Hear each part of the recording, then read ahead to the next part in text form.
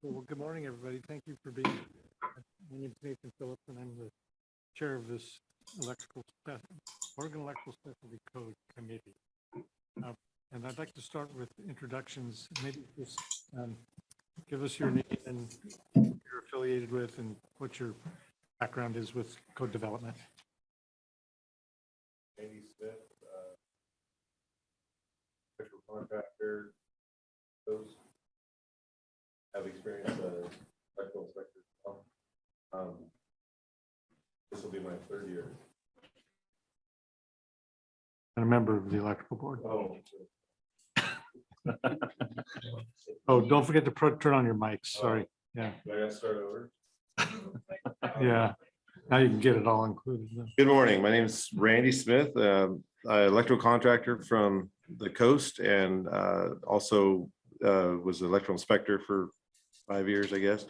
And this is my third year on this committee, and also a member of the elevator and electrical board. Thank you. Steve Shepard with Bear Electric. This is my second year on the OESC committee. Russ Robertson, City of Bend, 5 years as electrical inspector, second time on this committee.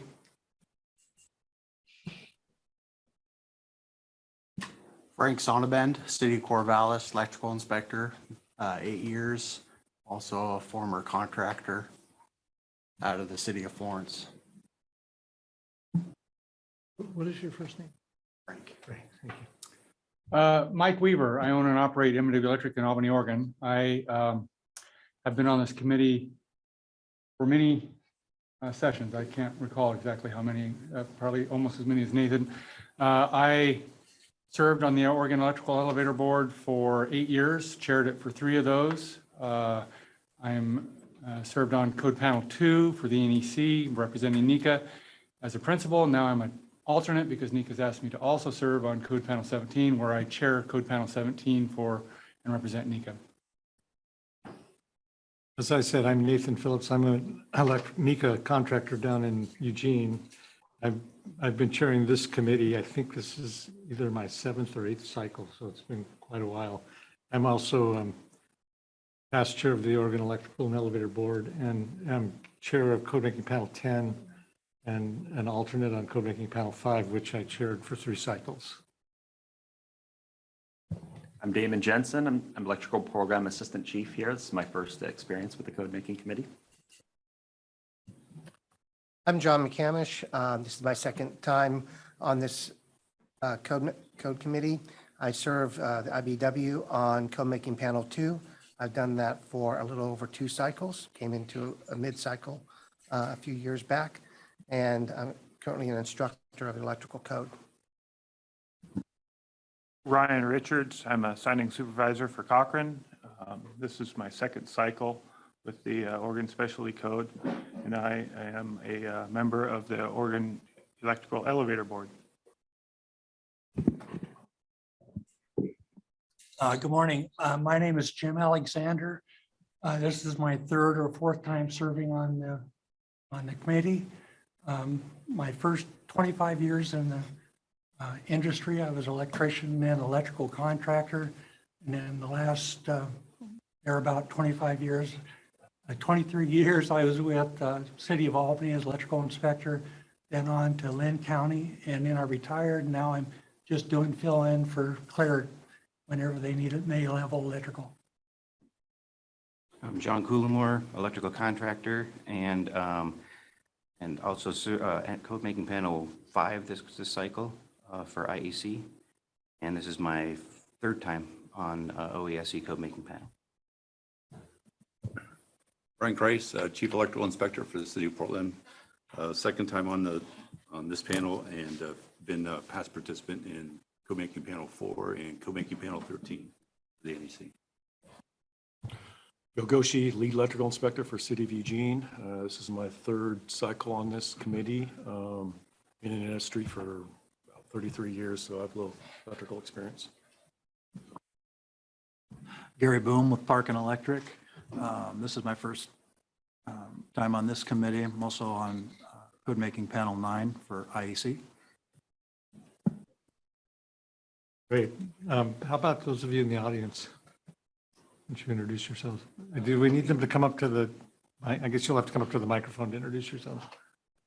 So it just line up, I guess. Everybody knows who's here. Yeah.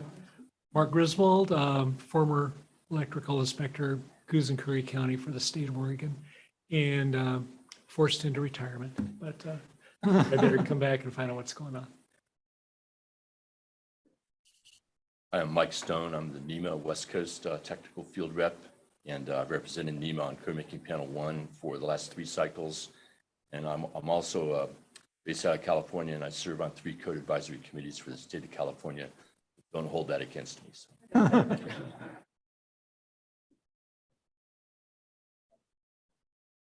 Hi, my name is Jerry O'Connor. I am with Eaton Corporation. I've been with them for about 4 months now. Before that, I was an electrical inspector in the city of Chicago for 6 years. I have sat on CMP 16 for the 2023 code. I am currently moving into CMP 18 for the 2026 code. I am also on the NFPA 78 and 1078 for electrical inspections, the guide for electrical inspections, and the guide for electrical inspectors. I'm Andy Bolton. I am a policy advisor with BCD, and I'll be here to support the committee in a policy capacity. I'm Al Schecker with Eaton Electrical in Oregon as an application engineer. I also sit on the Oregon Electrical and Elevator Board.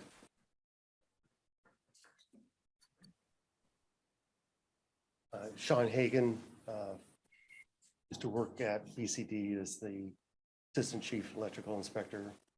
Now I teach journeyman electricians throughout the state of Oregon.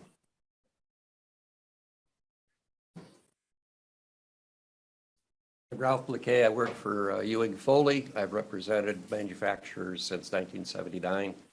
Years ago, Ken Fry got me doing some volunteer work at Peak IBEW, and that's gradually grown into where I do now train on the code. Thank you. Let's see who's on the virtually. Got Bud Hill. That, okay, you want to introduce? You're muted, Bud. You're muted. There we go. There we go. Sorry, I was trying to find the button to do it. Bud Hill, electrical inspector for the city of LeGrand, been doing it for 4 years, been in the trade for 47, almost 48 years. Thank you. Let's see, everybody else says BCD except for Keith.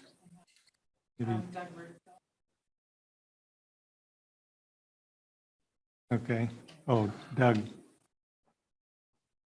Doug, you want to introduce yourself?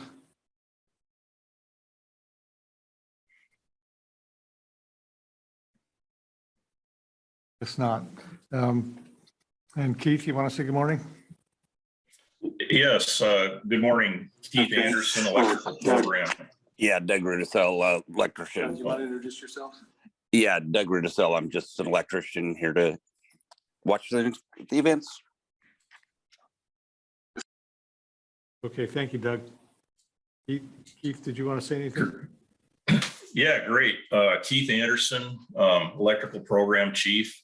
This is the 6th code cycle I've been privileged to be part of. And I really appreciate seeing everyone here to help us get this process completed and, available October 1st. So I know the schedule has been condensed, to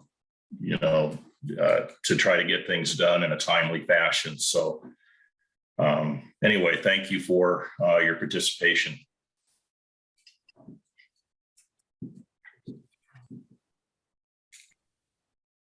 Thank you, Keith. I wanted to, before we start into the process here, I wanted to call your attention to the code review matrix that you all have, and which is also on the, it's on the website, and Laura will post to the chat box, a link to the, to the website, that this committee website. And Laura and the rest of the staff have done a great job of going through a list that NFPA provided of all of the changes in the 2023 edition, including all of the editorial changes, and pulled out the ones that they thought were most relevant. As we go through this, because you know all the code changes are identified in the document, if you see anything that we didn't, that didn't make it to the matrix that you think we ought to discuss, then bring it forward, because we want to make sure we capture anything that's significant. We don't need to discuss editorial changes or really things that are just relocated in the code. We're really interested in things that are changes in policy, essentially, or maybe interpretation. So having said that, Andy, you want to give us a brief overview of the process and the code adoption? Sure. So just a quick overview of how we got here. At the boards, the electrical and elevator boards, July 28th meeting, we sort of kicked off the process and started the ball rolling on getting to this committee. The division issued a solicitation on August 24th, and that closed on September 9th. And then at the board's September 22nd meeting, they appointed this committee.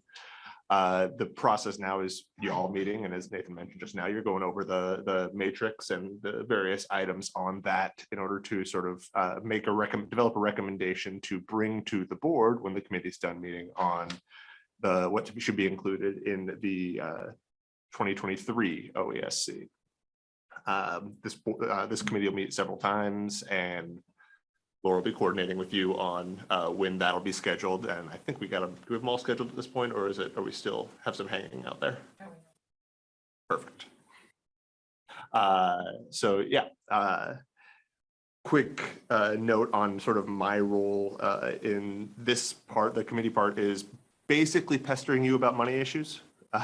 So if anything comes up that sounds like it's going to raise costs, lower costs, or make things more efficient, which will sort of obliquely lower costs, anything like that, I'll probably pipe in, interrupt the committee, and say, hey, can you put a dollar value on that?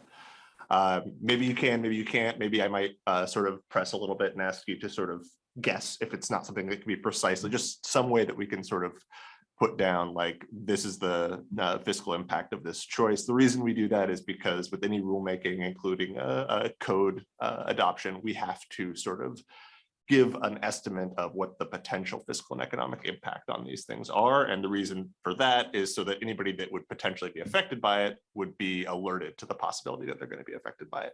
So that's why you'll hear me annoyingly every once in a while pipe in and say, hey, can you put a fiscal and economic impact estimate on that?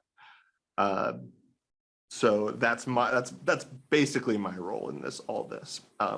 Once the committee gets the recommendation done at the end of the committee process, that'll be taken to the board, which will then vote on approving that, making any amendments to it that they would potentially want to make. And after that, we will go to rulemaking, which is again sort of where I step back into the process, which is just sort of amending the rules that adopt the Oregon Electrical Specialty Code and getting that filed with the Secretary of State's office.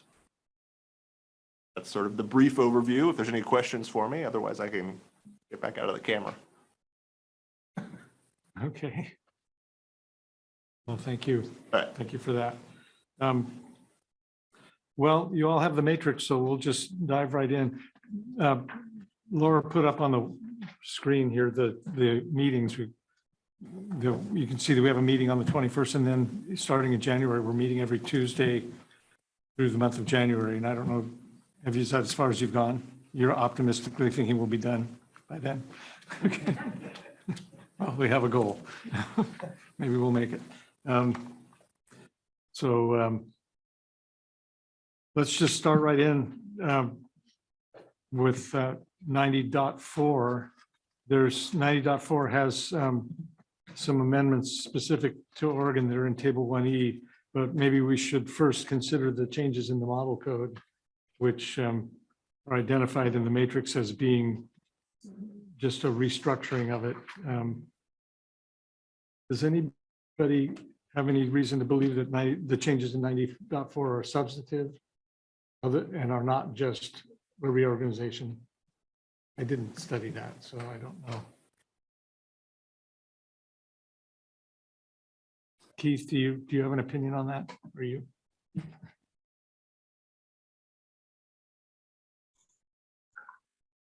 I don't think there's anything that, any changes that have actually substantive, a concern there. I think it was just reformatted.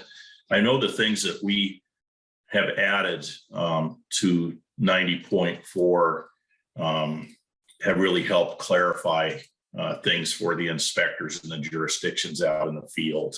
So it's, I'd recommend, leaving, reformatting it to fit, what we have done with this, with the 2021 to carry it over into 2023. Okay, thank you. So we need a motion to accept. Is that what we're doing? The changes? Okay, so accept the changes to 90.4 in the model code, and maybe an estimate of what cost, if any, that would have. Moved, no cost. Okay. I think are we doing Robert's rules, or are we doing the usual, what is it, Sturgis? Yeah, so no seconds are required. Thank you. So, okay, but we'll accept one if you want to make one. Is there any discussion of 90.4? Hearing none, all those in favor say aye. Aye. Opposed? Okay, that carries unanimously. Now we have in 90.4C, we have the amendment that that we've clarified what special permission means, which is language that we've had in our code for a number of cycles. And then in D, we've clarified what listed or labeled means, and also what occupancy classifications or designations are. And both of those amendments are the things that Keith was talking about, that all three of them that have really helped the community apply the code properly. So if there's no discussion of those, we need a motion to carry them forward to the next cycle. Okay, we have a motion to carry these three Oregon amendments into Table 1E for the 2023 cycle. Any further discussion? Hearing none, all those in favor, say aye. Aye. Opposed? Motion carries. Thank you. Oh, I wanted to say, and I forgot to say, to thank all of you for being here in real life. It's just makes it so much better.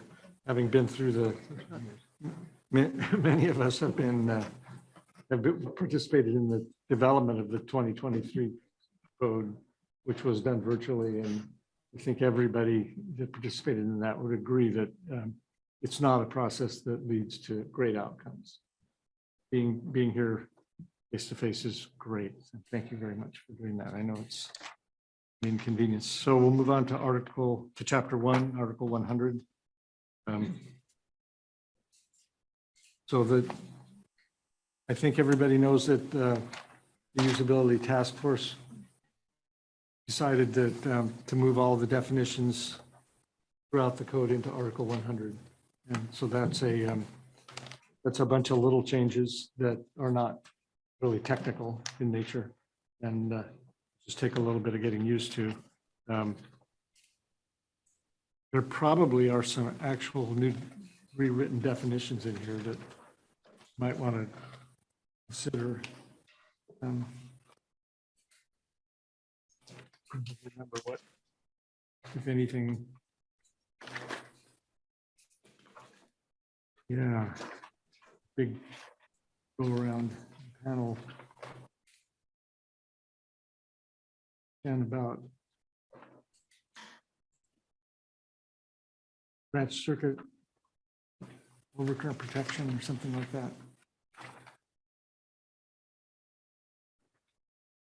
I don't think it really doesn't change anything, but it's just trying to make it clearer.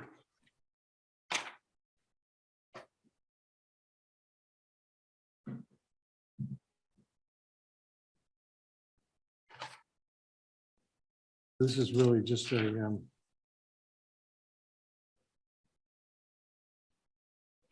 restructuring.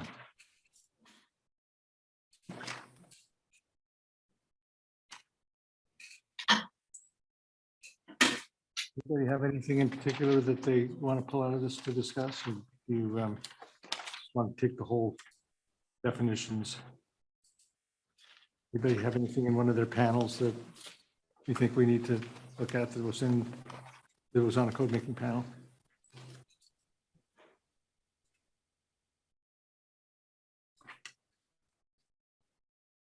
Okay, hearing none, need a motion to accept the changes in the model code to Article 100. Okay, I guess I can make the motion under Sturgis rules. Any discussion? Hearing none, all those in favor, say aye. Aye. Opposed? Yeah, so now we'll go through the Oregon amendments and maybe look at them. Well, so we have 3 amendments. We have a definition of a dormitory, which comes out of the OESC. We have definition of a fire protection system, which comes out of OSSC, and then under reconditioned, we have some informational notes that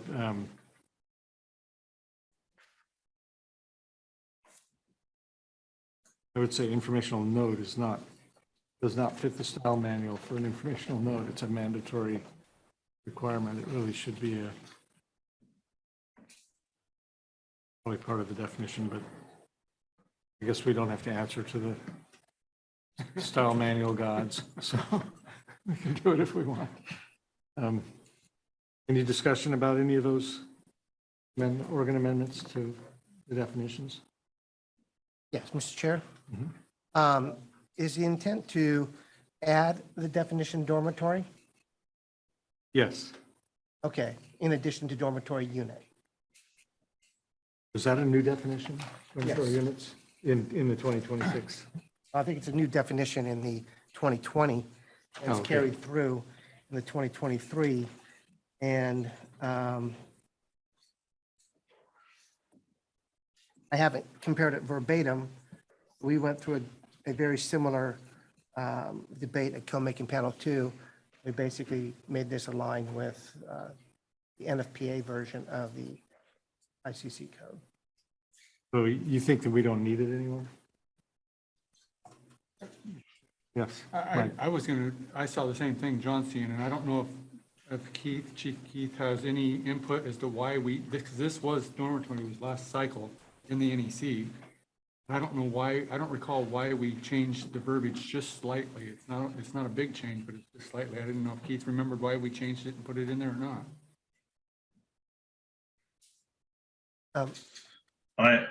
I'm trying, this is Keith, I'm trying to remember why we did that. I believe it says the source is the OSSC.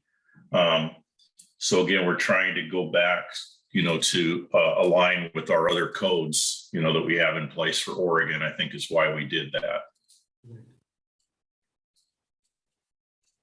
Do we have a conflict? They are different. Yeah.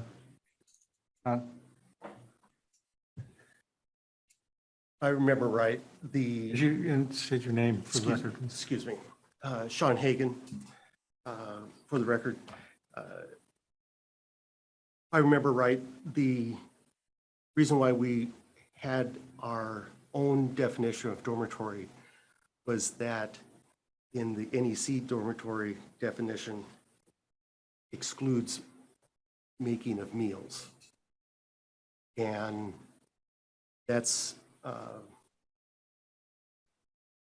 my recollection why we have our own definition for dormitory. Okay, well, the current definition says with or without making of meals, so, but without individual cooking facilities. That's interesting. The OESC doesn't have. Yeah. Well, do we need to replace the existing definition? Thank you. Is that what this does? Okay.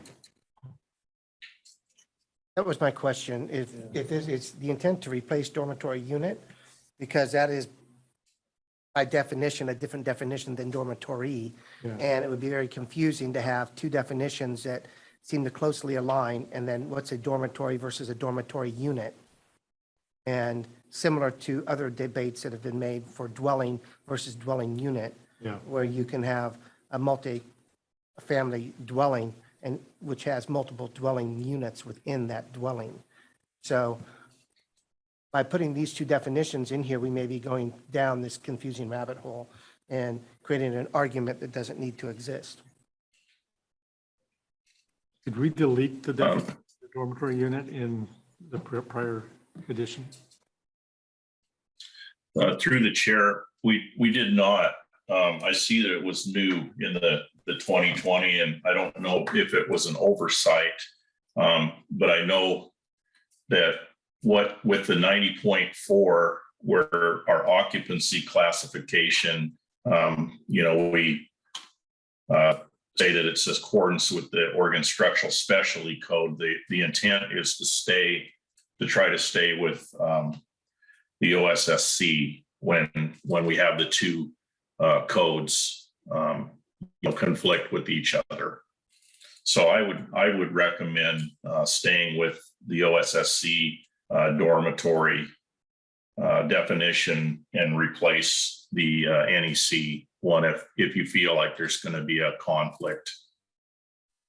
Well, I failed to bring my laptop.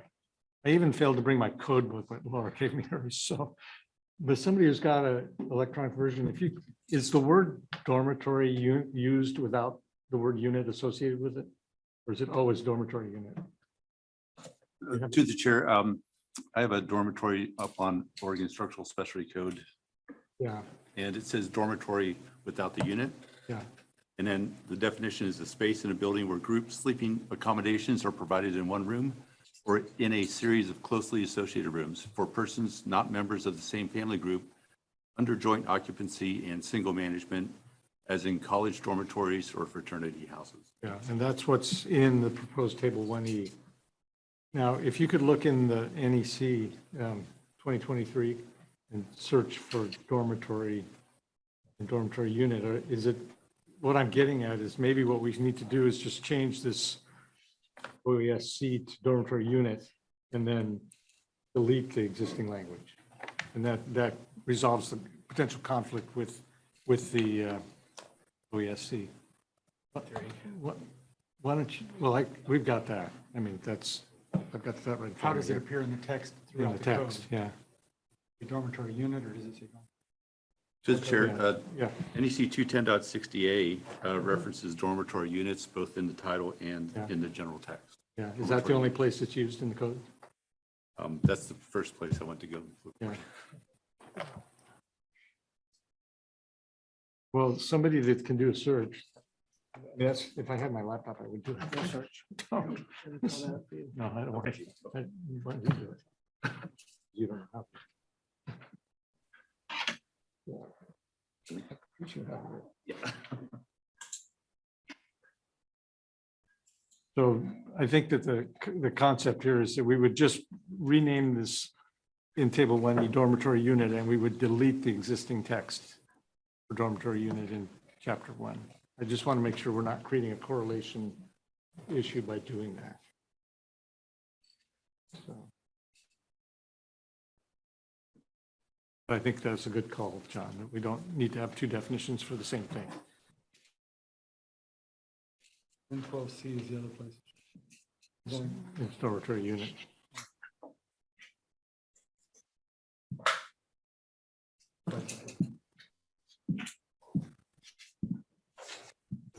Somebody's searching. Well, I think it'd be a second. Finding the word dormitory that isn't associated with dormitory unit? Huh? Did you find it? Oh, you don't? Do we have a Wi-Fi access in this room? No password? Yes, no password.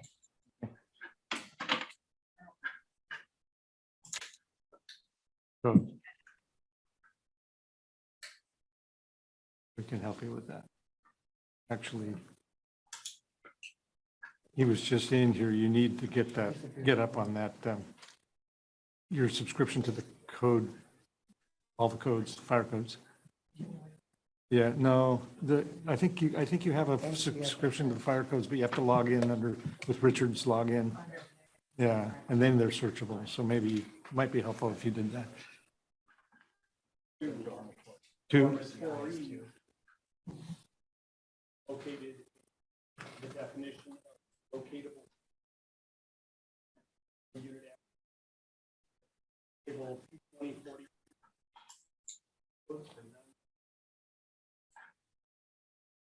Uh-huh.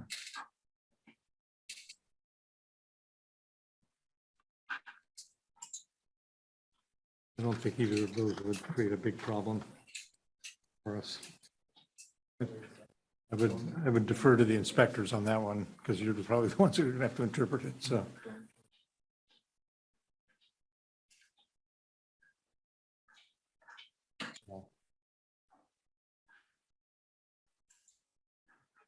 Well, I would propose that we get a motion to change the definition to dormitory unit and replace the existing the language in the model code with the OSSC language. I think that'll work, but I really would defer to the inspectors on this one because the contractors and electricians are going to be able to figure it out. You're going to be the ones that are going to have to adjudicate it, whether somebody decides that we're talking about two different things here. And I don't think that we would have that problem, but. This is Russ speaking here. So I think that it would be beneficial to change it to dormitory unit from an inspector standpoint, because most of the references that I'm seeing in 210, 215, 220, they're all dealing specifically with dormitory units. Yeah. Right. Good motion. Yeah. Make a motion to change it to units and align it with the OSSC. Yeah. Okay. So any further discussion? All those in favor? Opposed? That carries. So you got that? We're deleting the model code text and. Oh, here, that's right in front of me. Yeah. What isn't on the here is the deleting of the existing model code text for that definition. Okay. So because I think that needs to be on there so that people know that we are replacing it. It's not in addition to. Okay, and then any other? This is Keith. Yeah, this is Keith. I had a comment on that. I think that this will be good for clarification. We would still come back to this because it is out of the OSSC. It would overrule what the NEC does if it, was related to this unit. So I haven't had any calls or complaints or confusion, that's been brought up on this in the last 3 years, but I could see where it could, be a problem. So I think this is a good change. Yeah. Okay, well, I think two things that conflict with each other is never helpful. So. No. Any comments on fire protection system? So all those in favor of moving it forward, say aye. Opposed? Okay, that carries. And then on reconditioned, anybody have any real heartburn in that informational note 2, which is really an informational note? Did the definition change? Yeah, undoubtedly, there's endless debate about that.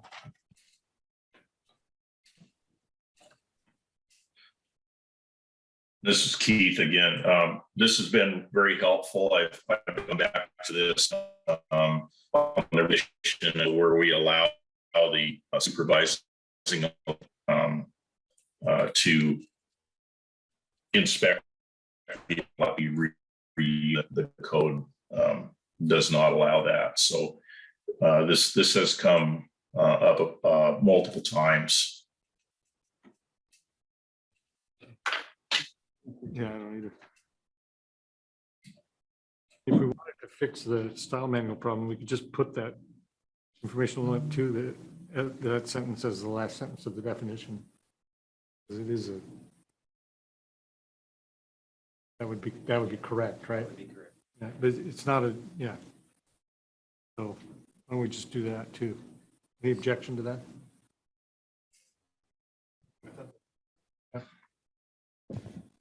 I thought the manual style didn't allow the word to be used in the definition itself. Oh, that's true. Yes, it doesn't. Yeah.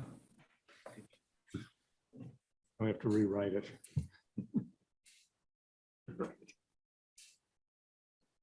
You want to fix that, or you? We'll get that on the next cycle. How's that? Okay. Okay, we'll put that into the text of the definition and instead of as an informational note, and then we'll fix the other style manual problem at a later date. That's right. So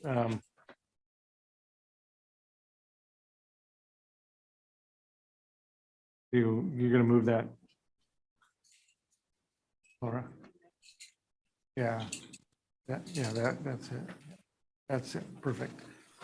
Okay, so it's as shown on the screen behind you here. Just moved it into the definition. Renumbered them.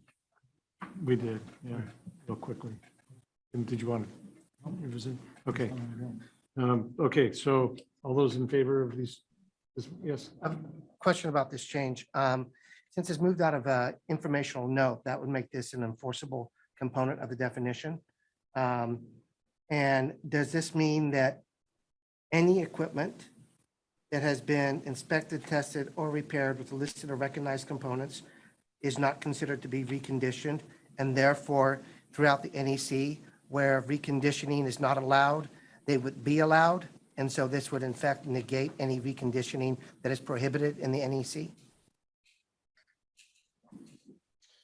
This is Keith. We actually have that in 110.21 about reconditioned equipment, just on table 1E. It's coming up. Again, it's an informational note.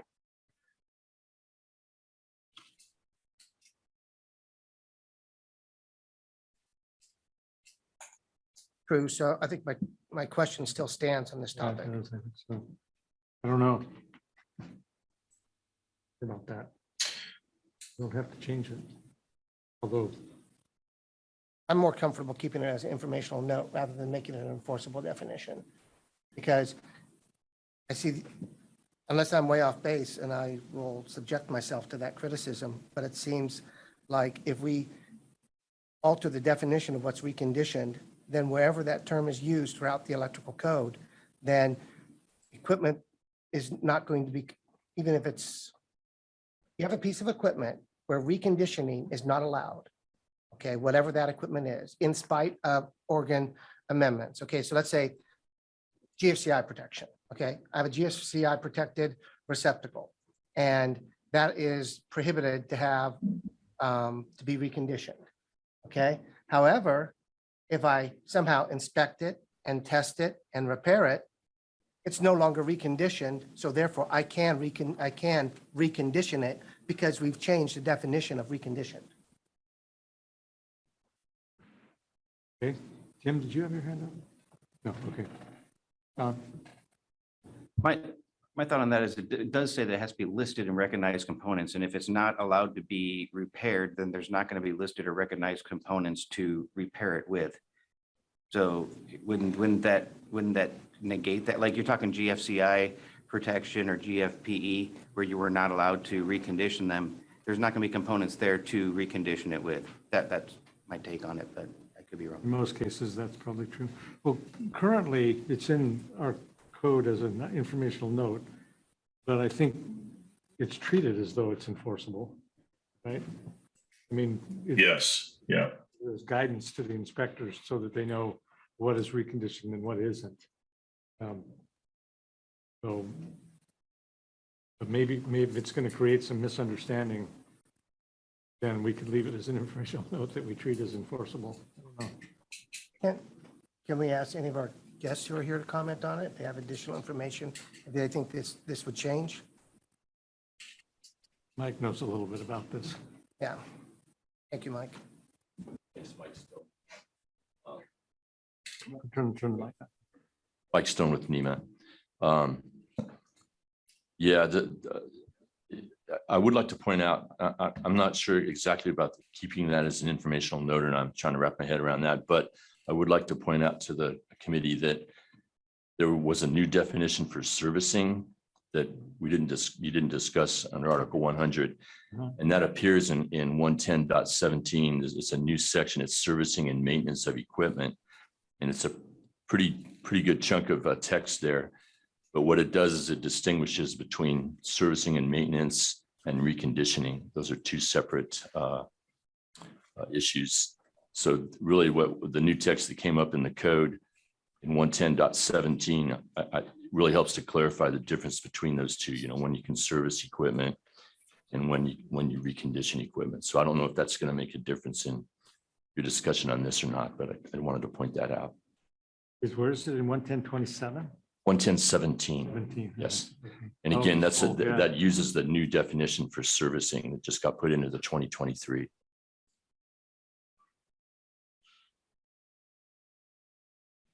Yeah, that seems to address it, doesn't it? Yeah. Maybe we don't need it at all. Could be, I think this really helps to clarify that whole, this has been kicking around for 3 or 4 code cycles now, so. Yeah. And also, I'd like to also point out that 110.17, the new section has an informational note that refers you to NFPA 70B for the maintenance of electrical equipment too.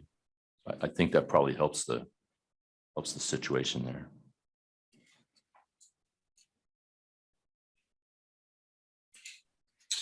Yes, thank you. That's Uh, good stuff.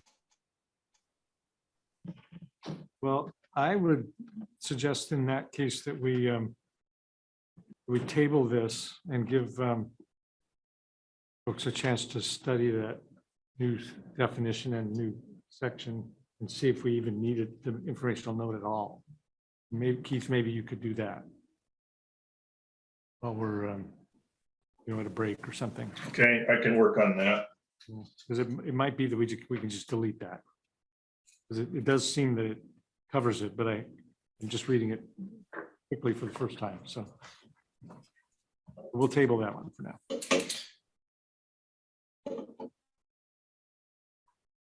Because I'm supposed to make a motion and get it approved. Does anybody object to tabling it?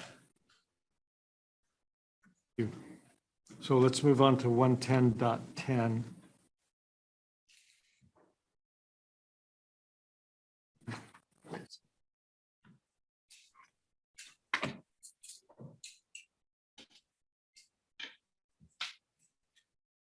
So this is where we added a requirement for cybersecurity.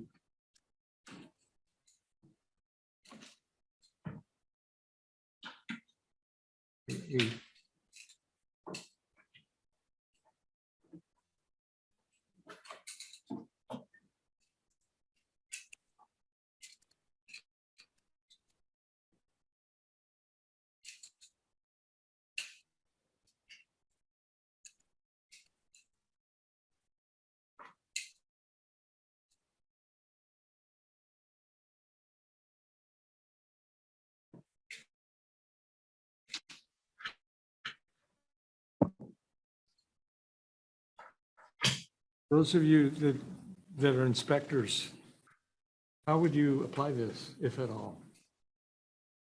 I mean, how do you apply this whole section? Do you go through this list and decide whether, determine if something is suitable, or you just, if it's listed, it's suitable, if it's not, it's not? Jim, you want to comment on that? Turn on your mic, It's but- very subjective. I'm sorry. I feel it's very subjective, and it puts a lot on the inspector. Doesn't give them a whole lot of guidance. It's just, Yeah. I'm not real comfortable with it. Do you look at this 110.3A as an inspector? Determine if things are suitable? I look at the listing, but I haven't had an example where I've had to use this, or they've tried to use it. Yeah. Anybody as an inspector ever done that? Listing labeling? Use that examination 110.3A, which I guess to decide if something's suitable. This is Russ here. As an inspector, I've looked at the list and, approving alternate methods where contractors maybe can't get a certain piece of equipment. They're trying to put something together on site that'll work. I guess I could see the need or the requirement for cybersecurity, let's say with everything going electronic these days, if things get hacked, let's say in a hospital or something for the building management system that controls the breakers or the HVAC systems, that kind of stuff, fire alarm systems, but I don't know how you would apply it as an inspector and be able to know whether they need it or not.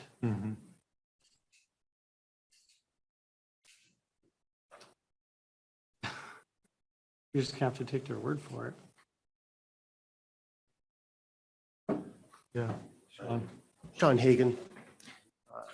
This provision in 110.3A8 for cybersecurity does not fall into the definition of electrical installation and would be very difficult, as we already have found out, for inspectors to enforce, as it doesn't fit into the definition of an electrical installation. Possibly. Hacking does require electrons, so might be electrical installation. Ron? I think it fits within the scope of the electrical code for the purposes of protection of property and persons.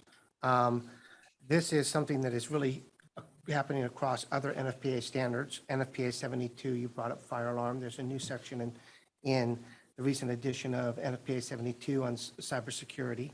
And there are UL standards coming out for cybersecurity where equipment can be made to those standards to prevent malicious attacks.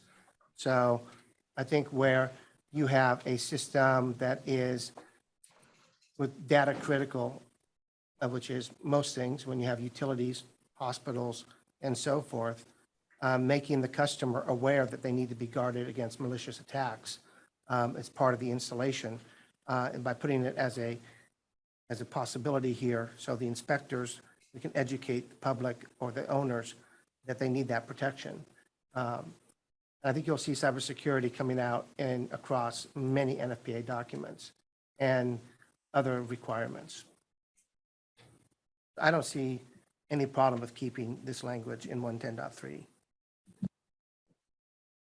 This similar language was proposed for Article 240, and it was debated at great length in Panel 10 because of the networked overcurrent protection devices that exist in a lot of industrial facilities, and the user groups that are on that panel said that in order to enforce something like this, you would have to have access to the cybersecurity methodology that was employed by the owner and and what their risk assessments are, and that they would never, ever make that available to anyone outside of their organization, least of all an inspector, because it violates all of the principles of cybersecurity. So and that panel concluded that this really doesn't belong in the electrical code. It's not something that can be enforced in the electrical code. So you'll see no changes I believe in 240. I think that's how it came out. I know. So I just would say that that sensitized me to the notion that if you put this in the code and you attempt to enforce it, you're going to bump up against another probably more important aspect of cybersecurity, which is the confidentiality that's required to maintain cybersecurity. Now, I don't know whether that has any relevance to including it in this list or not. That's why I asked the question about the use of the list. John?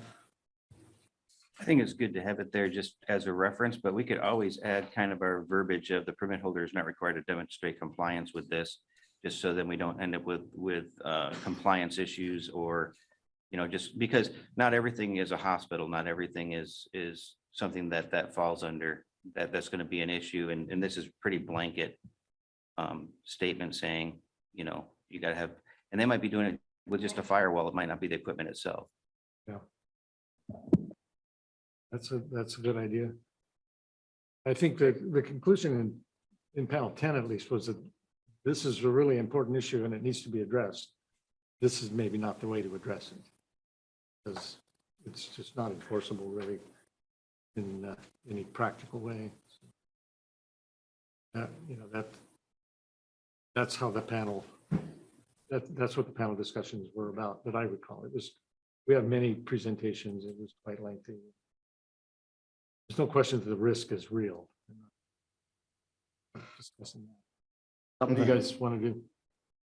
Something else to think about is you know, the cybersecurity might not be a hard install. It might be actually a software. Yeah. And it might go a whole different route than us going to look at it. So being a software side, we're not looking at plug and play devices either.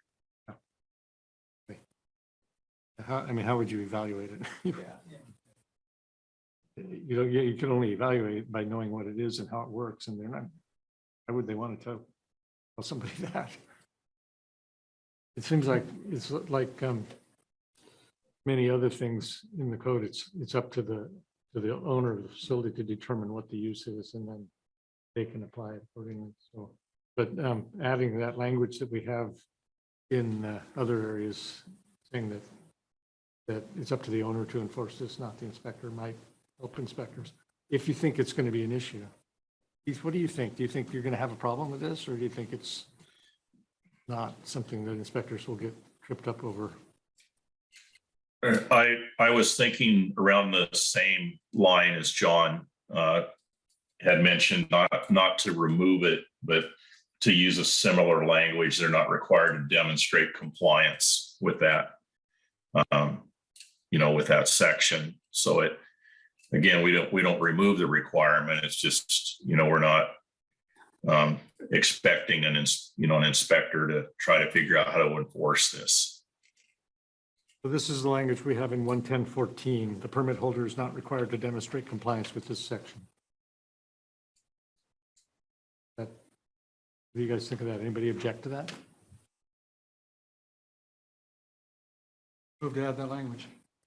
Okay. Any discussion? So Chair, is it just for section 8 or is it for 110.3A? Just section 8. Okay. I think that's a section. I was thinking about that. Like, I think a section, I'm not sure. I'd have to look in the English style what a section is. 110 is an article, dot 3 is a section, A is a subsection, and then you have the list items below the subsection. So we should say the list item, with this list item. Yeah. Okay. Exactly. Okay, so the language would be the permit holder is not required to demonstrate compliance with this list item. And it would just go after 8 or in 8, plus an additional sentence in 8. Any other discussion? All those in favor, say aye. Aye. Opposed?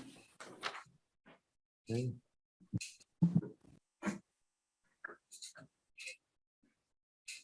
Let's see, 110.8 is our next. Mr. Chair.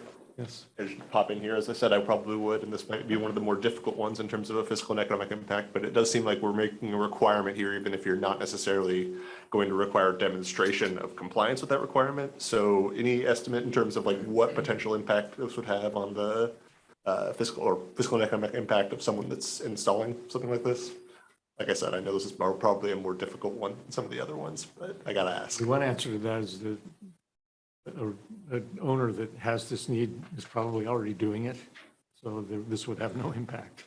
Well, it's the impact on what's required. It's not the impact on what they're doing, if that makes sense. Like, it's the impact on what the code is requiring them to do, not the impact on whatever someone that's building it. I know it's a sort of a discrete distinction, but that's sort of the requirement that we're being asked to fulfill. Well, it's really hard to say. It's depends on what it is, you know. It could be a fire alarm system, commercial building. It could be a industrial plant, networked across the world. So, I have no experience with pricing that kind of thing. So I'm kind of outside the purview of it. I mean, we just don't do that kind of work. So. Okay. I don't know how we would do that, how we would take an assessment of that. Begin to guess. I know what I spend on it myself personally. I gotta force you guys to grapple with it a little bit. So My you're gonna hear from me My again. subscription to Norton, you know, is $300 a year, so I think it's a little more than that, but that might be all that you really need, actually. Any of you guys have any ideas about that? Okay, well, we can't answer that question, sorry. You can make up an answer if you want. 110.8. We added the words occupancy or premises wiring system.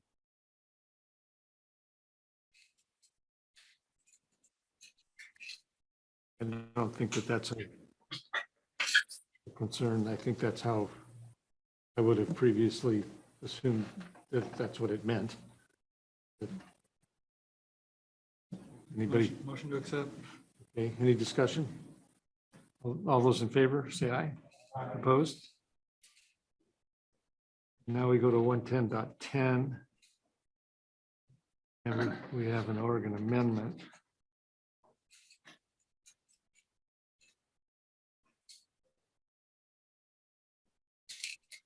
Motion to carry forward.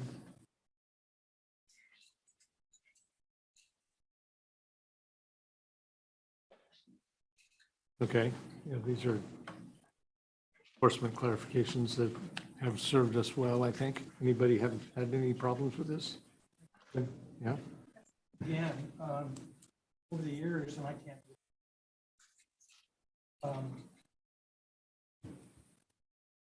Over the years, like I say, I can't give an example right offhand, but whenever I have seen changes made or interpretations that come down that negate the requirements and says as per the discretion of the inspector, I think it's opening a little bit of a can of worms, and I'm not real comfortable with that. So just that simple, that when it's saying as per the discretion of the inspector, when we're not even looking at listing, I'm just not comfortable with it myself. this is at the discretion of the supervising electrician.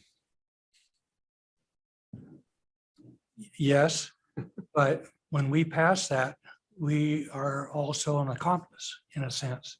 And again, if we see something ourselves, we come in there to do the inspection. If it's up to the supervising electrician and it ends at that, then why are we doing an inspection unless we have the supervising inspector or supervising electrician out there saying, I'm fine with this, but I just think it opens a can of worms and can require it can instigate a big argument over it.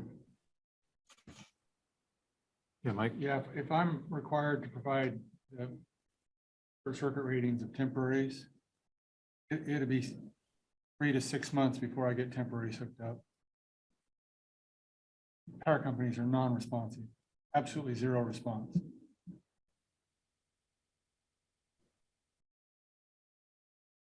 This is Keith. Through the chair, Nathan, that's why this came in about was because of some of the difficulty, especially the Portland area. They were building projects on generators and getting them completed before they could get the fault current values from the utility. They just weren't available. And that's what drove this particular exception. So I haven't heard any difficulties with it. We haven't had any complaints with it. And I think that the issue went away as far as holding up the power, for the numbers that they were waiting for. Okay, Jim? In light of that, I rescind my objection. Good, well, thank you. Let's simplify that. Okay. I had something to say on that one. I have asked for all current values before for temporary services, but usually it's larger services. Like we have projects where they have 6, 8, maybe even 1,000 amp temporary service for these large, multi-story commercial buildings. And I haven't got any pushback on that, but with that mindset, would it be best to maybe follow what we did with the ground rods and do for temporary services, single phase, 200 amps and less? Because you could have quite a bit of available fault current on larger services, and if it's not required to be known or demonstrate on it, then, and those temporary services are up for a year plus at a time. Multiple years, but that's just my thought on it. Well, I don't like that think- idea. I think a 200 amp service, you can probably be pretty sure the utilities limiting it to 10K. That's their distribution for that kind of thing. I think you have the same problem with getting the utilities to respond. Sometimes they do. When you've asked for it, even though you don't have the authority, people have still responded. Yeah. I guess I just hearken to, we've had this in place for well over 3 years now, and I haven't heard of any incidents or problems with this anywhere across the state. I'm fine with the language.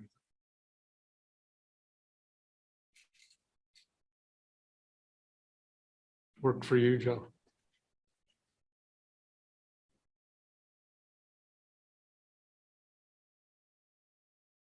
Do you look at the fault current rating?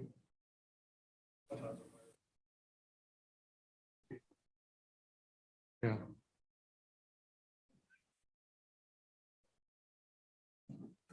Yeah.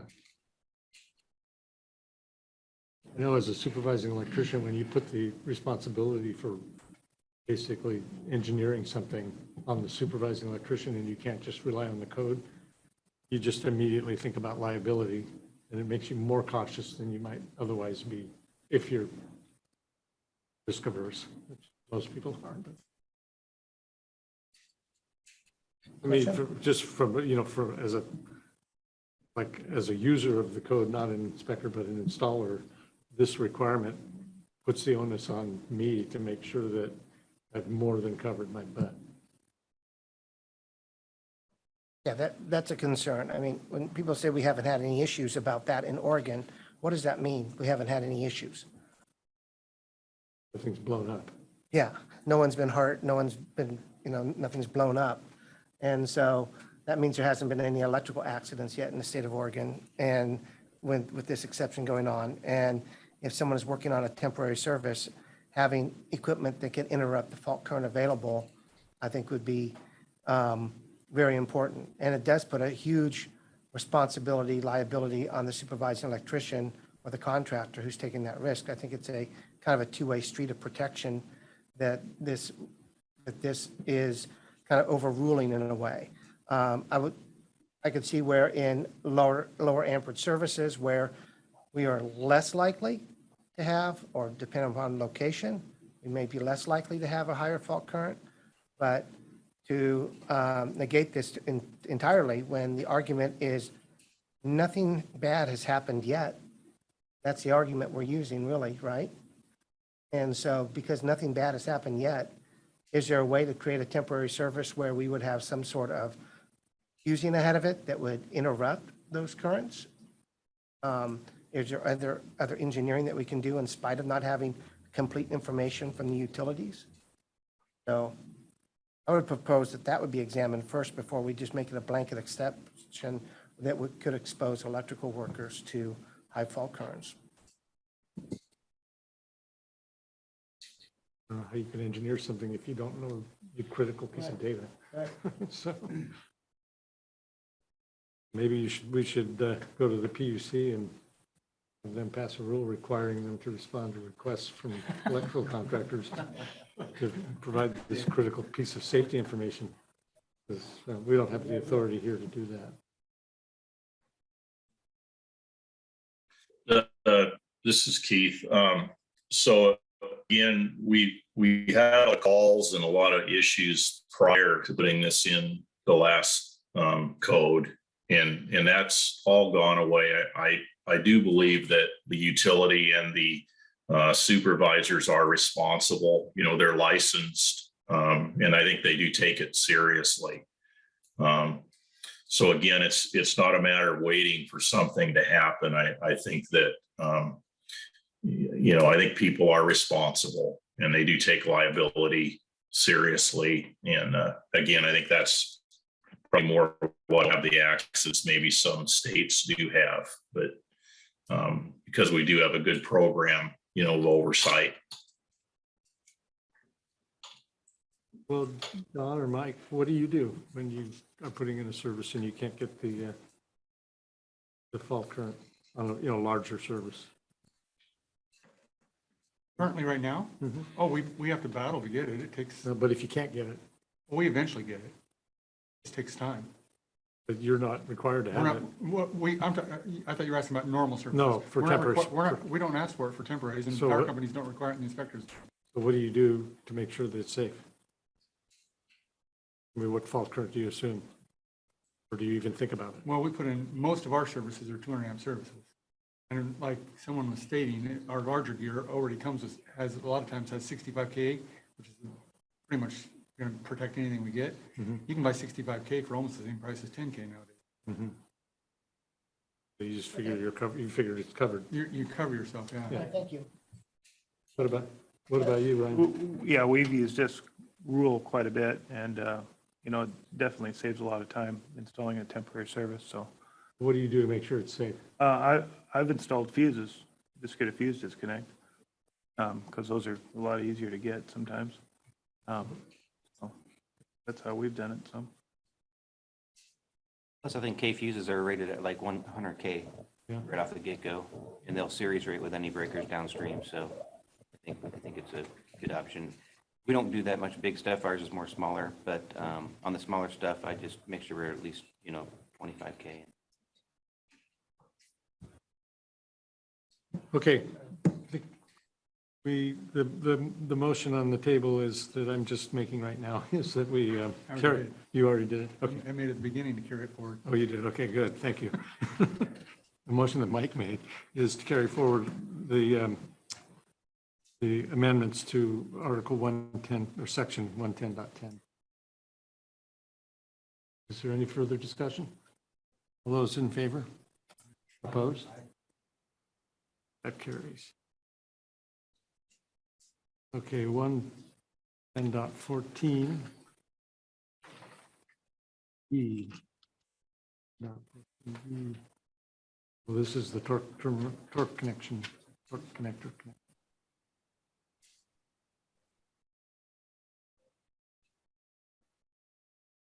Motion to carry forward.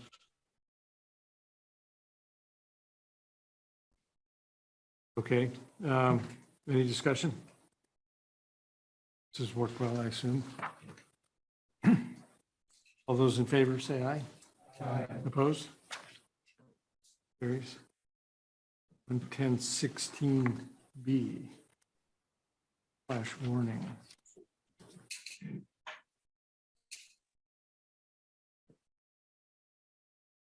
see, reduce ampacity requirements for the label to 1,000 amps and remove the list format. That's unusual, and replaced acceptable with applicable. And I guess there are informational notes to tell you what applies.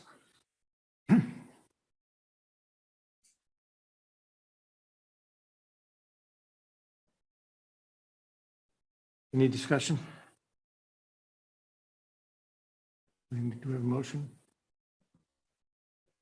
Okay, we have a motion to accept the changes to 110.16B. Why don't you put a cost on it, because that will save Andy from having to get up here and ask you.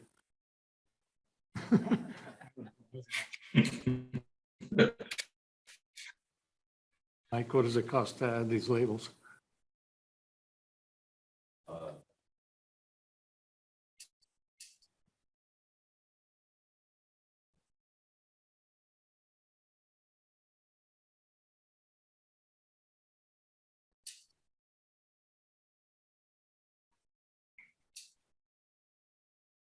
$100. Okay. Bunch of labels. I get them for free. If you ask for them when you order the equipment, they probably are free. So well, they come with them anyway. Okay. I got a question on this one. Real quick. So is this stating that you got to have a coordination or arc flash study done for anything other than services above 1,000 amps?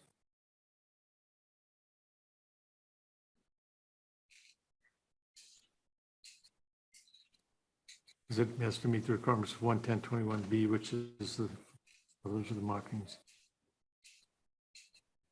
Do you want to see a coordination study because you don't think that there's any other way to put that label on and properly? Yeah, how they're going to get that information, right? I just want to I sure understand what we're voting on. If that would make this a requirement. What do you think, Keith?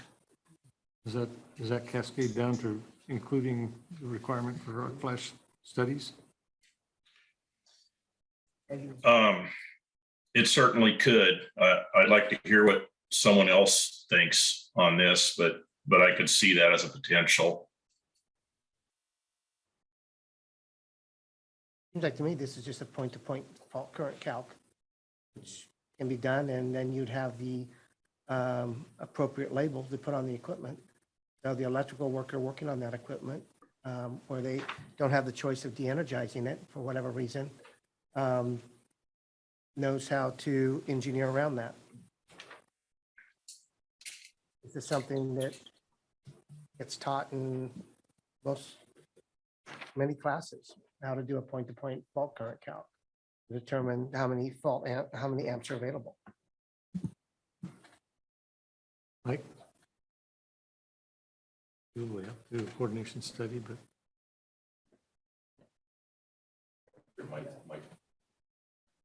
I think, Mr. Chair, Mike Stone with NEMA. Yeah, if you compare the language in the 2020 to the 2023, what they did, well, I guess I should say what we did, was expanded. It's not just service equipment, it's now service and feeder supplied equipment. And it took out the 4 items that were in the 2020, which included the available fault current. It took out that list of 4 items, and it pretty much does require a 70E type of a label. So yes, it would do that. So but if you had all the 4 items that were in the 2020 NEC, if you had that information already, you could calculate the 70E label pretty. You got the info you need to calculate to put on the label. you wouldn't need a coordination study in every case. I'm not familiar with doing those, but you would have the information you would need to do a coordination study, and that's what they're looking for, a 70E label in this, which on that size of equipment, you should have it already anyway. That's something you wouldn't want to skimp on for electrical worker safety issues. Yep. Okay. Maybe. Okay. I mean, probably not. Depends. Depends on because coordination studies aren't required in every type of installation. Right, they're just gonna need to do an arc flash study to figure out what it is at that sub-distribution equipment now for feeders, feeder supplied equipment, where before it was just at services. So now they gotta carry that through all the way through the system. So, yeah, for cost reasons, now we're going from 1,200 to 1,000, so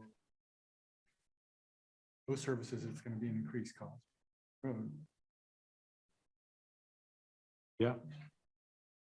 Well, I'm sorry, 1,200, we're going from 1,200 to 1,000. mhm.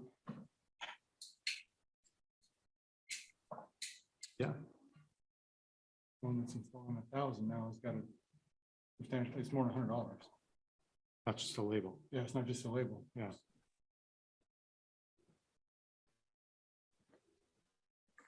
What's the cost? More than $100, I promise you. $100 less than $1,000, more than $100, 500.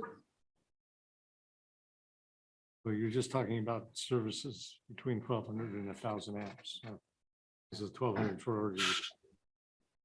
Yeah, It's still pretty. it's a window. I don't know, plug in $1,500. Price of a piece. Am I out of ballpark here? What do you guys think? Tim? My comment and question is, at times I'm seeing, like Mike saying that it's hard getting a available fault current from the power company, but they're not going to give you a coordination study on your feeder. So then, like Mike is saying, then you're getting into engineering. So that's something we need to take into account.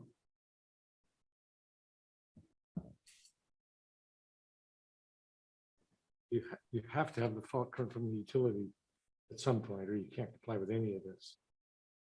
That exception was only for temporaries.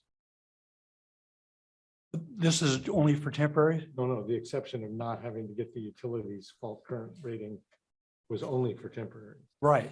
For permanent installations, you have to have it. You can't comply with this and other sections of the code. But this section here, when it's talking about 1,000 amp service and feeders, that's where I'm saying, I have seen the contractors having a hard time getting the available fault, and it takes a lot of time if they will do it.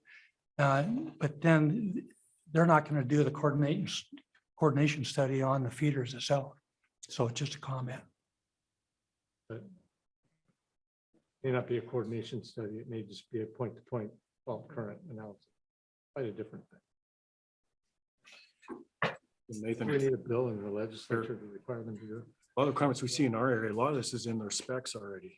A lot of this, it's kind of self-regulating. I mean, I'm not saying everybody, but most large jobs that we have, it's regulated. They have their coordination study.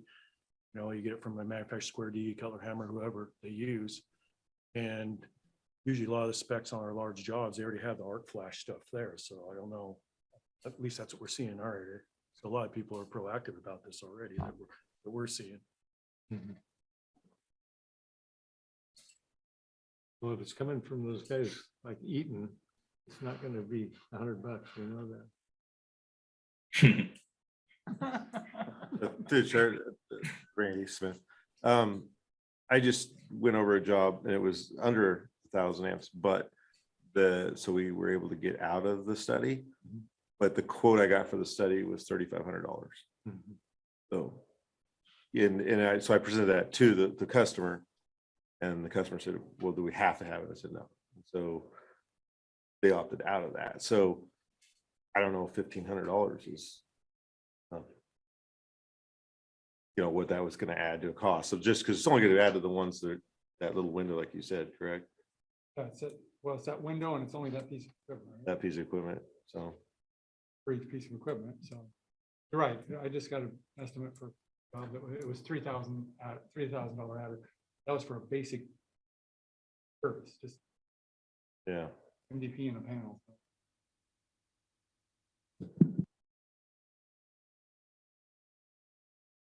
Well, is the issue the thousand, changing the threshold from 1,200 to 1,000?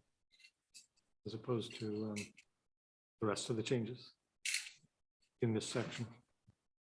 That's where the cost gets to an Oregonian. Yeah.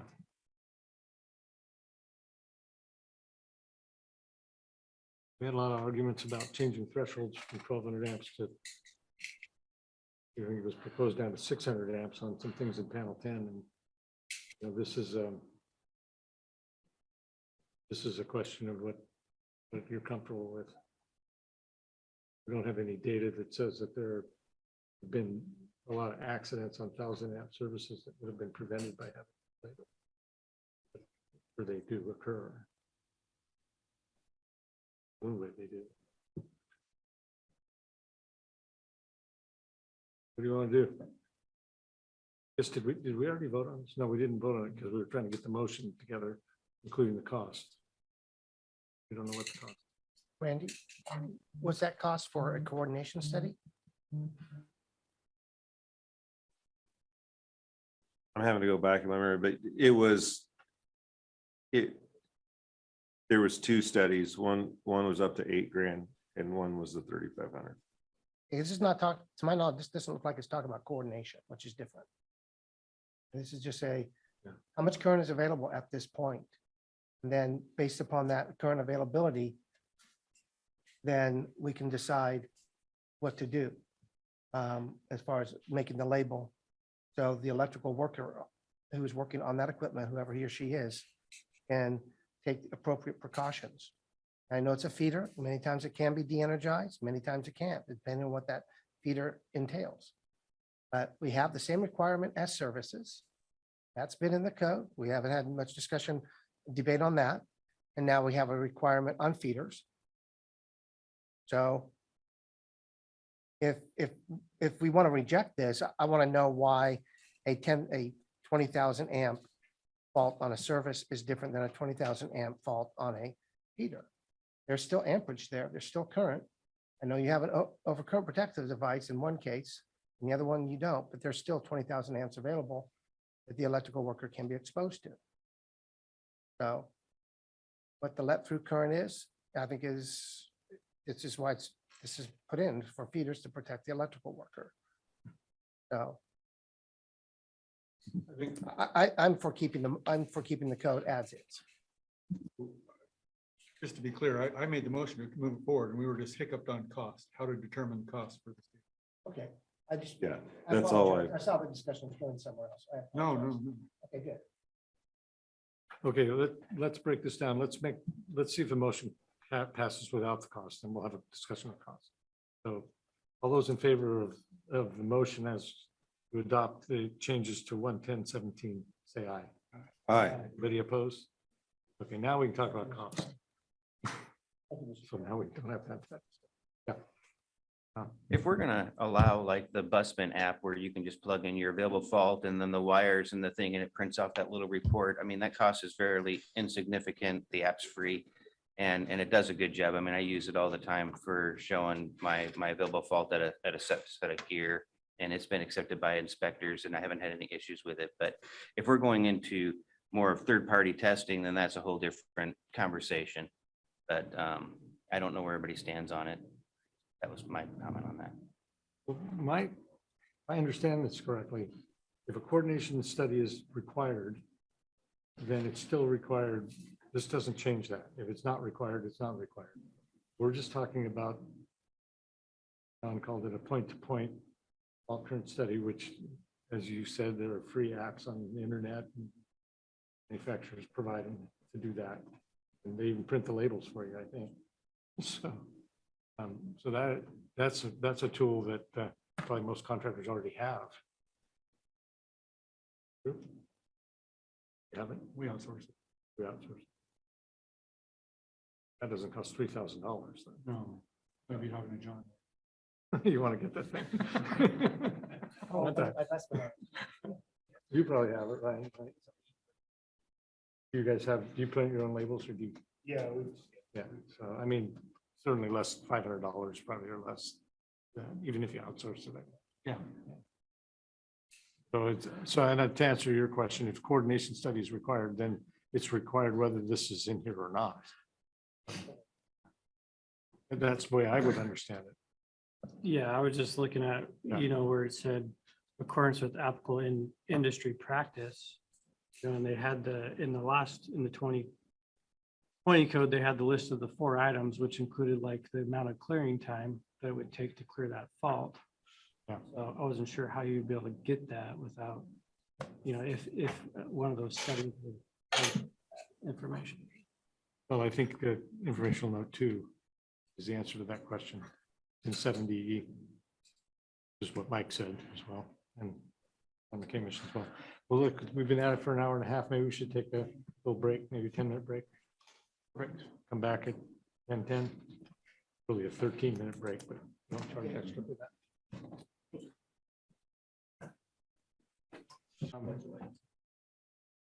Call the meeting back to order. And we are on 11017, which is the new section on servicing and maintenance. And I don't know if Keith, if you probably haven't had a chance to look at that yet, because that affects our question about the amendments to reconditioned, the definition of reconditioned. So you turned off your mute. I actually did look at that a little and have given it some thought. And what I would recommend, if you don't want to put it in the text, is just to continue it as it is, as a note. It has worked well. I've actually had to address that a number of times. I see that reconditioned equipment it says that it's different than servicing equipment. So they are 2 different things.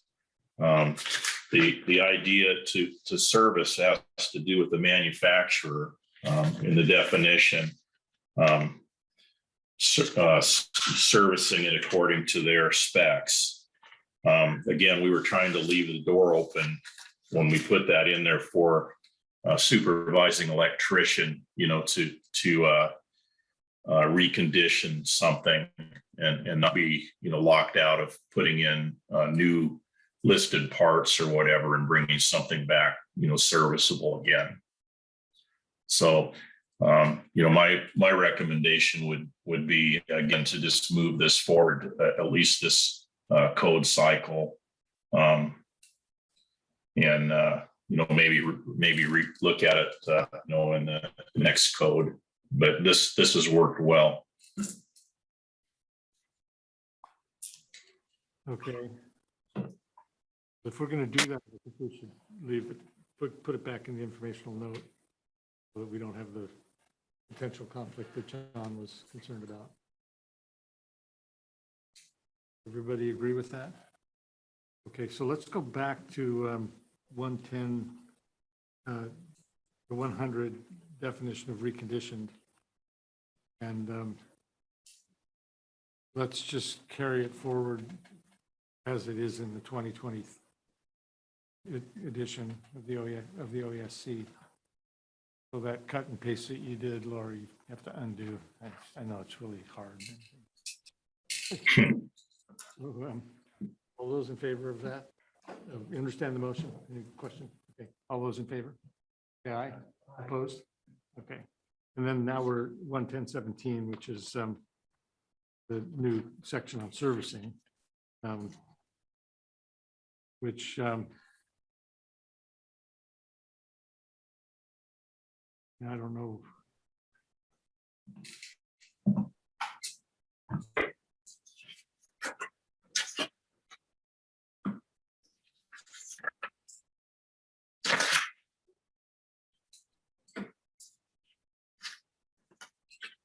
For those of you that run service departments, think about this, what you're saying.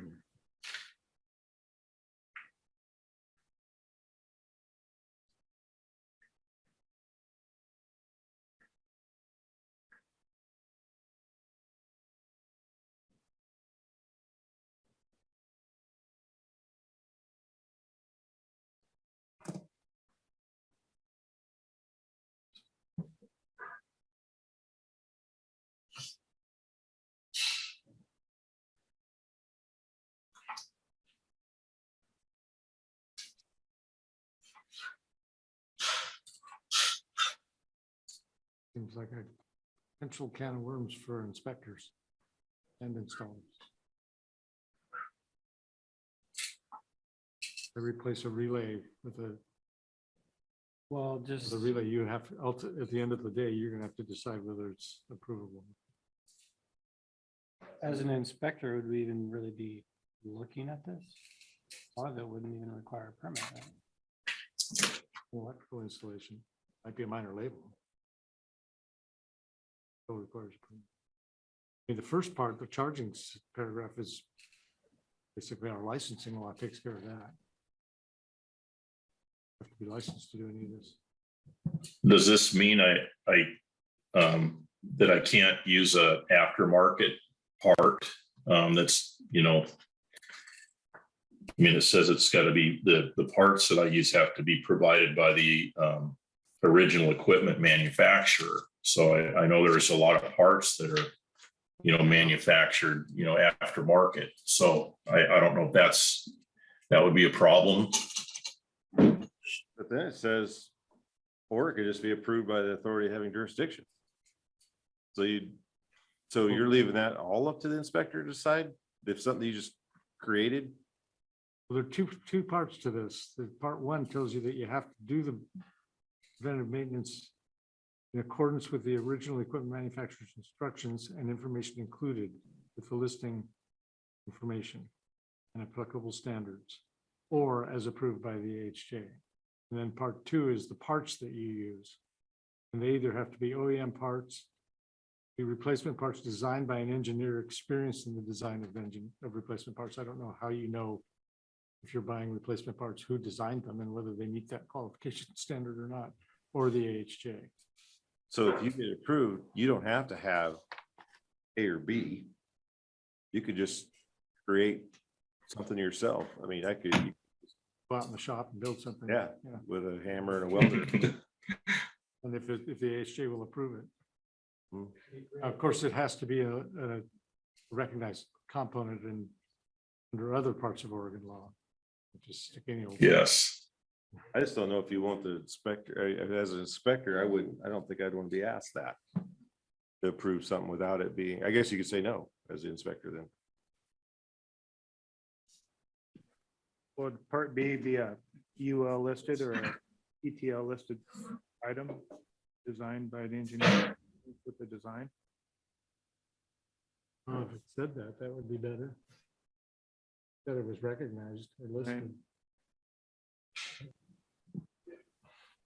I just have a question, and you might have answered it previously. What maintenance typically doesn't require a permit? So what brings the inspector in for his approval? Each one to answer that.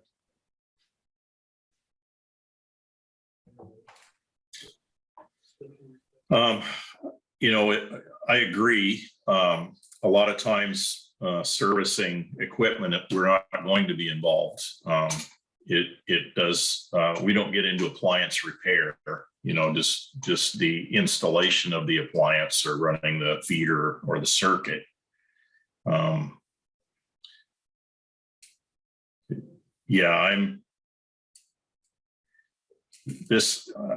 not really following this 100% what they want. I know that I just had to put a fan in my furnace and I bought an aftermarket listed part, a certified or listed part to make that repair. And there was quite a cost difference in the carrier part versus the one that I purchased. So I'm not sure if that appears to be what this is indicating, that I'd be required to buy the factory OEM part. I don't know. What do you guys, what does this say to you? No, it says you could buy an aftermarket part if it's designed by an engineer experienced in the design of replacement parts. How you know who designed it, though. How do you comply with that? Wouldn't that be done by the manufacturer of that You would hope so, but you don't know that. You prove it, yeah. Well, as I understand it, the definition of an electrical installation is to install an electrical product system that uses or conveys electricity. And we've had compliance cases over the years trying to understand when does it become an electrical installation. If you go into a control panel and you replace a relay that's failed, and it's a plug-in relay, that's not an electrical installation because plug-in devices are exempted. But if the base is burned up, then it is an electrical installation because the base is not a plug-in component. And I don't know if we've modified the rules. You know, this is one of those things where it's a gray line between when a permit is required and when it's not. And I don't think we've ever, that I know, been able to figure out a way to create that rule in a way that makes clear what really requires a permit and doesn't. But certainly there are many installations where, as an electrician, you go in to do service work to repair something that's failed up or burned up, and you're replacing components with either OEM or aftermarket components. And it does require a permit, and it does probably mostly gets done with a minor label, but it eventually be inspected. And that's, I think that's, isn't it? How you do it? Is that what you say as an inspector? Yeah, I mean, it could, you could get a full permit if you wanted to, have to. So I think this stuff does come into play when you're doing service work as an electrician. When I look at this, servicing and maintenance, do we need to say something about repair? Because repair is different than service or maintenance. By Oregon rule. Yeah. Yeah, exactly. Yeah. So in the ORS in 479-530, and it's number 10, is our definition for an electrical installation. And it does say also means the maintenance or repair of installed electrical wiring and permanently attached electrical products. So it does specify maintenance, you know, as an electrical installation in a lot of cases. But again, I've drawn the line with appliance repair itself. So that's something you could remove and take it down to a shop and set it on their bench, you know, and they don't need a license or a permit to repair that product, only to put it back in. So yeah, this is, anyway, go ahead. Is there also a definition rule? Like there is, like we further defined it. Mike, go ahead. There is, I think we further defined it in rule because of this trying to solve this problem. Thank you, Mr. Chair. Mike Stone with NEMA. If you go back to the new definition in Article 100 for servicing in the 2023, there's an informational note there that says servicing often encompasses maintenance and repair activities. So we tried to cover that particular question there with the definition. Yeah. And also, if I may, just real quick, that 110.17, that whole new section, we tried to make that really super flexible, you know, to be able to, you know, use your common sense basically to, when you're doing repairs sometimes. And we also referenced 70B in the informational note there too. Thanks. Yeah, thank you. Yeah. Well. The chair, Nathan, I mean, yeah, irrelevant if it needed an inspection or a permit. Yeah. It's just I mean, the signing supervisor's responsible. Yeah. And to me, the only reason you'd be bringing in an inspector for a lot of this stuff would be to bypass the other rule. You know, if you're looking for that, hey, we were unable to, you know, get to A or B, we need an inspector down here to give us the green light that what we came up with as a solution to repair or maintenance is okay. Yeah. That's what I was just wondering, if that's a lot, is that actually the job of an inspector to, I don't know.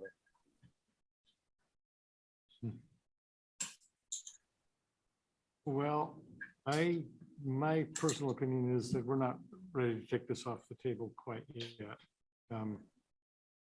This is the same issue as the recondition thing. I think we did actually just vote on. So that one is no longer on the table. So now this one, I see this as a potential problem with inspectors in the field and contractors having conflicts over routine service calls that get done, and all of a sudden the inspector says, well, I have to enforce this, and I can't approve this because I can't approve that part because I don't know anything about it. I don't know if it was designed by an engineer experienced in the design of replacement parts. And I don't know what you can't demonstrate, and you don't know, and I don't know what the original equipment manufacturer's standards were, or even what the applicable product standards were for the manufacturer of that equipment, because it might be 25 years old. And you have to go find the UL standard from 1995 or something. I just see this as, it might be intended to be helpful, but it might be more challenging if we just didn't have it at all. So then I wonder what is it really adding to our current regulatory structure that we need? I think that before I would moving this forward, I'd like everybody to think that through very carefully. It has a lot of implications that could turn out to be a real thorn in the side of everybody. Like you're saying, why are inspectors even involved in this? Or should they be? And maybe they do need to be more than they are already involved. But And something else to think about on that is for respective parts, don't look at items like hose and ranges. Those are plug-in devices. Yeah. They're going to fix that. Not looking at. Yeah, as Keith has said, appliances. I think that is in the rule somewhere. It's been a while since I read stuff. I brought my laptop. I could have looked it up. I didn't. So if it's okay with everybody, I think we ought to table this, and I would ask all of you to give us some careful thought. I mean, as inspectors, installers, we deal with this on a regular basis. We do service work all the time, and you're looking at service work all the time. Just imagine what it would be like as an inspector to get called out on a service call or, some small job where there's been some maintenance and repair, and try to apply this properly. If you think you can, or do we need to tweak it? Or do we just say, we don't need any of this, and let's just not adopt this? Or do we think it's fine the way it's written? Deference to those hardworking panel members. Through the chair, Nathan, this is Keith. So I agree. I think the first part of it is written well. Where I see an issue is when it talks about specific parts, the original equipment. It narrows things down quite a bit. We already have requirements that things either need to be recognized, or certified, and we have definitions for that. If you want to table this so they can think about it, but I would at least recommend modifying it, to allow, certified parts, for replacement and goes in that direction. I think that would be, it would clarify it. Yeah, I agree with that. I think you should read paragraph 1 a little more carefully, too. I think it's also somewhat problematic. But okay, let's table this and just take some time between now and the next meeting to think about this and what do you think the implications of it are going to be. If we don't adopt it, we don't think it's going to fit well within our existing regulatory structure. And we can. I'm not saying we couldn't. I'm just want to make sure we don't create a problem. Yeah. So that's on the table. 110.20. That's just section clarify the equipment. It can or cannot be reconditioned and the process for approval.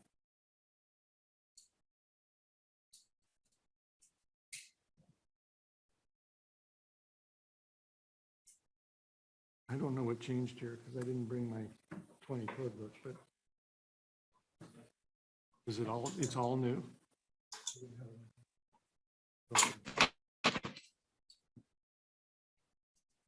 What was 11021? B2. Oh, it was. A2 was A2. Questions?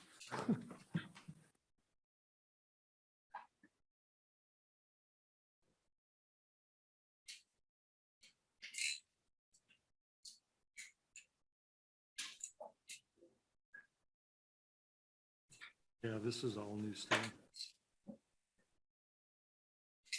This is to help clarify when you can.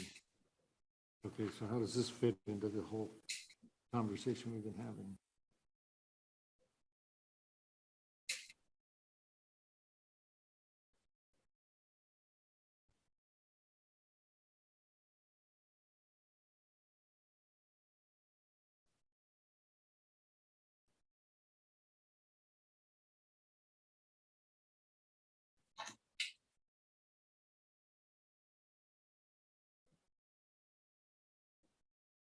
This is part of that charge and statement that we had to reorganize things into list form. Mm-hmm. I think it's, a lot of it's the same, but reorganize it into list form. Is this the same or is this new?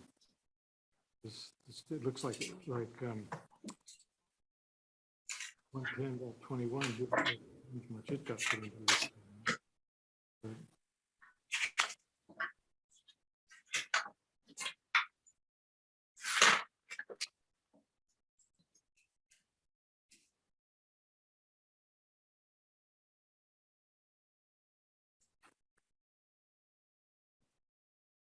they created a charging. Through the chair, it looks like 110.21 really deals with just the marking. yeah. 110.20 is actually pulling out the recondition. Well, what I've learned in the discussions about this at the national level is that there is an industry of people that do reconditioning and that they can label and list their reconditioned products. And if you're not doing it that way, and that's really paragraph A. Paragraph B, I don't know that we have any, it's not required to be listed, so it may not really be applicable in Oregon. And then C gives you a way out if you can't try with A. I don't see this as a big change. The only thing I'm concerned about is the requirement that it be listed or field labeled. And have we added a requirement on folks that are just rebuilding stuff in the field that now they got to get it field labeled, field certified, which we're not currently asking them to do. But what are the inspectors? What's your experience with that? Ken? Well, I know there's at least there used to be an exception for listing for industrial equipment. Mm-hmm. And I don't see it, I don't have heartburn over that, but again, when it talks about if can't find listed equipment, then it can be up to the authority having jurisdiction. So I pause at that. Yeah. This has to be field labeled as reconditioned. So equipment that is not required to be listed, not required to be listed, but it can be listed, or it can be field labeled as reconditioned. It doesn't have to be listed. Unless you want to go to C. Talking about B? Oh, C, okay. That's what Jim's concerned with. Brian, what do you see in Portland around this? Do you see much reconditioned equipment? It seems like that's where you. Yeah.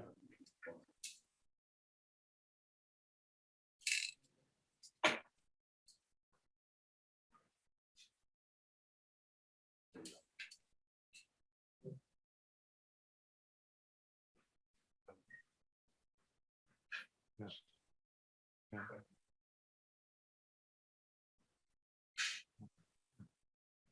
What Jim was talking about.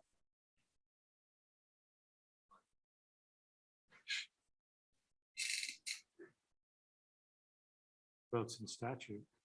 It's exempt from the product certification. So I was wrong when I said that B doesn't really come into play because that industrial equipment is not required to be listed by statute. Although it says not required by this code, it's really not by this code, it's by statute. But I think that goes down. Didn't we change the definition of reconditioned equipment by the note? So if it's been inspected, tested, and repaired, it's not considered reconditioned. With listed or recognized components.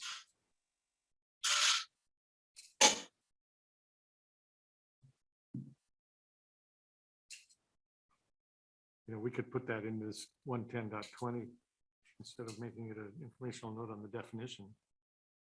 Mhm. Now there are actual rules for how to do reconditioning. So it could be a C. Just about put it in there as a C. Yes, yep. Or really what we would say is inspecting, testing, and repairing equipment with listed or recognized components is an approved way, is an approved method of reconditioning. Kind of what it already says, actually. Maybe we don't even need that thing at all. I don't know. I think it's fine as is. It helps clarify the options.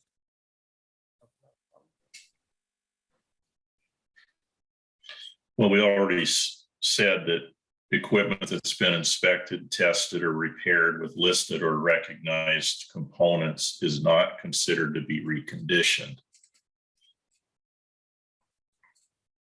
Yeah, but now that we have this definition, set of installation requirements for reconditioned equipment, we could say that inspecting, testing, or repairing with listed or recognized components of used equipment be permitted. Something like that. Kind of already says that, though. So maybe it just needs to be modified for our, comply with our state requirements.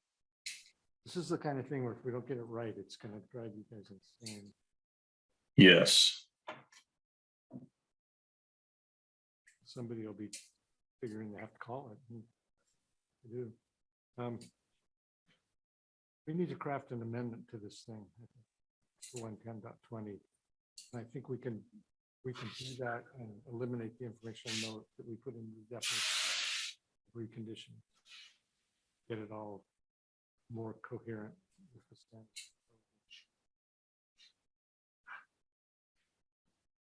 Ryan, you're a code writing guy. Why don't you see if you can bring us back something? Bring something back next time that kind of aligns with, modifies this to align with Oregon rule and law, and also helps make it so that you can just go out and inspect, repair, and replace using the components, and you're okay. You don't have to get field evaluation on everything.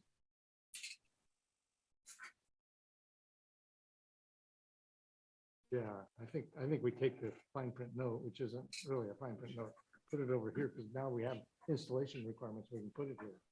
We didn't have those.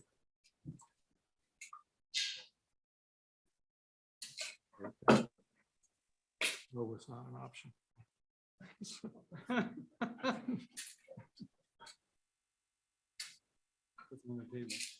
Yeah, that's another.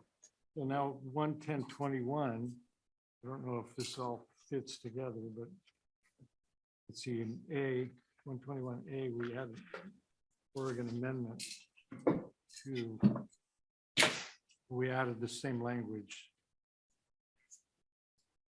And we added an informational note referring to Nancy standard. It's probably a Nancy standard for information for the reconditioning industry uses.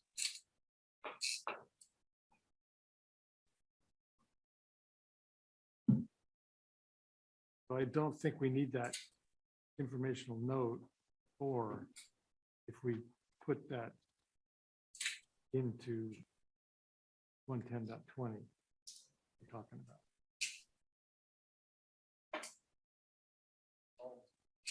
Yeah.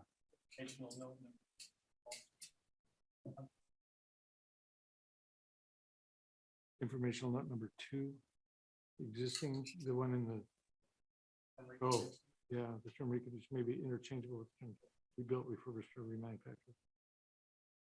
Even though these are sometimes different processes. Well, that was in the code before, except for the last part of it. And didn't think it was sufficient, I guess. Well, I think that this amendment to 110.21 sort of is part of the package. So we'll table that too.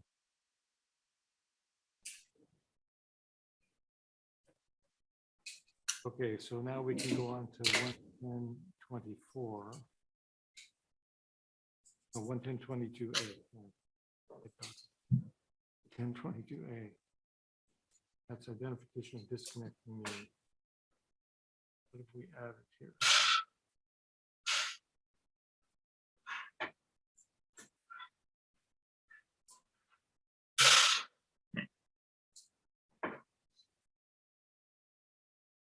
Okay, it allows you to not identify the disconnecting means with the location of the circuit source if it's evident.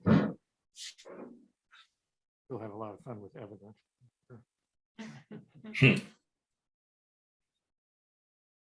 Look like you're ready to say something, Russ. Yeah, so this Russ here. I think what this one did is it added the requirement for the installer to mark the location of this circuit source. So if the disconnect was said from panel A, yeah, usually it'll mark it panel A, circuit 246. Right. Now it's saying they got to mark the location of that panel. Panel A, 246, located in second floor electrical room. Could read it that way. That's the way I read it. Located in room as opposed to located in a panel. It says it's got to be, shall include the identification and location of the circuit source. Yeah.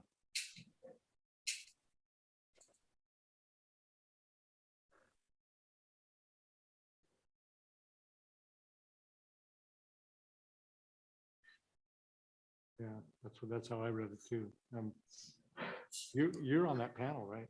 Yeah, why don't you come up and the people that are attending virtually can't hear you when you do that, so unfortunately. Sorry. Maybe you should sit in the front row. I don't want to do that. Mike Stone with NEMA. My comment was that co-making panel 1, that was our intent, is what Mr. Coulamore just said, it was the actual piece of equipment that's feeding whatever it's feeding. So it wasn't the actual, the northwest electrical room, far corner of the building or whatever. So it's the actual equipment. Yeah, that's how I would have read it. But the problem with room numbers is that the ones that are on the plans are never the ones afterwards anyway. So. Point of this also, if you have a multi-tenant going on the rooftops, yeah. You don't know which. Yeah. Yeah. I think there's room for misinterpretation here. Yeah, I think I'm gonna have inspectors telling me I got a little label on this little air conditioning disconnect where that panel A is located. I have a dollar on it right now. Someone's gonna tell me I have to do that. Here's an easy way for you to make $1. I got Russ over here going, I got my butt coming. Just a GPS location. Well, as long as we're talking about misinterpreting things, what about whether something is evident? As my lawyer said to me the other day, that kind of ambiguous language invites a lawsuit.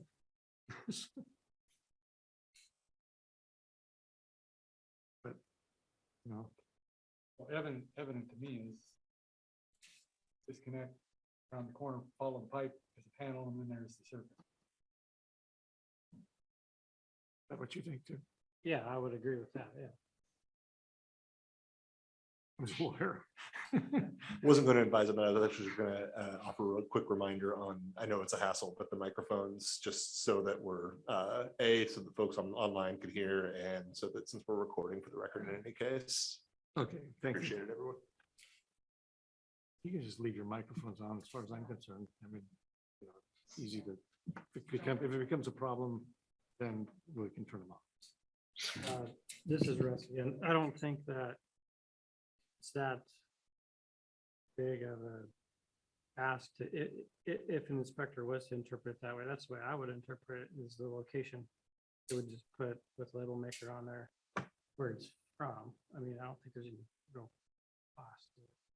That's just how you interpret it, the location of it. And if the intent was to indicate like panel A or something, I think that's already happening. Yeah. To me, there's cost because for one, the label's got to be a proper label, right? I don't have that phenolic label maker. I order them. If I get called, if my guy makes a label that says it's fed in panel A and then an inspector comes along and says, I want to know where that panel is, I've got to go back now. I've just got to go back to the shop, order the label and return to the job. So there's a significant cost to do that. So look, it says. Always it after now the says- inspection. It now says identification and location. And I think what we've heard from one of the members is that, building panel members, is that that means identification is the circuit number, location is the panel name. Keith, do we need to amend this, or can we do it by interpretation if it becomes an issue? Or what do you recommend? I think we know what it's supposed to mean. Now the question is, does it say that? And if not, should we amend it? Or if we were to We, a location. We could do that. Keith, you gonna say something? yeah, I was gonna say, I mean, these are the kind of things that clarifications are made of. You know, the clearer that we can start out with, you know, the better. You know, if it's already a concern. And I was thinking that we have a lot of new inspectors out in the field. We've created a lot of C-level guys. So, I mean, clarity is more important now than it's ever been, you know. I was thinking that we had one jurisdiction that had decided that they were going to require plan review on all services so that they could prove that they didn't hit that 14K. They said it was for safety. So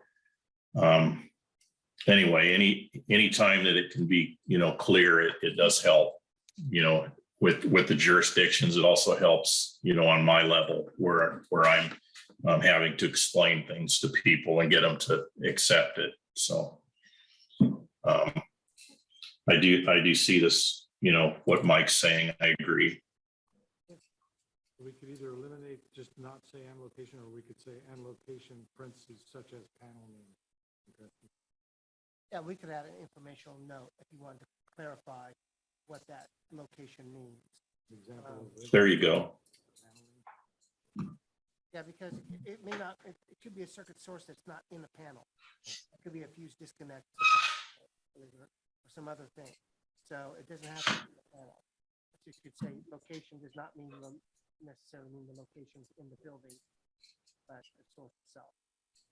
I mean, whatever it takes to communicate the location so the person can shut it off quickly, I think is the intent.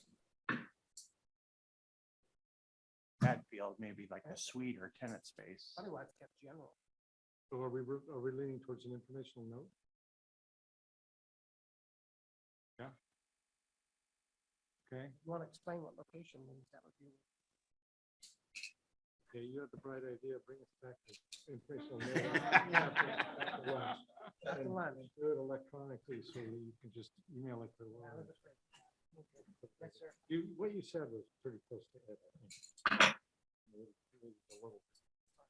Okay, so we'll table this one, but just until after. Okay, 24A. We pass something. Where did this fall? Start Article 1. It's tricky, you know.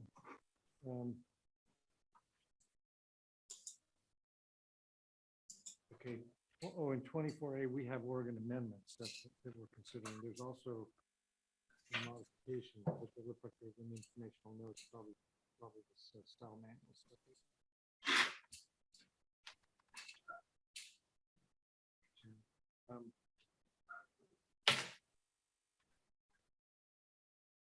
So in A, we also exempted the temporaries in the field market.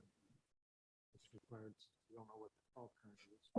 And 2, we said current value provided by AP. That's the same stuff we said before. Right? We can't require it here if we don't require it. Yeah.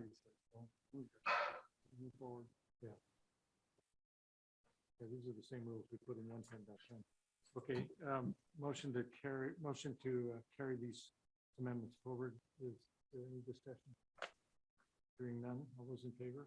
Aye. Okay, all those opposed? Motion carried.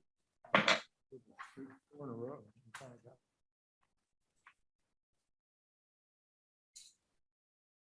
it. Okay, 110.24B. Oregon did not adopt the exception.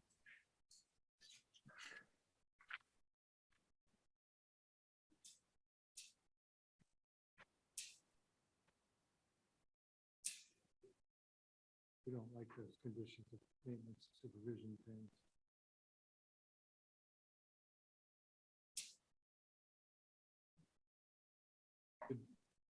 Did we not adopt the exception because we thought that it didn't apply in industrial? Because we thought that industrial applications should not be exempt from these safety requirements. Hang on a second. Okay. So we still think that? Yeah. Okay. Any discussion? All those in favor say aye. Aye. Opposed? So never said the motion. The motion was to carry it forward. 110.26. Okay, so we have changes to the charging text and also several of the sections. The charging text.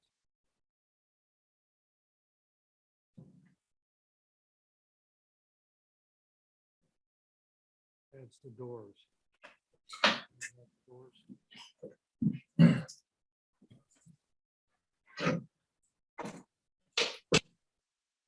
added A6.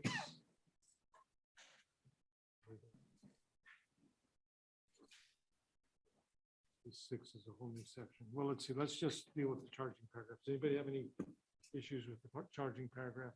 That now says that you have to assume the equipment doors are in the worst condition, and then you still have the required transit width available. That probably has some cost implications that could be very hard to quantify, but significant, because it will increase the size of electrical. Unless the manufacturers manufacture their equipment so the doors don't stop there. You want to tell us what you guys talked about?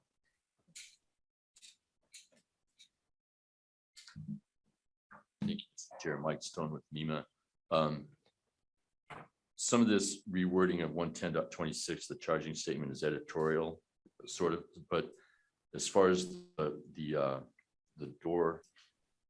doors impeding egress, it's kind of hard to describe without a good picture, but sometimes you'll have, especially on 3R rated equipment, you'll have doors that will open outwards and they'll lock at the 90 degrees.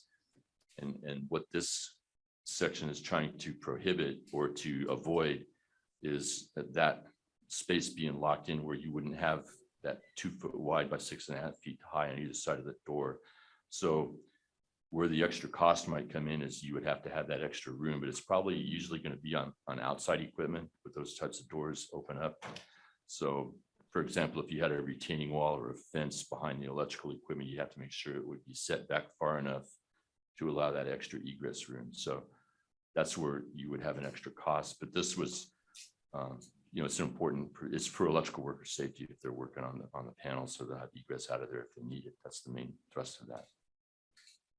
I get the point. And yeah, This was actually already in part C under large equipment open, not in the workspace. So I think they just moved it from there and kind of made it more general. Yeah, I'm trying to think back to what the discussion was, but you are correct on that. So some of this was editorial, and yeah, it was further down. I'm trying to remember what the reasoning was, but I think we put it in the charging statement rather than down below, so it would make sure it applied to everything. Yeah, yeah, yes. Because that was new in 2020. Yes, it was. Yeah.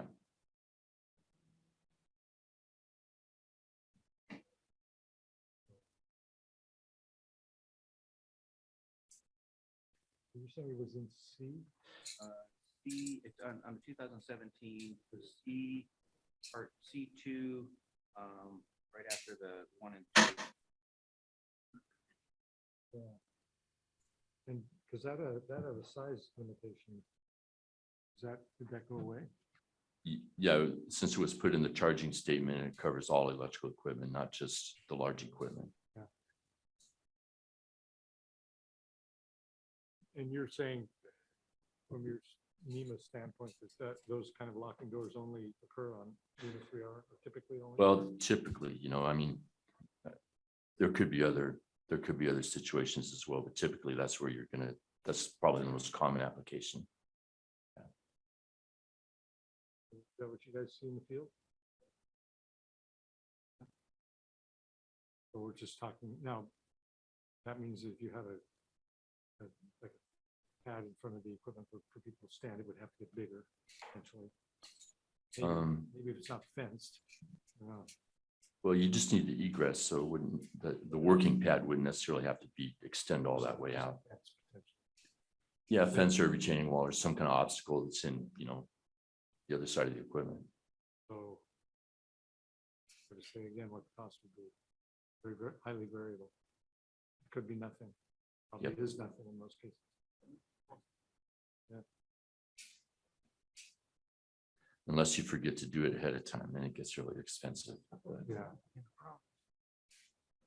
Yeah. Okay, so do we support the charging statement? Real quick, Nathan, is this gonna, just for misinterpretation, because it's in the charging statement, it's not large equipment anymore? Is Right. somebody gonna misinterpret it? Because we usually just measure for clearances, we usually just measure from the panel cover to the wall. We don't ever open the door. And if we don't think there's gonna be any misinterpretation on that, I'm good with it. Well, you can't do that anymore. I can't do that anymore. No, you have to open the door, And then do your measurement. and if the door opens 180 degrees, Oh, then gotcha. you're cool. It doesn't, and you're not. Make it open 100 feet. Exactly. Just take that. A lot of large panels have that bar that keeps the door from flopping around. I think this is going to make electric rooms bigger. Sorry, just one clarifying question on the cost issue. It sounded almost like this was a requirement that already existed and is just being moved. So if that's the case, if it was required before, and it's going to be still required the same way after, we don't really have to make a cost statement about it because the cost is the same either way. It's just changing how it was written. So the fact that it's indeterminate in this case, not a huge issue. Yeah. Thank you. That unfortunately is not the case here. Is it? Oh, I'm sorry. I thought that's what I heard. It only applied to 1200 amp or larger. Now it applies to all. Okay. Thank you.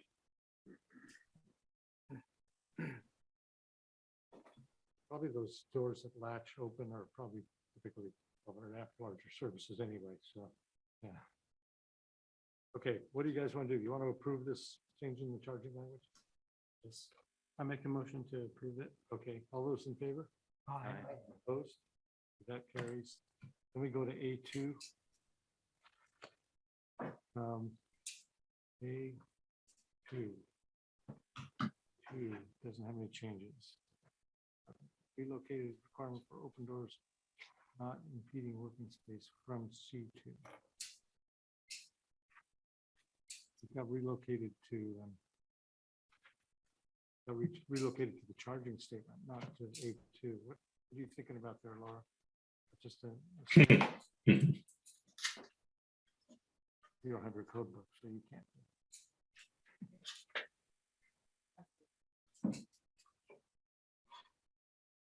Oh, it actually is in there. It says in all cases, the workspace shall permit at least a 90-degree opening of the equipment door, but that was probably in there. That's not shown as a change.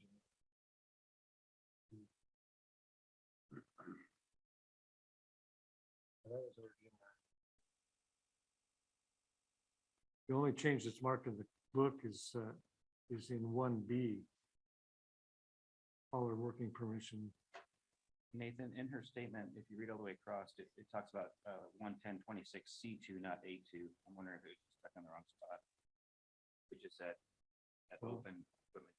That's where it's located from, but it was located from there to 110.26 to the charging statement, not to 110A2. Yeah. So that, I think we already addressed that. So it should just be removed from the matrix, that line, because it isn't correct. And then A4, we have working depth must be maintained all the way to the floor. In no case should be side reach of more than 6 inches to.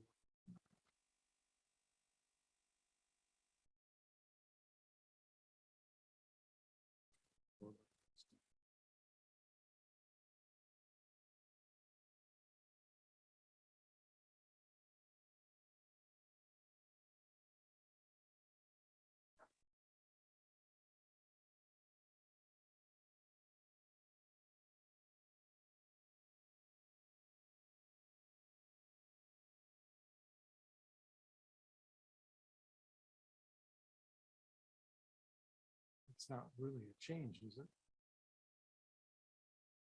Maybe the side reach thing is, but it's a change, but is it a change in what it meant?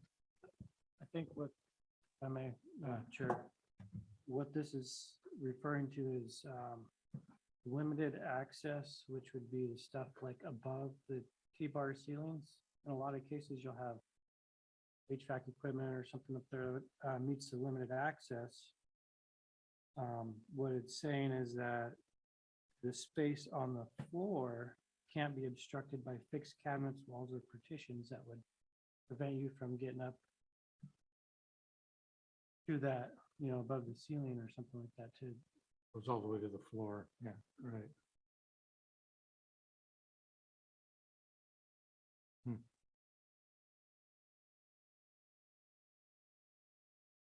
It's going to be a hard one to enforce.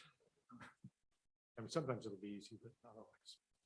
Like, decide to put a cabinet in there. The building is time to build. Makes sense, though. What do you guys think? Do this? Anybody object? Okay, all those in favor of adopting the changes in 11026A4, raise your hand or say aye. Aye. Opposed? Motion carries. A6.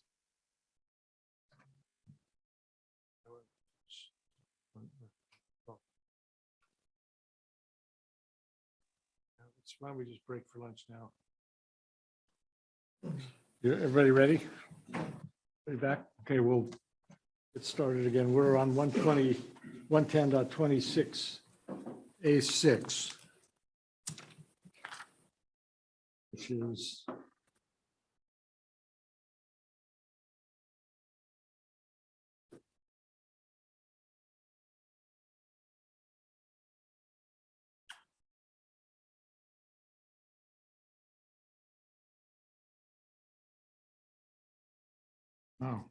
A lot in here.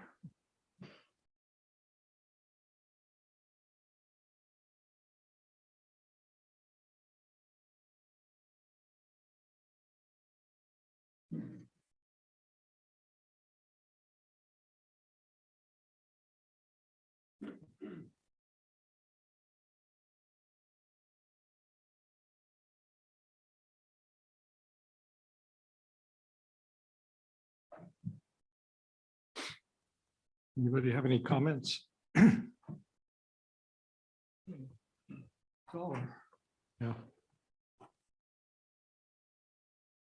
Like what you'd already be doing. Like, Some developers don't want to get like the equipment on the side of a wall and then slope away from. oh, yeah, oh, for outside. Yeah, Outside, yeah, yeah. Yeah. Okay, you want to make a motion? So move to carry this forward. Okay, the motion is to adopt the changes in 11026A6 and this doesn't really have any cost implications, does it? It's like pretty much what we're already doing, so, or should be doing. Any discussion? All those in favor say aye. Aye. Opposed? Motion carries. Okay, oh, we just did C2. Oh, I see. Wait, what were we doing there? That was A6.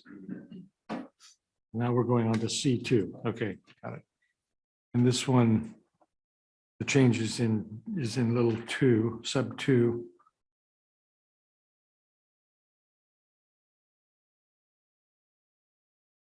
Oh, so they added not only the amperage rating, but the size of the equipment. So.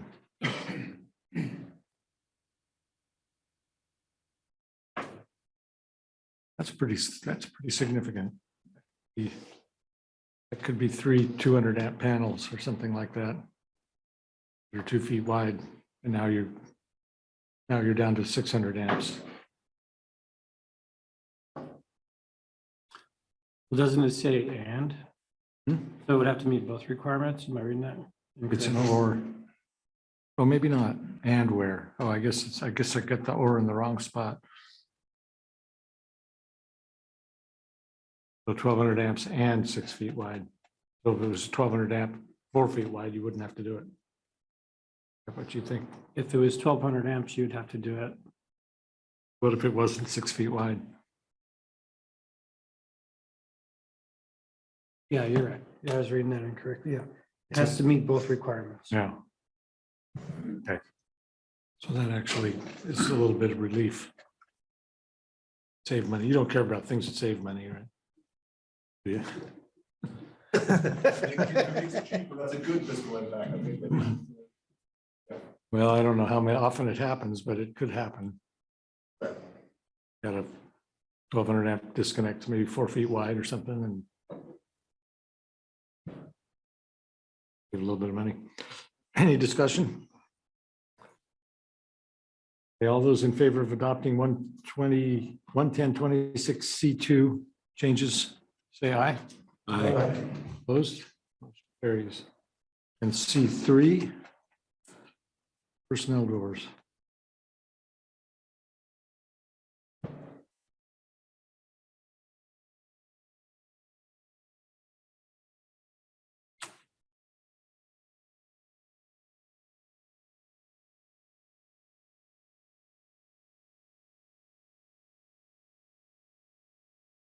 Motion to accept. Any discussion? Okay, we have a motion to accept the changes to 11026C3. All those in favor say aye. Aye. Opposed? Carries. 26D. E. Illumination.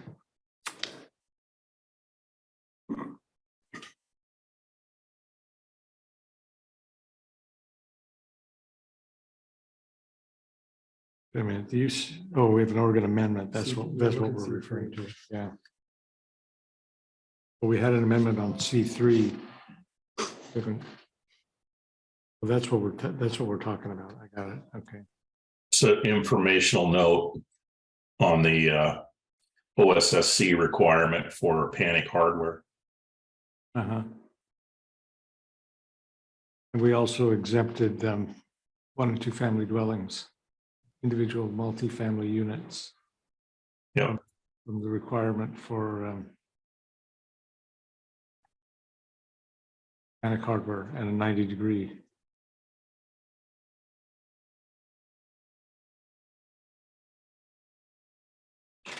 Remove listed. We've listed because that's already requirement.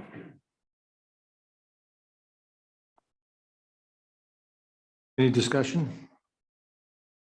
I guess it would be assumed dormitory units would fall under multifamily. Or would Dormitory. that be a concern? Is a dormitory unit As we did the definition for dormitory units. I didn't hear what you said. Oh, we added that definition for dormitory units. Yeah.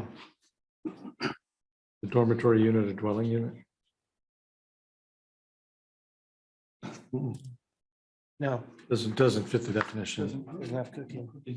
Yeah, so doesn't fit the definition, so it wouldn't apply. I mean, it would apply. This rule would apply in a dormitory unit. Yes. Is that what you meant? Yeah, Yeah. would we want to exempt dormitory units as well? If we're exempting family units?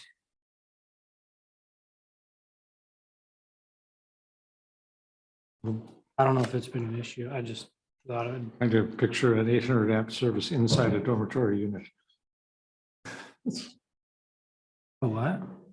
Well, this is 800 amp equipment installed in a dormitory unit. Oh, I thought we were under illumination. I'm sorry. We're on C3, right? Yeah. I thought we were on. Yeah, we didn't vote on the amendment on C3. I thought we were voting on the change to C3, but we actually have an amendment. So sorry, I didn't make that clear. But we're talking about the Oregon amendment to 110.26C3, which exempts 1 and 2 family dwellings and individual multifamily units. And as an informational note about panic hardware.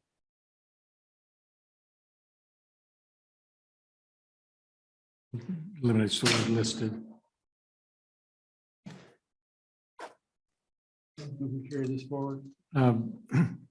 We don't need to add this at least 90 degrees because that did get added to the model code.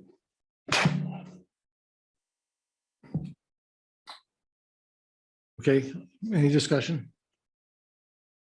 All those in favor, say aye. Aye.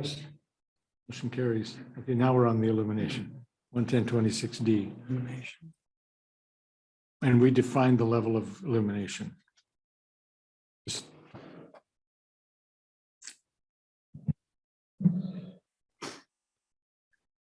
Oh, I see, the red. The red is the changes. Oh, no, I don't know what it is.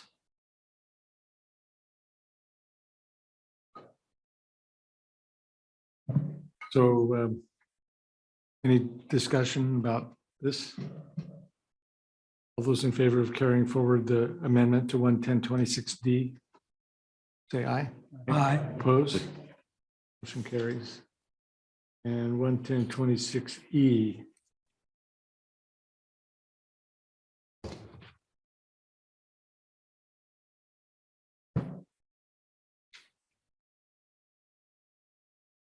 Added service equipment to clarify that service disconnects also require dedicated equipment space and protection from damage. Okay, any discussion? All those in favor of 110.26E, say aye. Aye. Opposed? Carries. Let's go back to the tabled items. Ryan, did you have a solution to one of these? Yeah. When we're taking a look, trying to figure out where to place the informational note that we're talking about on equipment. Specifically, informational note that says used equipment that has been inspected, tested, or repaired with listed or recognized components is not considered to be reconditioned. I propose that we put this in the charging statement 110.20, recondition equipment at the end of the paragraph, the statement. And whether to use it as an exception or as general statement is where we want to put this. We want to say that used equipment that's been inspected, tested, or repaired does not qualify to be reconditioned? Or is reconditioned equipment?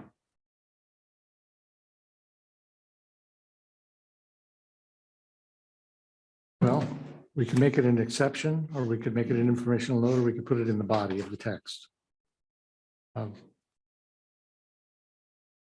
It seems like it's an exception to me, but I'm not sure about that. I'm not sure what the implications of that might be. Let's go evolution here. Take a look at the definition for reconditioned equipment. And I'm reading it from the right spot here. Reconditioned electromechanical systems, equipment, apparatus. Electromechanical systems, equipment, apparatus, or components that are restored to operating conditions.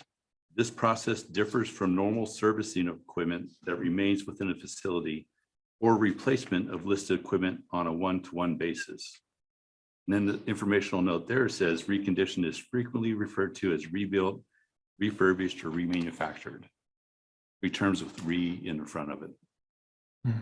Looking at our statement, we have used equipment that has been inspected, tested, or repaired with listed or recognized components is not considered to be reconditioned. How does that work with our definition in Article 100? I think so, yeah. I think it sort of enhances it a little bit. May not be necessary, but it, yeah. If it enhances it, I don't know if it should be an exception though, then. I mean, if it's enhancing that definition, shouldn't be a negative towards it, I guess. Well, why don't we leave it as a fine print note then? Just move it from the definition and from 121, is that where it was before? It was in 121 and now we want to move it to 120. All right? 110.20 versus 110. That's what you're talking about, right? Yeah. 110.21 is really not a good spot for it to be in because it only talks about marking the reconditioned equipment. Yeah. 110.20 is its own reconditioned equipment section. So if everybody's in agreement with this, then we would take two actions. One, we'd go back and reopen the definition of reconditioned. And we would remove the fine print note. I don't know what that ANSI standard is, so I guess we can leave it in there, but we'd remove what is currently fine print note 2 and just delete it. And then we'll take that language that's, so we take action on that first. All those in favor of that modification to the definition, removing the fine print note, existing fine print note 2, say aye. Aye. Opposed? Everybody with me? Just agree if you don't understand. Then on 110.20, we add that same informational note at the end of the charging statement. We'd really just, well, then the one that's in 110.21, we would delete. We're moving it from 110.21 to 110.20. Clarify, so are we still leaving informational note 1? The one that's in the model code? That's in OESC. Oh, I see. No, that's in the model. That's in code. the model code. So we don't need this to carry forward in that OESC at all then. Well, we have We're moving this stuff to the other section. well, I don't know what that ANSI standard is and why it's there. We could leave it there. The chair, ANSI standard EERS 2018 is the electrical equipment reconditioning standard. Yeah. I think we had a presentation the last time we were here from the person that was belonged to that institution. So I think it doesn't hurt to leave that in. I guess It's in both places. Why do we need to leave reconditioned in definition of the OESC now? Moving the note, which was the only change to it. Well, no, the other change was adding the Okay. reference to the ANSI standard. Okay, so that's instead. Yeah. Okay, sorry. Yeah. So a comment, did this have something to do when we had the fellow that came in with the reconditioned breakers? I can't quite hear you, Keith. Did this have something to do with the reconditioned breakers? The guy that came in and gave the presentation? Could be. I think he was saying that there is a standard for doing this work, and this is the standard. So it gives enforcement really a place to go to see if they followed a standard, I guess. I'm not sure we even need it in there. Is it in the intervening 3 years, has any inspectors or installers used that standard or made reference to it, or maybe we don't need it in here? Not seeing any yeses. I have had calls about using this reconditioned note that we have to be able to use used equipment that has been reconditioned. So I have had several times I've used that. We're not eliminating that, we're just moving it. Okay. We're just talking about whether to keep the standard in there. Reference to the ANSI standard. Anybody feel like we want to keep that reference? Yes. Yes, okay. Okay, we'll keep it then. Doesn't cost anything. I can't remember if we voted on this, but let's vote on it again. We're going to remove the informational note 2 from the definition in Article 100. Everybody's in favor of that? Yes. Okay, and then in 120, we're going to move the 2 informational notes that are in 121A2 to 120 after the charging statement. 110.20. Yeah. These 2. Chair, 110.20. From 110.21A2 to 120.20. Charging statement before the A. We move in the official move. Got that right? Want to show it to us just to? We've got going around in circles here, so.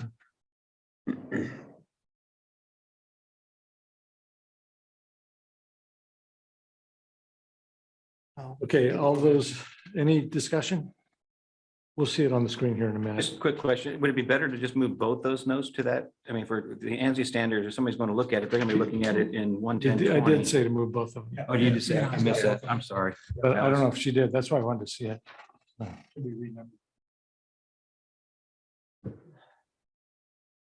Yep, that's right.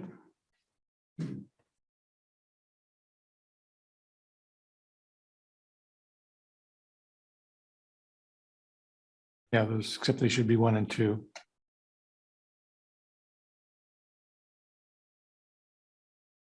Yep. Yep. That's right. Yeah.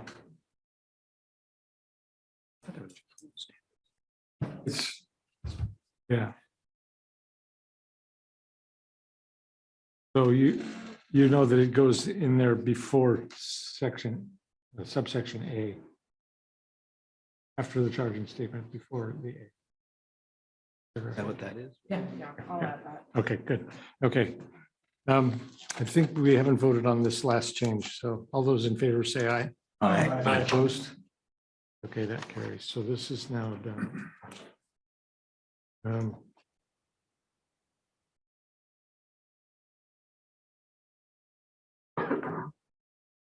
110.22A, was that the one that you were going to do? Yes. Did you? I emailed the informational note to Laura. And if you want to throw that on the screen or, so what I proposed is since the information was not clear as to what was required to be on the label, and I based this upon the committee statement.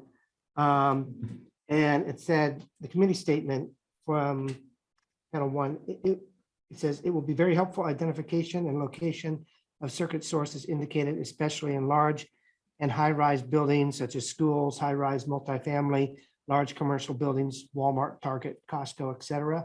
And so given that that is the intent of it, the informational note, and then based also upon Mr. Weaver's comment to clarify what is required on these labels so they don't have to be made twice, I propose it saying the location of the circuit source may include panel name, room number, or other information necessary to help service personnel to quickly locate the circuit source disconnecting means.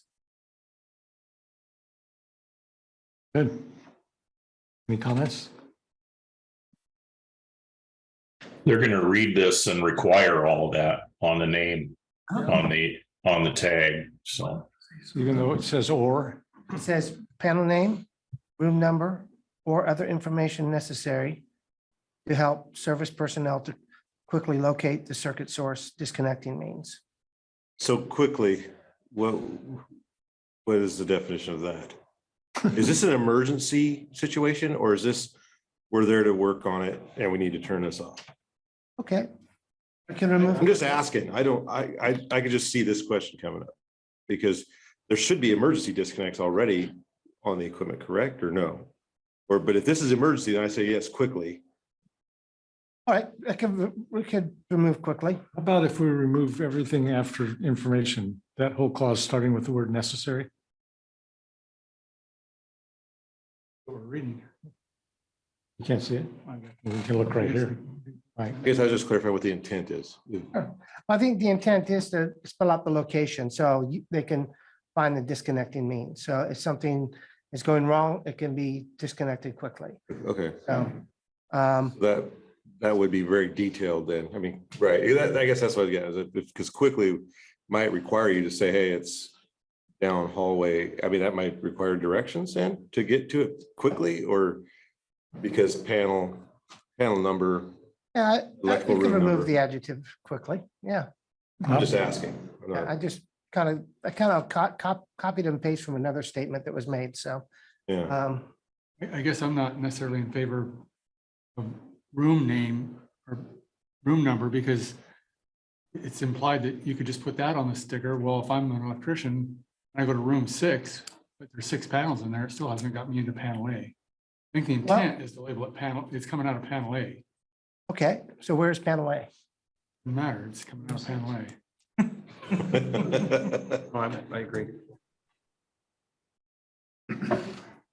Then if that's the case, if that's what you want, then this change should be rejected because that would put us back to the 2020 code. Because the location is the intent of the geographic location of the circuit source. That's not what panel 1 member told us. Yeah, that's true, but I was reading from what it says in the committee statement. So, Read the committee statement again. So the committee statement, it says, it will be very helpful if identification and location of circuit source is indicated, especially in large and high-rise buildings. And e.g. schools, high-rise, multifamily, large commercial buildings such as Walmart, Target, Costco, et cetera. So perhaps I'm seeing geographic location when I read that sentence. But if it's just the circuit source, the panel, then so be it. I heard when our earlier discussion, I heard there's some vagueness about location and enforceability issues. And so based upon that, what does this location need to look at? And so if I have a piece of equipment, disconnecting means I want to know where to shut that off. This is required in other NFPA standards where you have pieces of equipment, you have to know where to shut them off so the technician can serve that equipment. So the panel name is adequate, but where's panel LP5? I mean, that's what for us to decide what we want for location. What's enough? Come up here if you want to speak.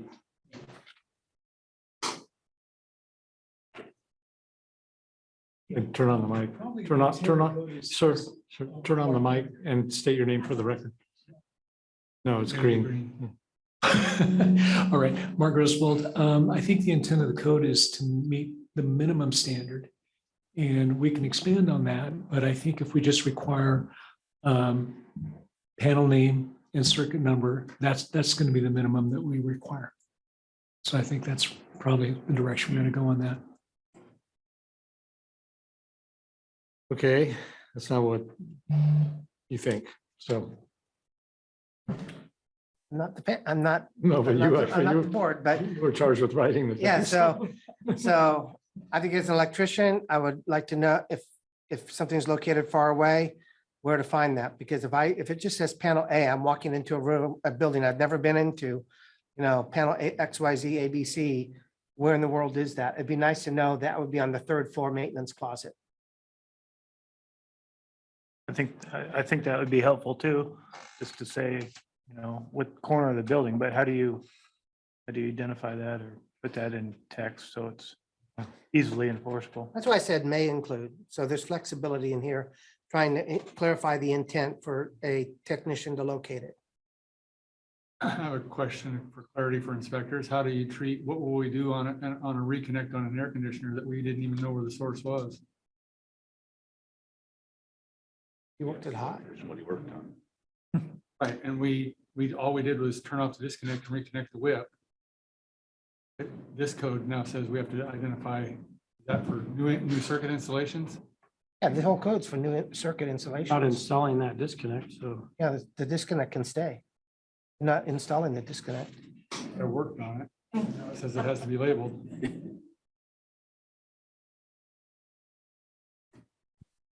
You worked on the circuit, you didn't install the disconnect.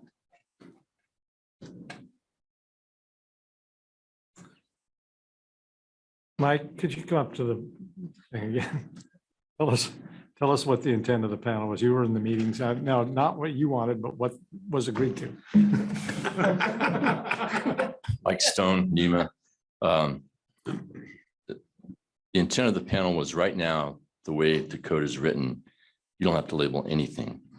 So this was intended for if somebody's going to be working on a piece of equipment, this will give them more of a clue where to go to shut it off. And I'm going by my own recollection. I don't recall requiring an actual, location of the building, in the building or which floor or whatever. But typically your panel numbering systems should have some kind of scheme with them. It's going to tell you what floor it's on or something like that. Or you can, on a really large building, you're more likely to have a set of prints where you can locate that. So it was just an extra step in there to help people that are working on equipment to know where to go to shut it off when they're going to work on it. So it's not perfect, but it's a step in the right direction. But that's my recollection. Yeah. Yeah. Just imagine how this all came about. Instructor. As I can just imagine how this all came about in a panel meeting. Yeah, it seems like it's better, but you can see that we need to write another PI on this one, I think. Well, yeah, Jim. Excuse me. In my experience, say we're going out to look at a branch circuit that's been installed. If they mark 4-square box or the plate over the device, excuse me, with L23, that's very helpful. And I don't know how they would put on there what location of the building is. Same type of thing. So typically what we've worked with as electricians, is marking the boxes, panel number and the breaker number, and that's the extent of it. Mm-hmm. Room numbers are really problematic, as we all know. The ones on the plans are not necessarily what people put on the wall, so it doesn't usually work. Well, okay, I'm gonna just do a straw poll here. How many think that panel number and circuit number is an adequate identification for service electricians? You do that and raise your hand. Or 5, 6, 7, 8. How many think something else needs to be added to that? 1, 2, okay, that doesn't pass, so, because now we have to figure out what that something else is. Okay, so then we would want this, where'd it go? The language is gone. Back up.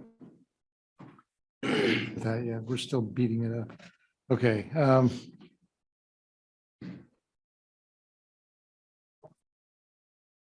The location of the circuit source may include panel name and circuit number. Maybe we should just put that in the code. I mean, it could just say marking shall include identification, whatever that is, identification of the circuit source and panel, but someone said it may not be a panel, so. Any equipment that supplies circuit source and equipment? We'll be having to do this. I tried. Keith? So I was looking at this, I like it, most of it. I mean, it makes sense. It says the location of the circuit source may include the panel name, I think circuit number, or other information necessary to help service personnel. I think it's almost there. I like the idea of a note because it helps explain a little bit what they're trying, what we're trying to ask the installer and the inspector to do. What do you think about what's on the screen? I think that would work.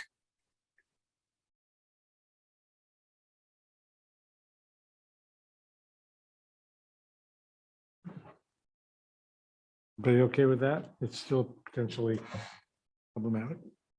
It's a note, so it's just a helpful direction, for someone trying to comply with that section. Yeah. Yeah. I think it's okay. One might think other information includes the birth date of the installer. Well, it says may include, so I, Yeah. it doesn't say it must include, so. Right. I think it must. Okay, everybody okay with this? All those in favor, raise your hand, or say aye rather. Aye. Opposed? You're opposed? Yeah, but that's okay. Your argument, I'll give you time. Okay. Okay, so that was 1:22, right? 1:10:22. Yeah. Okay, so that's done. And got it now.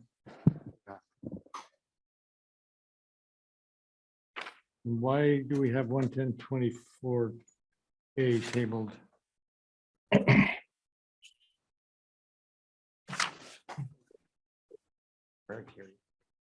Oh, I have it carrying. Before we did, oh, that's why I have a check mark next to it. Oregon amendment. No, it's not tabled. The only one that's still tabled is 1:10:17, and that's the one we need to give ourselves some time to think about. Okay, so now we're on to 1:10:29. 1:10:29.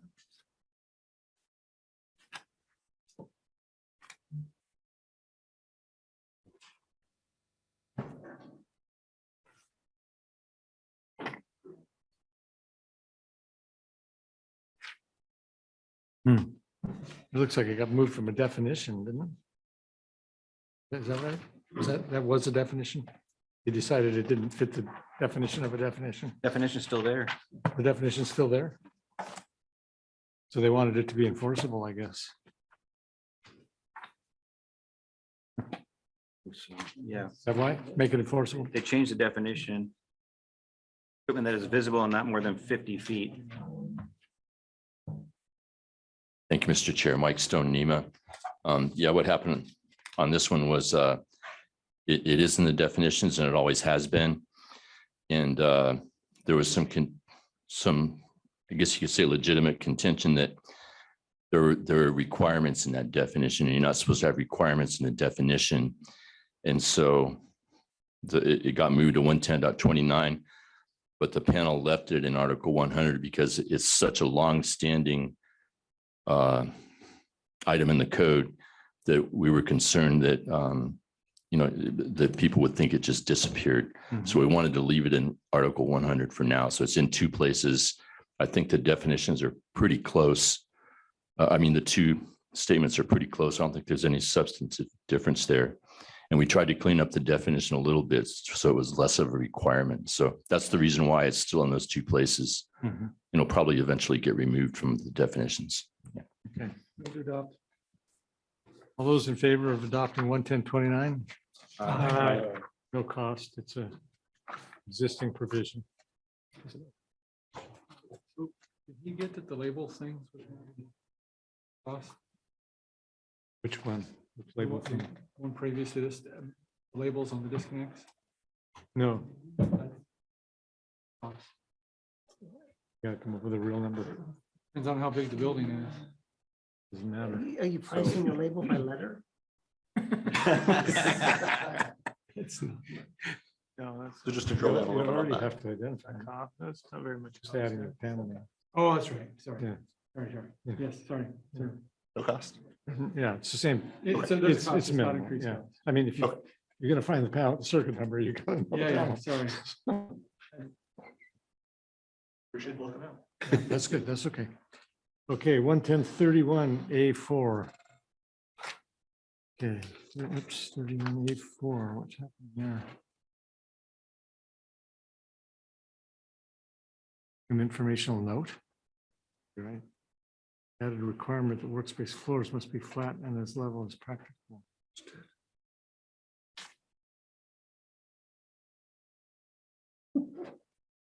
31A4, it's not 31A4, I think it's 34A.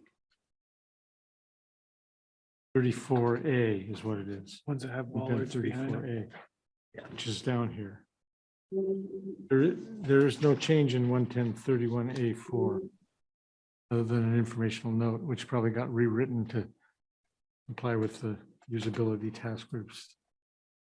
So, Laura, line 29.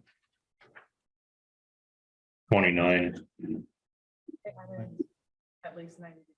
Yeah. 31A4, 11031. Yeah, that's right here. It's hard to see. Oh, there it is. Yeah, okay. That's the same old, same old. We deleted the words listed in our. Yeah, I can't see that. It's around the light.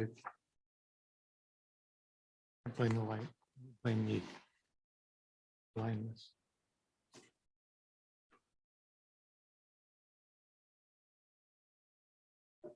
So did this? Okay. So we're basically carrying forward what we had in the last cycle. So any discussion of that? Hearing none, all those in favor? Aye. Opposed? Carries. Sorry, took me a while to catch up with myself. 11033. A.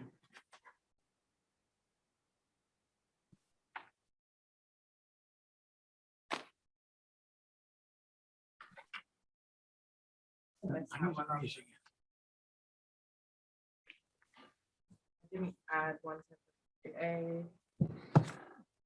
3 to the matrix. There's a. Yeah, what that is on the matrix. Oh, wow. But the change in A, in the charging statement of A is not in the matrix.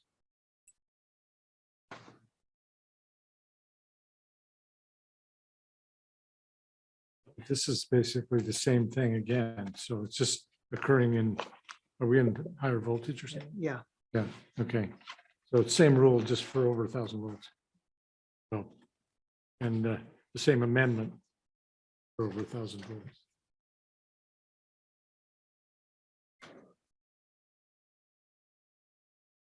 Motion to accept? I've got a question. Does this talk about the pad that the equipment is on? No. No?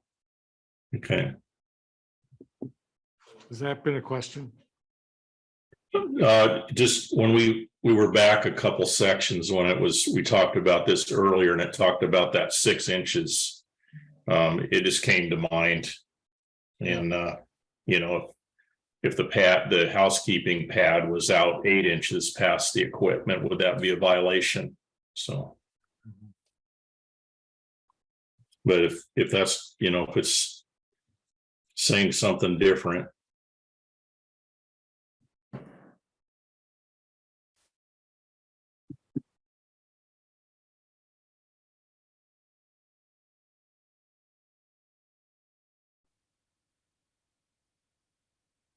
Like it's talking about the entire space is what it looks like, so. Yeah. There's information on 110.34A. It's been added talking about the area must be kept flat and clear and is practicable. Yeah. So it's, Yeah. it has a flat working space in this area. Okay, so let's do 33A3. Well, 33, the charging statement to A is not in the matrix. I don't know if we need it. It's the same thing for the higher voltage, so. Oh, I'm not looking at the right one again, sorry. No, it's still not. Oh, yes, it is. Okay, so it's line 31 in the matrix. Yes. Okay. I made the motion. Oh, you did? Okay. Yes, motion to accept. All those in favor of 110.33A modifications to the charging statement, say aye. Aye. Opposed? Motion carries. And then now we have the 110.33A3, which is the personnel doors open 90 degrees. And that one is the one that we have an amendment on that's not in the matrix. Yeah, okay. So we would be adopting the at least 90 degrees, which we had in the previous edition, I think, and then deleting the words listed and adding an informational note referring to the amendment in 110.26C. That's not a good form. Or typically just repeat it. But spaghetti code. Okay, any comments? I think I'm good on the code, moving forward, adopting the code. So Yeah. I'll motion that. Okay. 33A3. I'm curious what you were. Okay. All those in favor of the changes to the model code for 110.33A3, say aye. Aye. Opposed? Motion carries. Okay, there is an amendment in the matrix, in the existing table 1E to 110.33A3, which deletes the words listed and adds an informational note referring to section 110.26C3 amendment, which That's the OSSC. yeah, um, it's the whole thing about what panic. Panic. Yeah. Correct, yeah. So rather than restating it here, it just makes reference to it. And you're in table 1E and it's 3 lines above, so it should be pretty easily found, but it's not in the matrix. It was left out of the matrix. In the future, it's gonna be 32. Okay. Okay, so any discussion of that? So all those in favor, say aye. Aye. And then we go to 110.73. Wow. Who read that? 34A? No. Oh, we didn't? Yeah, I must need a cup of coffee or something. That pizza. Sleep.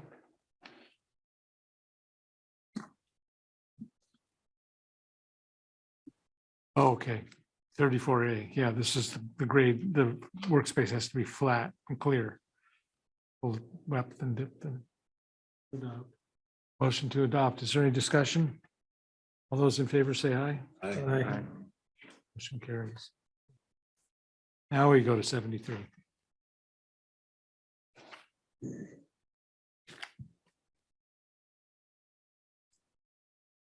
We added a reference to the requirements. Oh, if you do this, then you've met the requirement of 11026F.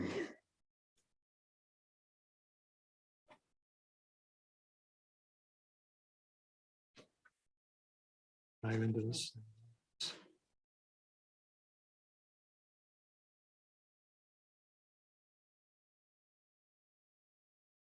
Oh, it's considered locked.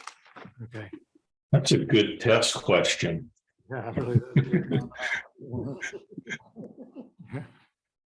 Yeah.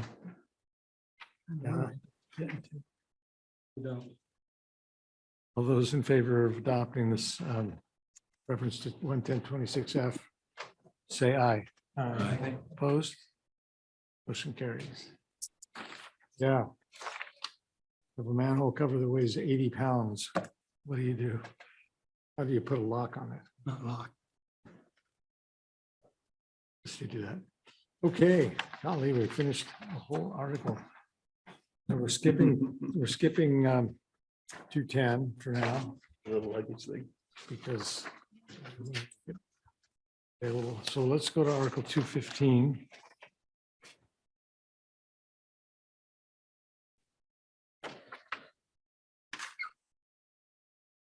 This is my panel. 215.9 adds GFCI, adds listing requirements for GFCI, sort of a non-issue in Oregon because we already require it to be listed. So then we want to do that. It's probably not one we really needed on here. All those in favor say aye. Aye. Opposed? Carries. Okay, 215. Requires barriers in panel boards on feeders. That's basically repeats what is existing requirement in 30 maybe? 30. All right, 230. 362C. 3062C. So this is a logical additional requirement, I guess. Definitely will add costs. Most of these barriers are done by the manufacturer Yeah, of the panels, so I don't know how much cost it's going to be adding that we control. yeah, they do that for free, I know, so. Oh. I got one on this. So when I read it, it's saying that these barriers are only required where switchboards, panel boards, switch gears, so on is supplied by feeder taps or transformer secondary conductor, Yeah, right? yep, Is that okay? because they're kind of like a service. Right. Yeah, although you can turn off the primary. Yeah, this was in panel 10 and we had bigger fish to fry, I think.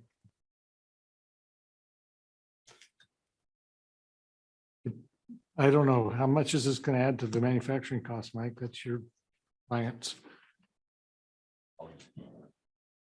Maybe Al knows. That's be more like Al's rule. Do you know? Got any idea? Throw a number at it?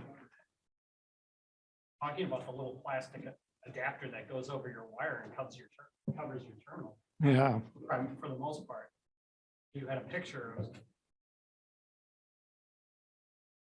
You really should come up, Jerry, you really should come up and speak into the microphone so people can hear you. Identify yourself for the record. I apologize, Jerry O'Connor. I believe this is in reference to the requirement for any service, any open bus or terminal lug wire on the service side of a panel board or meter enclosure. This is on the line side of a feeder. This is On the, yes, on the- coming off of the Yeah. line side of the feeder or a line side tap or a transformer, Yeah, the load side of a transformer. and you're right. it's a Because it piece of is plastic. unprotected by a fuse Yeah. or overcurrent device. But the question is, what does it cost? I would say it's minimal with the pieces of plastic that cover those. It depends on the gear. I mean, if it's a large piece of gear, you're gonna have to insulate every single piece of bus.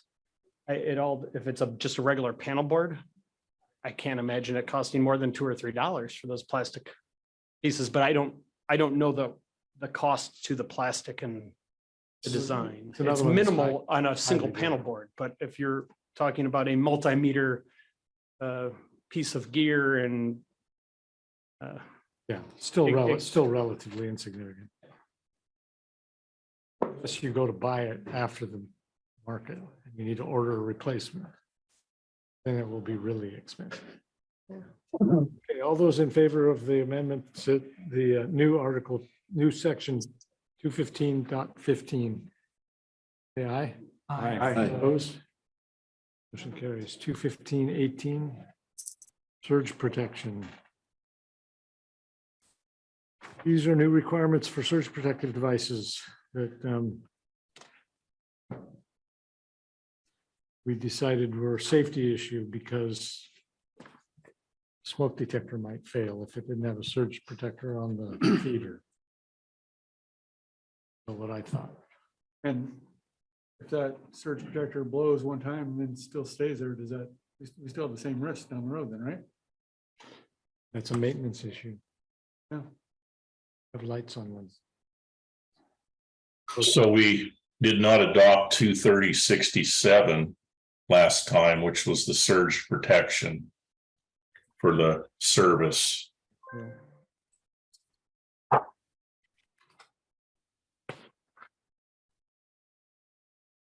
Well, it's the same argument. We're going to have it when we get to 230.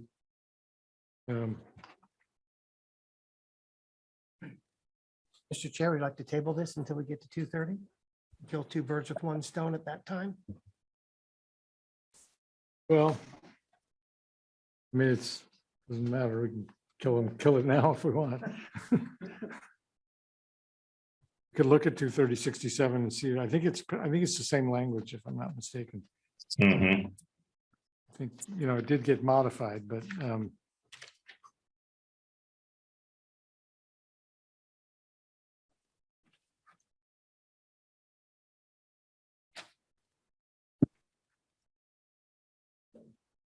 It is a list item.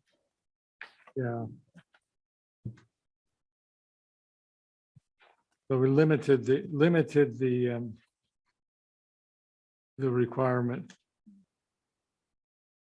I think before it was only dwelling units, right? 1 and 2 family dwellings. So it actually got expanded to dwelling units, dormitory units, guest rooms and guest suites of hotels, nursing homes. And then the location. And the service that has to be integral to in a SPD, it can be installed internally or adjacent.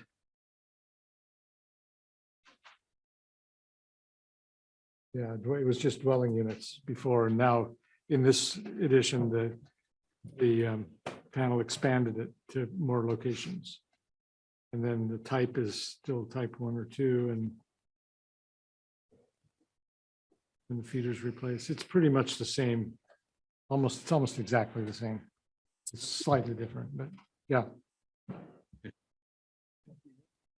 Mr. Chairman, could you ask Keith if there's a reason for these surge protectors that he thinks it's reasonable? Sure, Keith, why are these needed? Well, it's because of the sensitive electronics that we have these days. We've always had spikes, in normal light bulbs, and the appliances we've had in the past without the electronics could absorb that. The products today, it isn't new. We may consider to step in slowly. We turned down 230.67 last time. We could, step over the feeder. This time they've included feeders. We could just start with the surge protection on single family in 230.67 and pass over, the one in 210.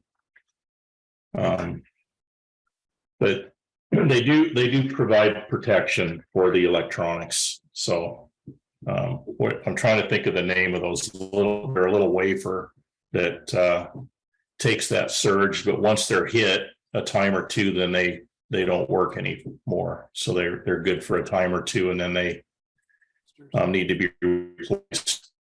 Talking about an MOV. There are other more robust types of surge suppression available. So go ahead.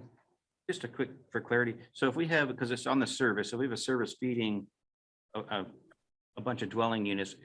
The way I read this, then we'd have to have an additional one on every feeder feeding that individual dwelling unit. Because you have it in services. So we have a service coming in, and dwelling units is, I had it. Dwelling unit is a single unit providing complete and independent living facilities for one or more person, including permanent living, sleeping. So it can be like a retirement home is kind of what I'm thinking. And if you have a service coming in there, we're going to require SPD on that. And then the way I read it, for every feeder that feeds a dwelling unit, we're going to have an additional If on they're there. wherever the branch circuit over current devices are. Yeah. There's a panel there, you'd have to have one. So the idea is that service entrance protection is kind of like the first level of defense, but on a larger service with a lot of feeders. The spikes or surges that get through that will still have sufficient energy by the time they get to the branch circuit panel to cause damage. I was asked to participate in a webinar that NECA and the surge protector manufacturers put on about surge protection, and it was really an eye opener to me in some ways, because what the research is showing is that more than 50% of equipment failures, and this was mostly oriented towards industrial, because they're the ones that are willing to spend the money to do the research. More than 50% of the equipment failures, and it may have been even higher than that, it's been months ago, were traced back to surge events. And you don't buy anything that doesn't have sensitive electronics in it anymore. I mean, your refrigerator, it's got what it's like. Can't, I don't know, maybe your toilet paper holders, but it's probably Wi-Fi connected too. To let you know. So I'll let you get 2 minutes. So, our charge is for safeguarding of life and property in this code. And I was pretty strongly opposed to 23067 because I didn't understand that really met the legislative charge of this code. And I was persuaded to rethink that because of that webinar that I participated in.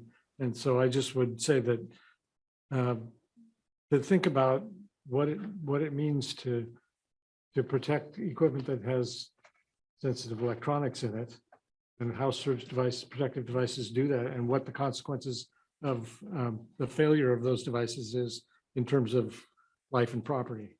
The life safety issues I'm less persuaded about, because I think most life safety devices have internally provided surge protection anyway, but the property, I think it's just unassailable. I was persuaded enough that I came home and put 2 of them in my house, one on the generator side and one on the normal power side. So, and I didn't have it before that. But so I'm not arguing about what we should do, but I am saying that I learned that. Ralph McKay, Foley. I was surprised at the GFCIs with their self-test features, more and more sophistication. AFCIs, I mentioned to you with Bluetooth connections so that they can be updated. Yeah. The number of electronics, let alone thermostats, and what you mentioned with refrigerators. Yeah. But that's what we're protecting. Yeah, thank you. Jerry. So Jerry O'Connor. This has become a much bigger problem as this expands. It was brought into the 2020 code.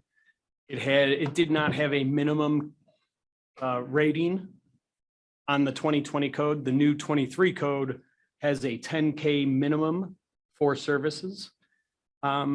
where we're seeing the biggest issues are with the energy code enforcements coming. You're going to see all of the alternative energies being mandated by the government for utilities to receive power from people generating. And as a utility switches from wind, solar, gas, coal, all these different types of energy production, you are seeing very large spikes. The insurance companies have caught on to this, and they are writing out on their insurance policies not to cover electronics that are hit by surge protection. So you're having to start either really having the people really start looking at their insurance policies, and everything from life safety devices, smoke alarms, fire alarms, everything within your house, refrigerators. They have self-ordering menus on these things now. And once one of these little computer chips gets fried, it's pretty devastating from a financial standpoint. Most of these surge protective devices include insurance too. So that's kind of cool. Yep. So speaking in somewhat opposition to it, I'm still not a fan because I think practical for safeguarding is a key word, because these things, if they do get the surge and they blow, 99% of your homeowners don't go out your panel on an every day, every month, every 6 months to see that this thing is blown. So it's not, yes, it saved it one time, but it's not going to save it again. If the house got that again, it's not going to get it.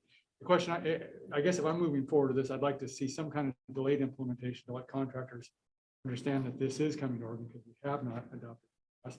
But I'm also curious about supply chain issues where we haven't adopted this. Are these things available for consumers?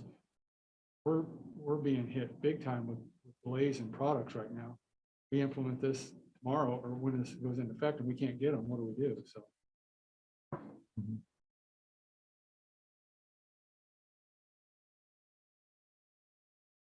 Yeah, Any of the commercial panels we're buying now have them already installed in them, so. yeah. It's been in the national code since the 2020, so certainly availability has been established. Jerry, you want to talk about that? That's your. To my knowledge, those products do not have any supply issues at this time. I have not heard of any with regards to the MOVs or anything with regards to surge. Maybe Jerry, you or Al can talk about the survivability of these devices. I think that there's a little misunderstanding about the difference between a type 1, type 2, and just an MOV type. There is an MOV in their little circle wafer inside these surge protection devices, and they absorb transients.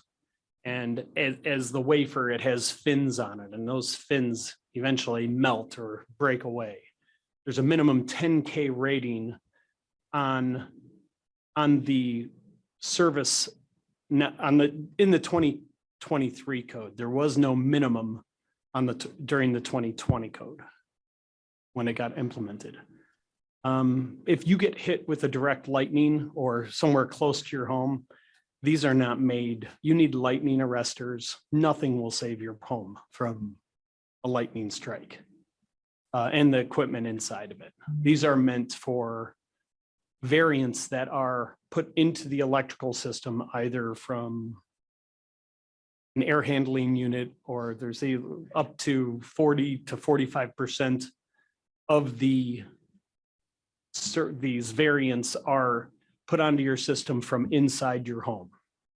And I'm not sure 100%. I haven't seen, and I'm not an expert in this area. I've seen multiple PowerPoints on it, but they're saying 50 to 60% are caused from surges as these renewable energies, the power from a utility standpoint is sent and switched.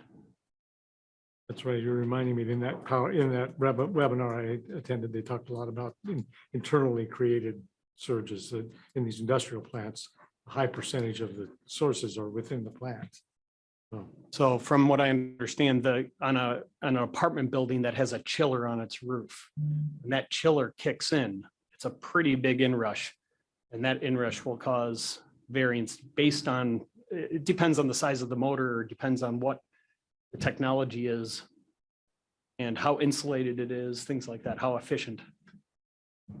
But I'm not an expert. I'm not an engineer with regards to that, but that's my understanding. Another thing about this, that when in the code development process, the addition of the 10K rating was very controversial, and the manufacturers of existing incumbent suppliers of a lot of this equipment don't provide 10K ratings. They're, I think, 5K. Mike, you probably can speak to this. And remember, there was a big debate about it at the electrical section. If you're going to speak, you got to come up here. And they claim that 10K was way in excess of what was needed. It's going to put them out of business. Yeah, thank you, Mr. Chair. Mike Stone from NEMA.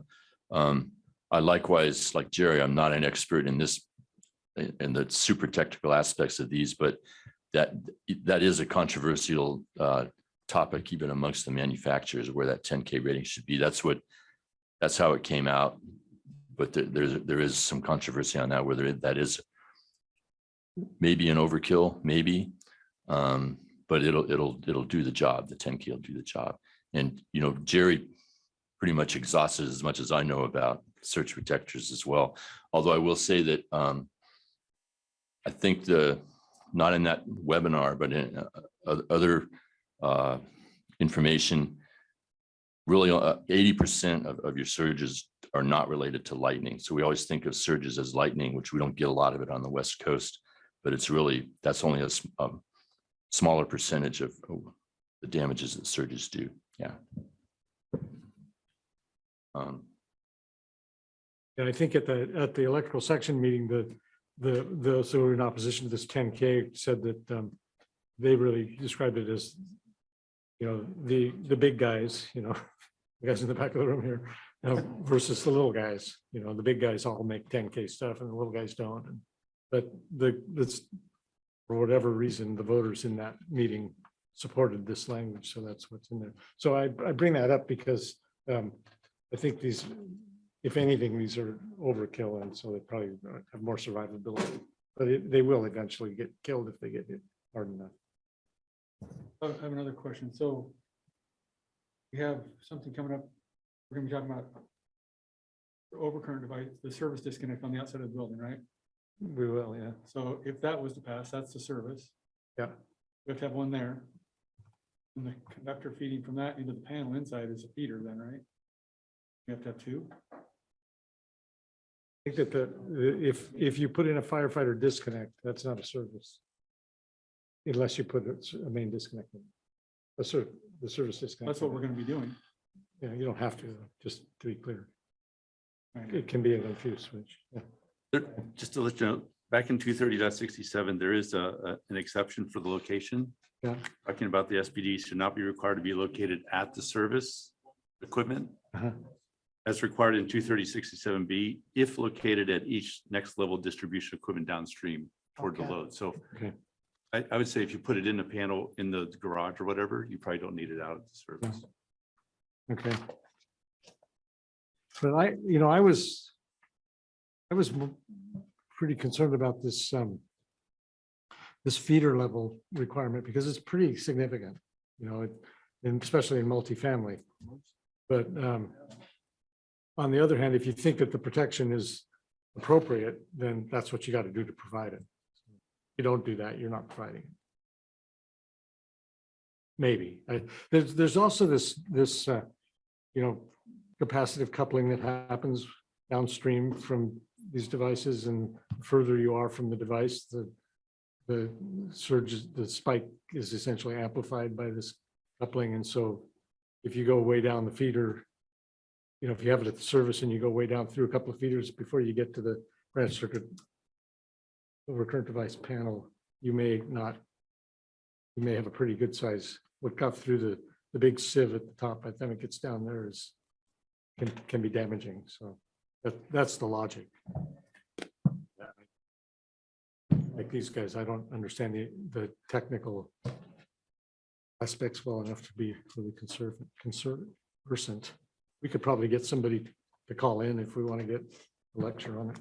Jim? Just a question. I'm not very knowledgeable about the surge arresters, but and I'm picking up from what Mike is saying is when they get hit, they're done, and there's no alerting system to tell you that they're out. Other than a lot of them have an LED on it that you have to notice the green LED is burned out. That's the extent of it. They make audible ones too. And once it gets hit, it has to be replaced. No, that's not really accurate. No. No. Okay. I mean, it could be destroyed by one hit, but most likely it would take multiple. Typically, it can be reset like a typical breaker. I don't think it isn't resetting in that No, way. but- there's no resetting. Yeah. Oh, it just takes the cushion and that's it. Waits again. It's got sacrificial elements that, Yeah. yeah. They But usually got like you said, if it indicator gets lights hit on with a them. direct lightning strike, Red, red's dead. There's a visual on them. got hit with a direct lightning, that might kill it the first time. Yeah, okay. The kind of spikes that we're talking about that are enough to take out these sensitive electronics inside the structures, those are not super high energy. Yeah. So the equipment is very sensitive to that. That's what's such an eye opener to me, is that it doesn't take a lot of energy to damage this stuff. And Brian? to sort of back that up, the one thing I found out about surges is it can happen several times a day from the utility, just switching impedances or changing, like in their capacitor banks or whatever. It can happen several times a day, if not more. Things are changing rapidly. Or like the variable speed drive on your heat pump. Every time that thing switches speed, it's going to put a little something out there on the line. It's the problem is more that the equipment that we're using is so sensitive. Not that this is more certain. Anyway, did you want to say something? Question down there, sir. All right.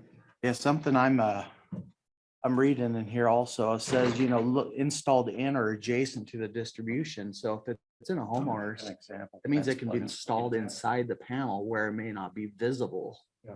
Yeah. And how is it going to be, for a homeowner to understand without calling something's Got a wrong? renewable module. They won't know. Yeah, see, that's, I think the ones for residential they append to the outside of the panel.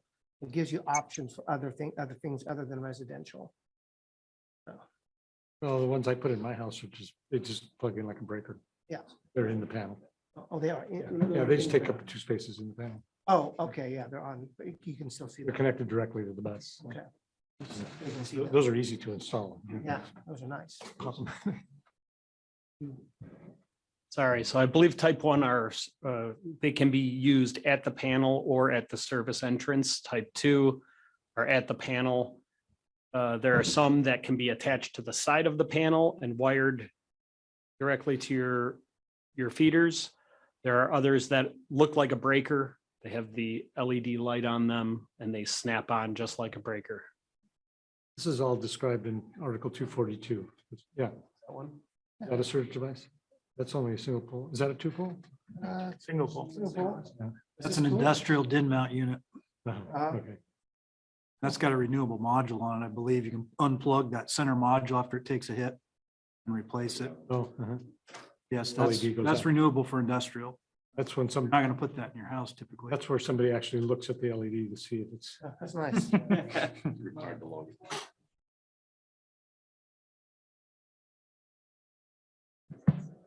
Oh, yeah. See, this is a 2-pole device. Motion to Well, accept. anyway, I'm not trying to influence the outcome particularly here, but just to tell you what I've learned about it and that my own thinking about it has changed from what it was last cycle. And this does have a cost implication. Although if you balance it out against the hidden costs, what's interesting about this is that, like our TV just quit, wasn't that old and it just quit. It started getting really crappy and then it just quit. And I think that probably was a result of surges. I don't know what else would cause that thing to die, and that's the kind of stuff that is reported, is that it's just sudden, unexpected, accountable for equipment failure is most of the time when the industrials did the research, because they spent the money to do it, most of the time it was the surges that were causing this stuff. And now when you, if you want to talk about cost, like, I'll never recover the cost of that TV with what I spend on surge devices, even if I replace them every 5 years. So it actually saves money, or can.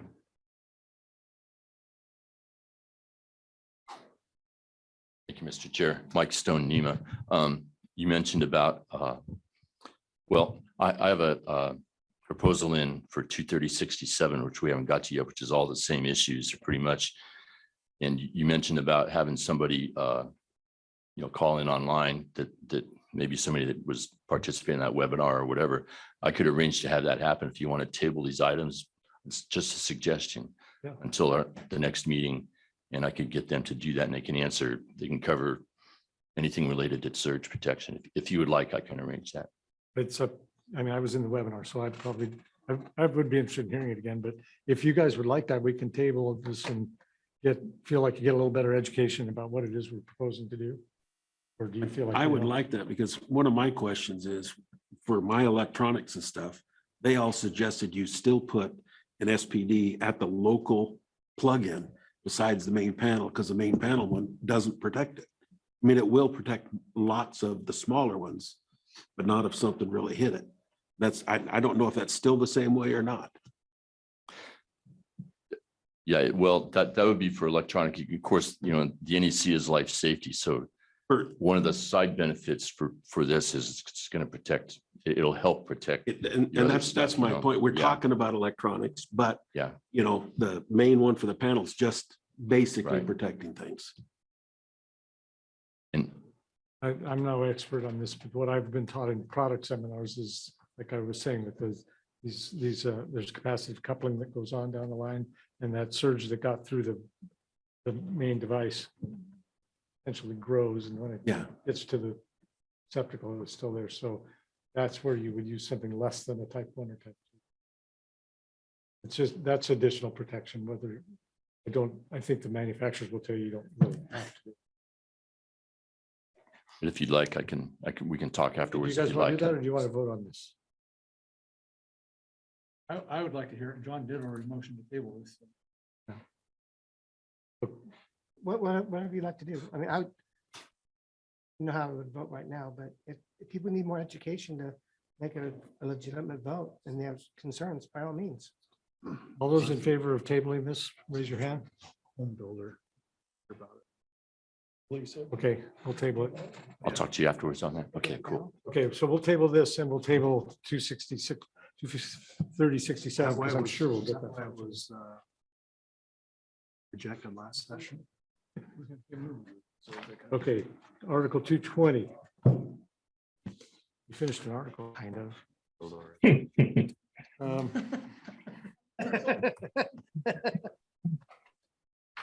Okay, Article 220 was reorganized and restructured various sections of Article 220. Let's see, well, I guess.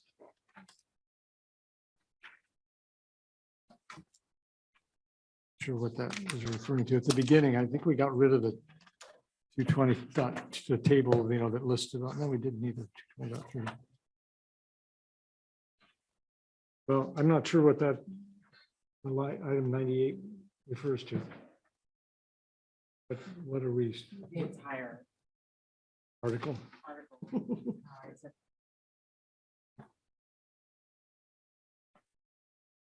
Well, I don't know about reorganizing and restructuring, whether we need to take action on that.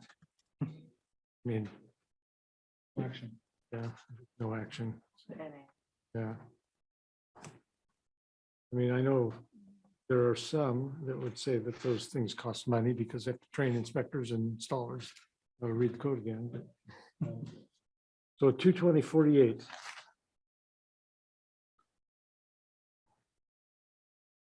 $20.48.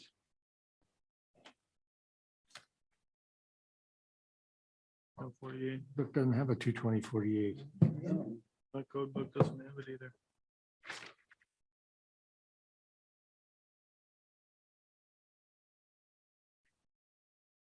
Healthcare loads, I don't remember.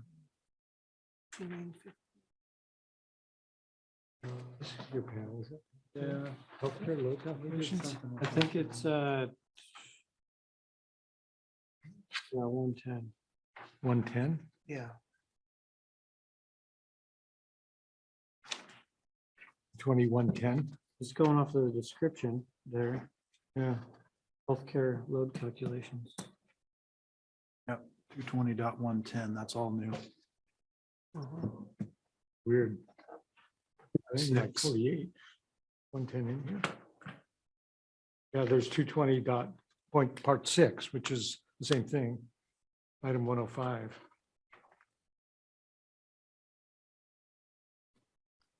Well, if you figure out what it is, let us know. Well, I think the new section, I think it's just, she mislabeled it here, 48, it should be 110. Well, but look at 105. Yeah, There's no 220.110. yeah, but look at item 105 on the matrix. That's the same thing, so, Oh, I see.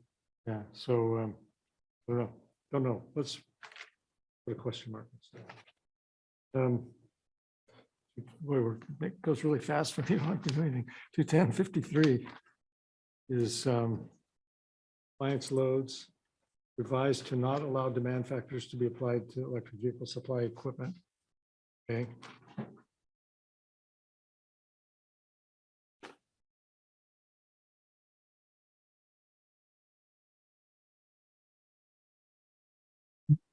So we have our own demand factor table that was created. Yeah. This is for one, an AVSE or two in a dwelling unit. And I think our table was contemplating a lot of them. You know, like in a parking garage is what caused it. Yeah. Yeah, this isn't about a overall demand factor to multiple EVSEs. This is Okay. dwelling units, and in light of the 75% demand factor applied where we have 4 or more appliances, we're including EVSEs in here for clarity. So that does not count as an appliance in this context because of the large load that EVSEs can be. Yeah, they're not going to be operating at 25% or 7, whatever. Good. Any discussion? All those in favor, say, raise your hand. No, say aye, sorry. Aye. And go on all the Zoom thing. Okay, 57.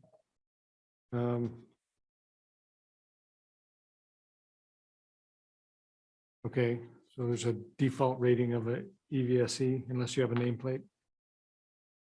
This where you had it. This, I remember reading your statement. Was it somewhere else? This? There was a question about this, yeah, but ultimately this is what was accepted at the code making panel.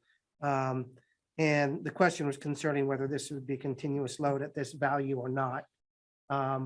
And so the 7,200 watts, would this be 7,200 watts? Would that be the calculated load, or we would treat this as continuous load in light of what it says back in 625.42? And so, so that would be good to clarify that, if you all, you know, and I think that's warranted because here we have 7,200 watts or the nameplate. When you have the nameplate, it can be argued from 625.42. I should quit saying that. I'm going by memory on that. 41. Is it 42? Okay, thank you. Yeah, shall be considered continuous loads for the purposes of this article. That's 42. Right, and I think you can bring that in to 125% because we do that elsewhere. We've done it elsewhere with 600.5 and signs. We've done it else in via the earlier articles in 220. What was that, like about 220.4 or 5? It alluded in the 2020, talked about using the other articles. So I don't know if it's worthy of clarifying that or not for when we have a 7,200 volt amp requirement. So this is basically like we do a dryer today. If you do a service calc for a dryer, it's 5,000 volt amps or the nameplate, whichever is greater. Well, we always use 5,000 volt amps, right? We don't really consider, oh, what's my dryer? So this is the minimum that an EV will be, is 7,200 volt amps. So is this 7,200 volt amps continuous? Okay, or is it not? And if we do 7,200 volt amps, what is it? I think the implication would be, it would be a 240 volt charger. And so I don't know how many volt amps that, as far as amps, that would be off the top of my head. I figured it out one time. So it is it, what is it? 32? It's set up to be a 30 or 40 amp circuit. Yeah, so it'd be, I think it's 32 amps, 80% D rate, so it ends up going up to 40 amps. right, so that would imply that this should be a non-continuous value. Is that your opinion? Okay. I don't know if you want to go that far here or not, but Mike, in our earlier discussions and what was on the committee, my statement at the panel, co-making panel 2, that's what I was alluding to. There's a lot of confusion. People said the nameplate is the actual continuous value. That doesn't correspond with the NEC or what was I found in my own investigation, talking to EVSE manufacturers. Ryan? I have a question. I think we have to correlate this with the statewide alternative method in calculating EVSC loads, because we also have a alternative method that allows us to calculate multiple EVSC chargers to derate that. And I think there's a statement in there saying that they don't consider it to be continuous. Or there's a continuous statement in there. And I was wondering if Keith can. Yes, I'm looking at that right now, and the number of charging stations, it says 1 to 4 is 100%.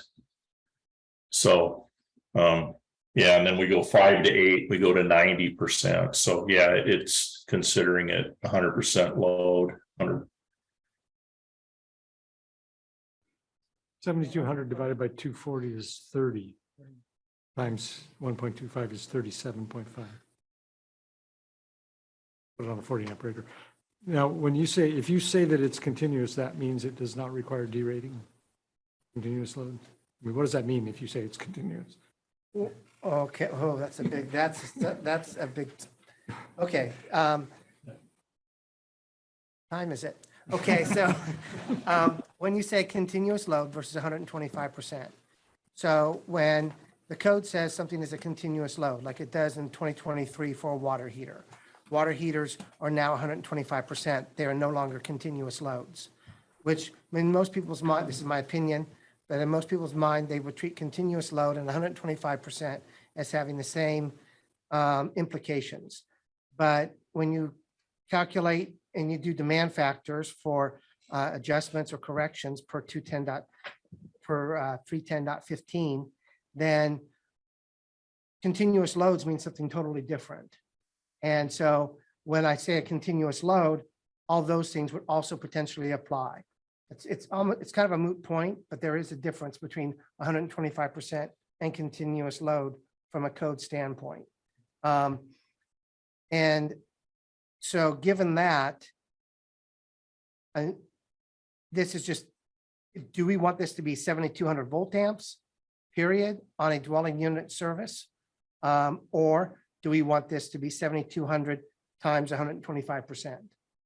And whether it's treated as continuous load or 125% is probably not too relevant, since the branch circuit serving that in a dwelling unit application isn't going to probably be subject to temperature correction or ampacity adjustments. 9,000 watts. It will matter for your load calculations. Absolutely, absolutely. We know from our committee that Yes. this will be a question. Right, and so that's part of it too, right, exactly. Good point, Nathan. So maybe we should clarify it for that reason. Yeah. Or we can add it to the list of clarifications we put on our test cover sheet, because that's probably the only time it really matters. Mhm. You know, in real life, it doesn't matter. So I'll throw out the question here. No, it does matter for me to do a load calc for Right. an inspection for a dwelling. Yeah. And so Is it going to kick you over? Good. It could. 1,800 watts. let's say we throw that out here for discussion. would you, if you all did a service calc now, based upon 7,200 volt amps here, how would you calculate that service? Would you make it 7,200 volt amps, or would you make it 7,200 volt amps times 125%? And may I do? I can tell you that I would not derate it because it doesn't operate at full voltage, full load, full amperage for the full 3 hours. We know it declines as the vehicle charges, and 3 hours is a long time. At the end of 3 hours, it's certainly not at 100%. I mean, even if you have a fully discharged battery, it takes 8 hours to charge. It isn't going 100% the whole time. And my car has a meter on it that tells me what it's doing, and I would look at it and it only runs at 100% for a really pretty short time, less than an hour. So personally, I would say you don't need to derate it. Based on, my anecdotal one. In 625.42, sorry, Mr. Chair, through the chair, it says the EVSE shall have sufficient rating to supply the load served. Electric vehicle charging loads shall be considered to be continuous loads for the purposes of this article. Service and feeder shall be sized in accordance with the product ratings, unless the overall rating of the installation can be limited through controls. So that would not probably apply to a dwelling unit unless you had multiple chargers. So it says service and feeders are sized in accordance with the product ratings. So wouldn't that be 100%? That would be the 7,200 watts or the nameplate rating at 100%. Look at 41 though. 41 says overcurrent protection for feeders and branch circuits shall be sized for continuous duty and shall have a current rating not less than 125% of the maximum load of the equipment. There we go. Yeah, it's the overcurrent protection. But now that's the overcurrent protection. That's not the load necessarily. Right. Mr. Chair, I know we're talking about Article 625, but here up in 220.57 is talking about the calculated load. Yeah. And 220 is really specifically for calculations. Yes, exactly. So I sort of support the idea that EVSE's 7,200 is the same idea that dryers, 5,000 watts as well. It's getting that definition of level 2 EVSE as a standard as a standard calculation. So I support the calculated part in here without any derates or any of that other stuff. Back in 625, we can talk. Yeah, we'll get to that. Difference. I'm okay with that. I mean, So what's 220.57 says is that the EVSE load shall be calculated at either 7,200 watts or the nameplate rating, period. Isn't that clear? Does it, it doesn't say if you had to apply the continuous rating issue to it, it wouldn't tell you that it should be calculated at that. It would tell you the load shall be, I don't know. Where else does it do that, where you have to derate?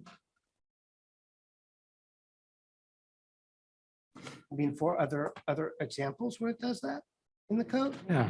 600.5 and signs? Well, in 220, 220 I don't know the new reference, but the old reference was in, what was that, 220.12 F, 14F, signs?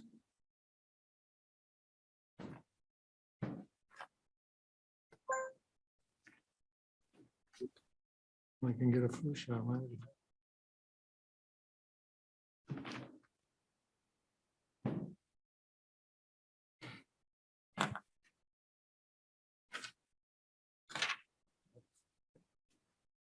There it is. I don't know how the 22054 dryer says use 5,000, but dryers don't run 3 hours.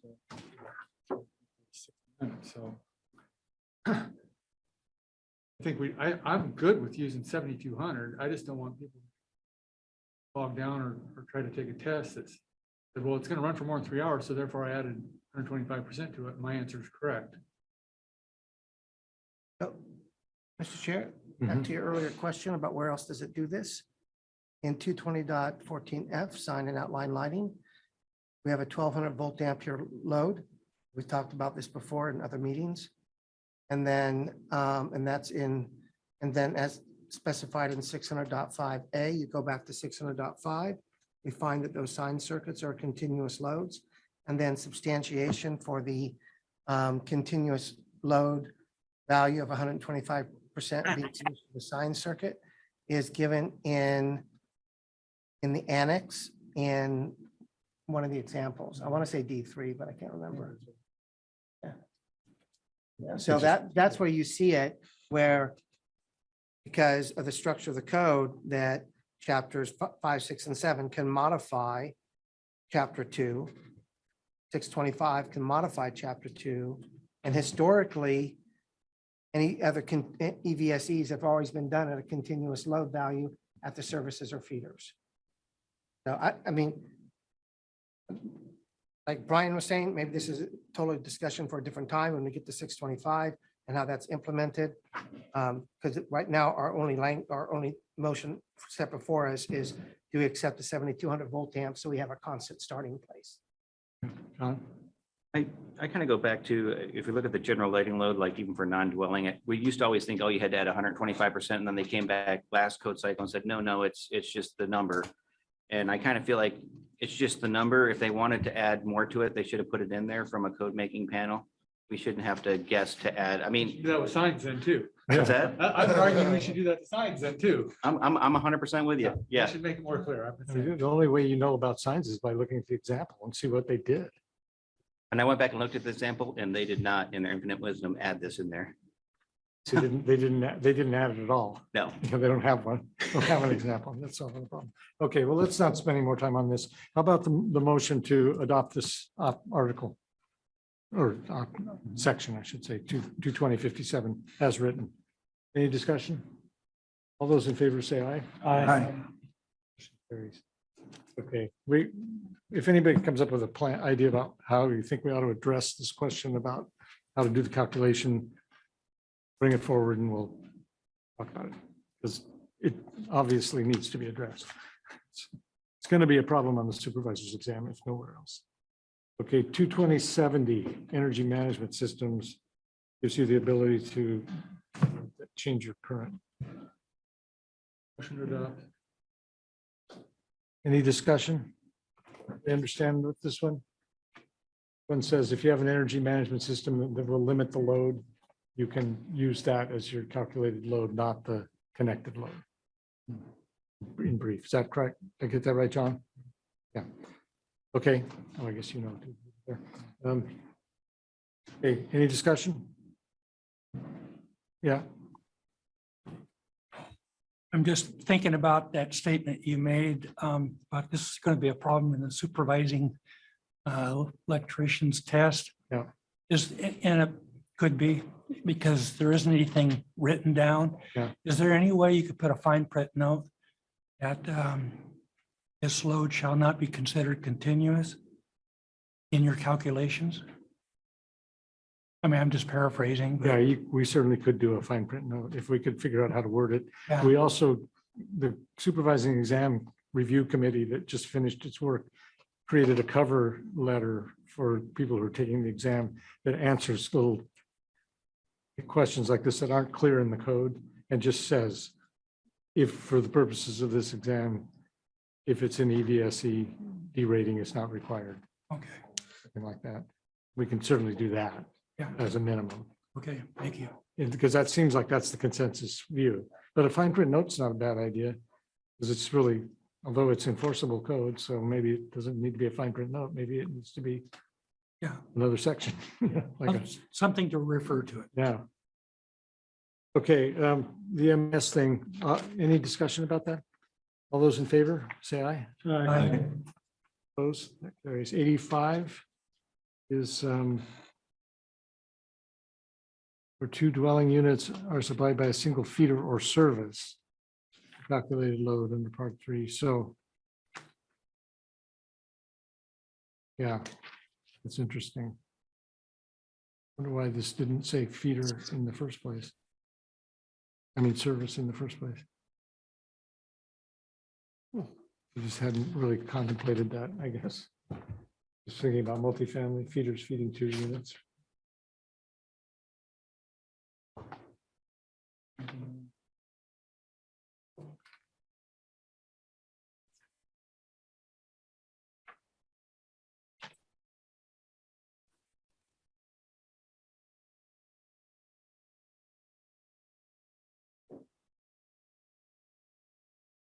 Interesting. Okay. I don't think this is very controversial. Does anybody have any discussion? Hearing none, all those in favor of adopting 22085, say aye. Aye. Now here is 22087. It's different from 70, how?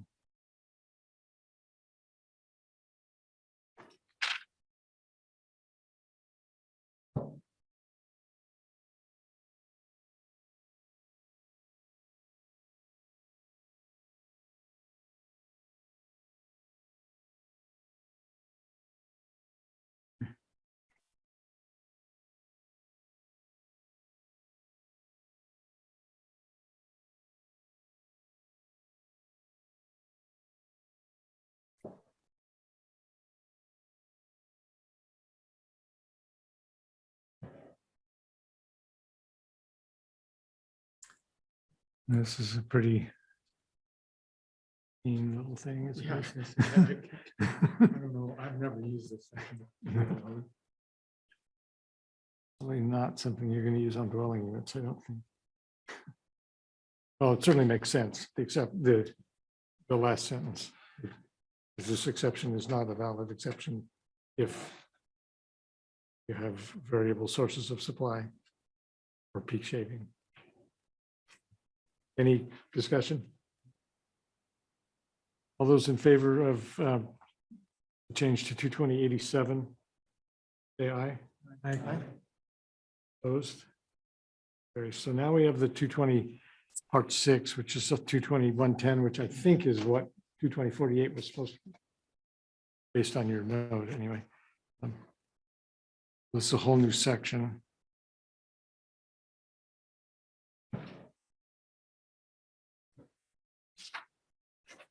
Correct me if I'm wrong, wasn't this information came to us from a specialty task group, right?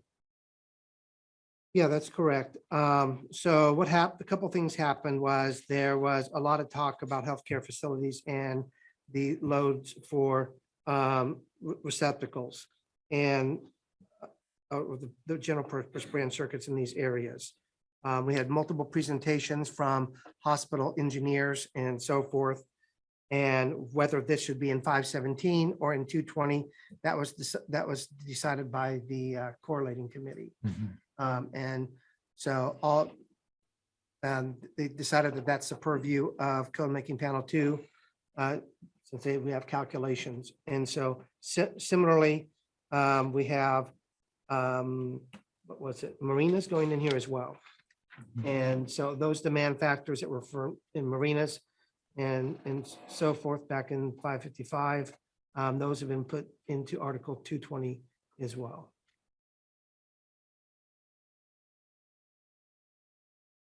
Hospitals found out that if you follow 220 to the letter, that versus comparing actual load values in a survey of multiple hospitals, that the load values were actually far less than what 220 would have required before, because before you would have used the over 10,000 volt amps or something like that for not other than dwelling units.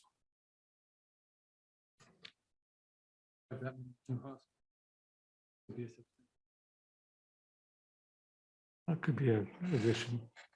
Could be an addition. Well, it's at least it lessens the loads. But it greatly lessens Be the an load. addition built onto a hospital. Okay, Yeah, got it, yeah. Keeps coming in now. This, as far as the cost is, this is Yeah, cost savings. Big cost great, savings. big savings to a hospital, all the way to the service level. But if somebody did a study on 220-47, they'd find you could apply the same demand factor. University of Michigan has a pretty big, have you seen their study on services? Mhm. I mean, David demonstrated that our service calculations are probably twice what's actually needed. If Anthony, and if you've applied the section we were just looking at, where you look at the demand over the prior year, you know that our services are way oversized. Motion to Okay. accept. All those in favor? Aye. Opposed?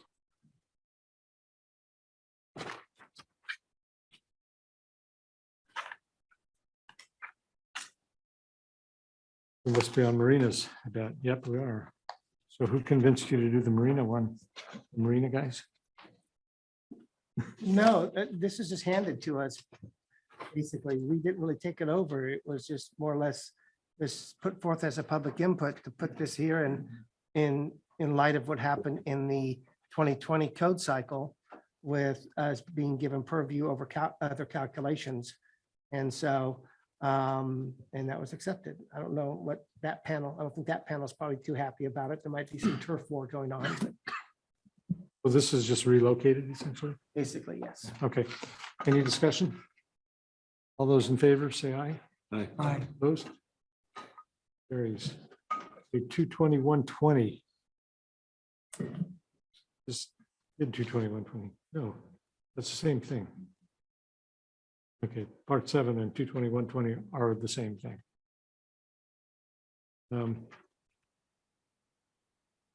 then we have an amendment. Well, now we're on 225, outdoor branch circuits and feeders. And we just have a few things. We have our Oregon amendment 22536.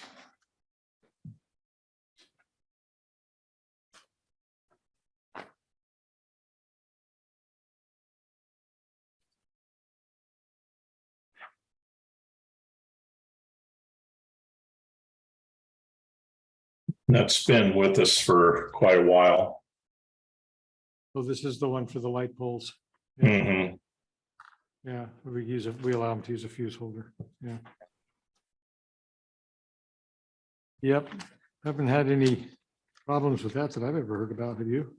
No, no. Motion carry forward. Okay. We have a motion to carry the amendment to 22536 forward to the next cycle. Any discussion? All those in favor say aye. Aye. Opposed? Okay, 22541. So this is the firefighter disconnect, added it to feeder supplied 1 and 2 family dwellings.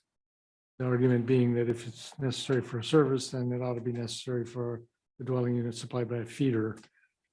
Example given was like a farm service where you have a pole that feeds a barn and there's a feeder that goes out to a dwelling unit. And it wouldn't be required on that feeder. Maybe we want to postpone this to the discussion of emergency disconnects in Article 230. Motion to table this one. And the next one is 22542, which is SPDs on outside feeders as opposed to inside feeders, and we tabled that, so we'll table this.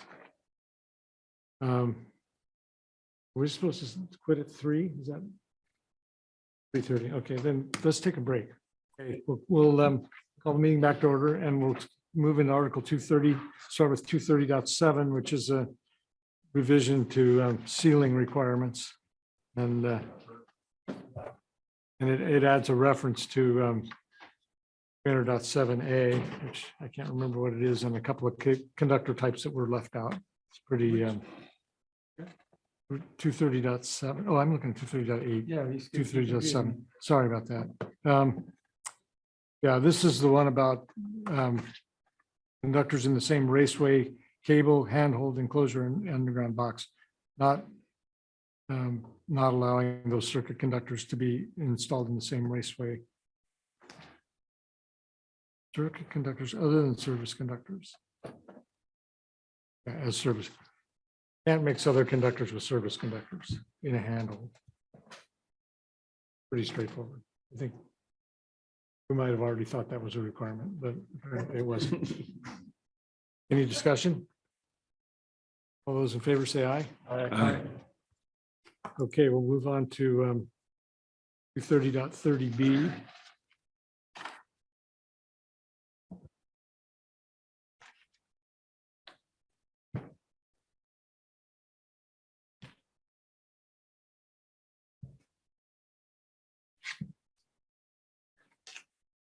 Added type TCER cable for use as a service entrance. People. Any discussion? Hearing none, all those in favor? Opposed? Carries. 3040. Let's see, we have a organ amendment and there's also a change here.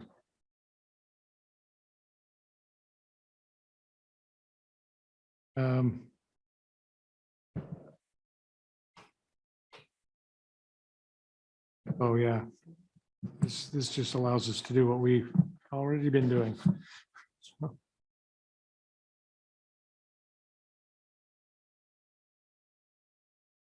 So we have an exception in 23040. We have an addition to exception 3.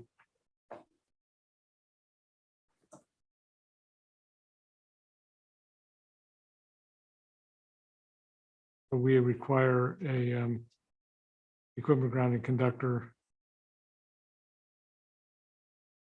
where there's a continuous metallic path to the grounding system, buildings involved.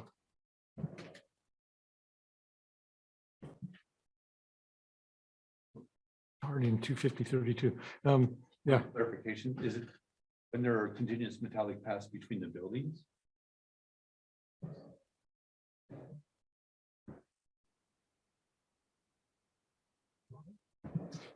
When there's continuous metallic paths bonded to the grounding system in the buildings involved. So say that implies that it's between the buildings. Previous code, OESC, it talked about metallic paths, water piping. Yeah. That wasn't implied between. Often served like cable TV service. Yeah.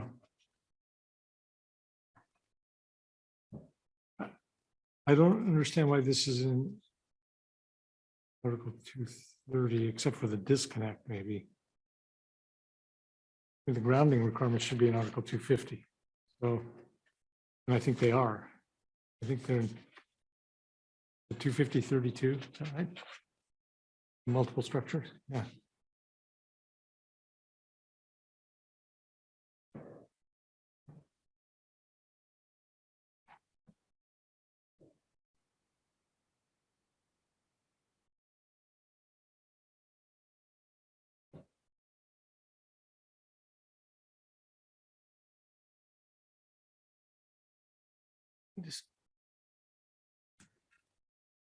This was a carryover from last cycle, right?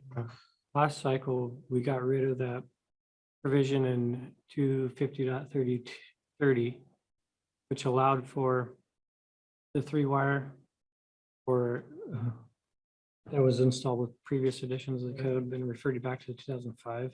Yeah. Means we got rid of that last cycle. Should have this gone away as well?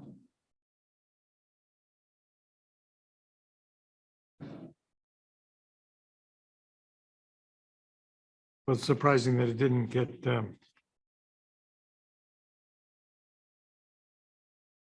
brought up at the national level because, you know, people are usually pretty careful. I mean, you'd think inspectors would be talking about it. So this exception allows you to run multiple sets of service entrance conductors to multiple buildings after the meter, right? Yeah, and you don't have to run an equipment grounding conductor. And we're saying if you have a metallic path between the pole and the buildings, you have to have an equipment grounding conductor. And you have to treat them like feeders.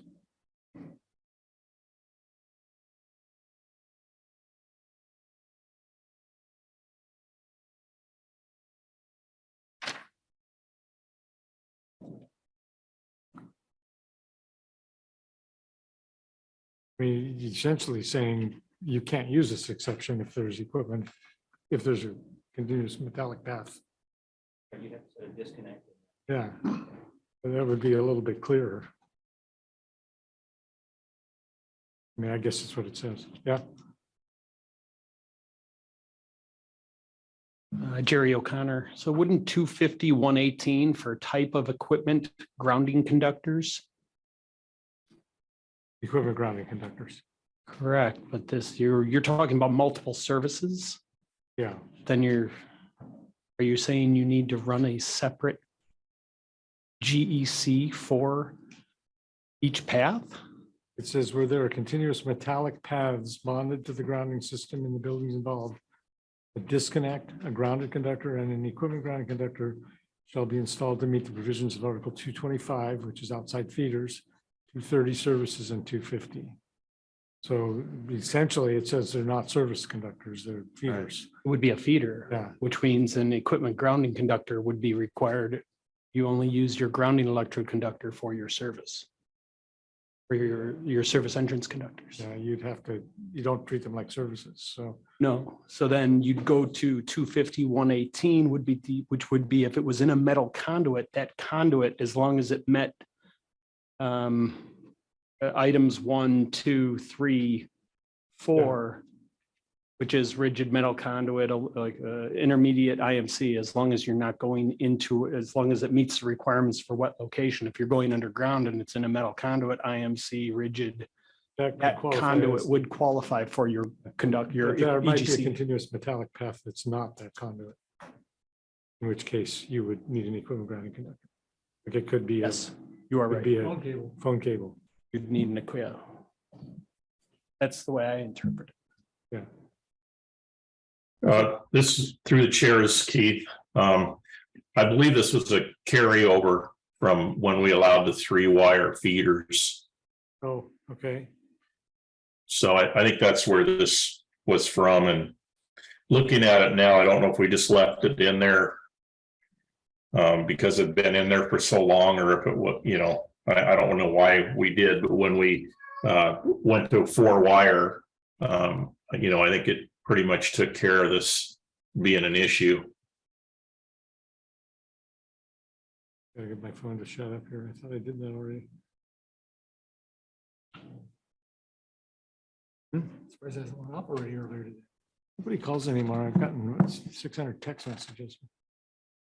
Well, But that, yeah, that's right, Keith. This is, because if we take this exception out of here, we're saying that if you have a single service, you can run service entrance conductors, which would not require an equipment grounding conductor, to a bunch of remote buildings. And as long as they're not connected by a metallic path, you would just treat each one of those as a service, essentially. Correct. Create a grounding electrode system and which is what we do on farms, I think. It's been. I mean, that's what this exception says. That's not what the, well, no, that's what the code says. Yeah, well, we did away with those exceptions. This is Mark Griswold, and we did away with those exceptions and we went to everything shall have 4-wire. So if it's well, no, not even if it has some metallic. That was the overriding change that happened in the last code cycle, that everything will now have a 4-wire. That's for feeders, I thought. Yeah, I feeders. think you should look at 230.40 exception 2. Yeah. Or exception 3 rather, which says of one family dwelling unit and its accessory structures shall be permitted to have one set of service entrance conductors run to each from a single service drop, a set of overhead service conductors or a set of underground service conductors or service lateral. Yeah. So that's where you have a pole with service and you just spider off and each one is a service. Yeah. Well, And that is permitted. And what we're saying in our exception is that you can't do that if they're connected by a metallic path. Then you got to treat them as feeders. Yeah, this is trying to save us from having that parallel path, that ground fault path on the service side. right. And yet we do have, because if you're coming from here to there and your main service is at the building and you're running that's got to be a 4-wire. And then you use the U for ground at the secondary building as your ground. Sure. And But there is so no- It's a different- Still is in a tide, but That's, It's a different. you've changed to feeder at that point. What we're discussing is you've got a meter base. So you got service entrance coming up or a farm pole. So at that point, you've branched off and drops, laterals, whatever. And so it was our understanding that was being eliminated. Oh, here. That from this point on, we shall be using the 4-wire to each service. that's correct. That would be back in 250 for feeders. Right now, we're still on services. Well, no, even on services. Well, if we eliminate that, we've just created a hazard. Yeah.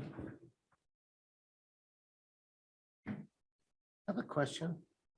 I just want to clarify that I don't believe that you can have a service disconnect on those service entrance conductors under this exception. You can have a meter. Right, just But not- exactly. but not a Just a service. meter base. Yeah, Just because it's standalone not a meter. service. Like a farm pole. Yeah, it's not a service. If you Correct. put a service disconnect there, Yeah, then it's a then feeder. they're feeders. Yeah, no. Yeah, these are unfused Yeah. utility or service lateral conductors. Okay. How do we have an equipment grounding conductor run with service conductors? We don't. This is saying that Saying you basically, need to change it to a feeder and provide that at that point. That's why they reference 225, 230, and 250. and At that's, that point, we're going to change. If you've got that parallel path in place, you need to remedy that by making it a feeder and isolating it. That's what this exception is providing for. and that's why I was saying what this exception ought to say is if there's a metallic path between the buildings, then you can't, then you have to put it in, you have to treat it as service at the pole. You can't Correct. use this exception. Correct. That's really what this is saying. Yes. Not very clear. Well, this was part of the 3-wire exception that we allowed in Oregon for years. The 2005 code was the last code that allowed a 3-wire to another building. And we put this in here, as I recall, because if there was a metallic water line in between the building that had the service on it and the farm building or whatever the other building out, then you couldn't use the 3-wire.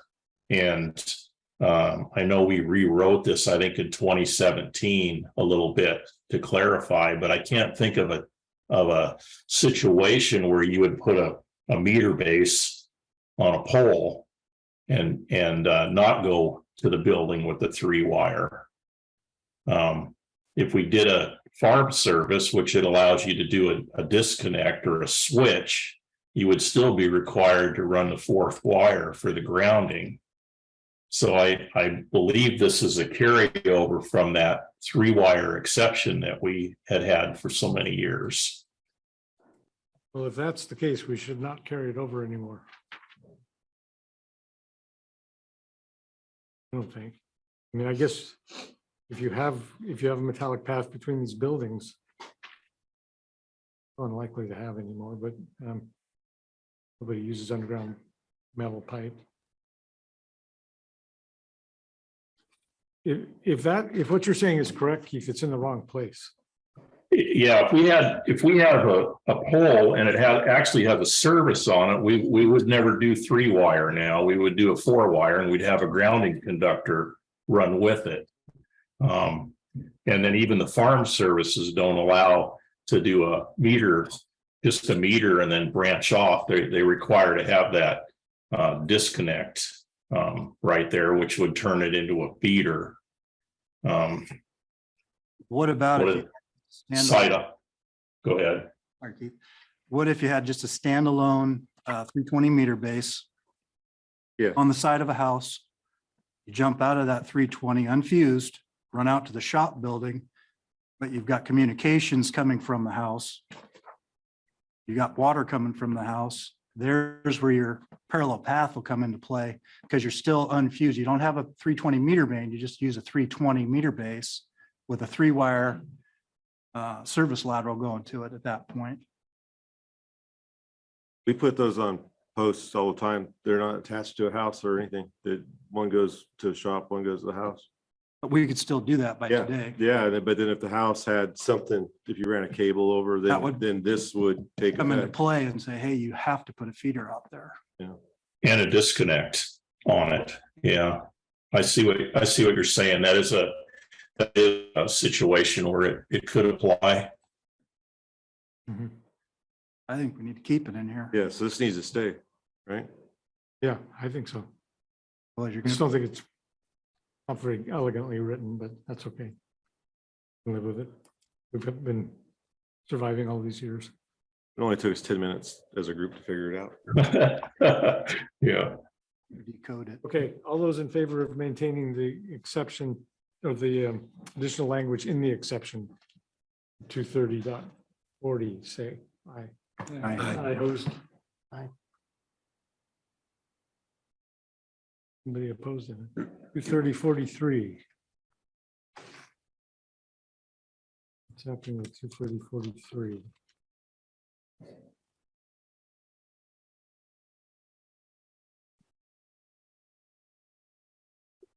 So 230.43 model code had a revision to allow type TCER cable and flexible bus systems.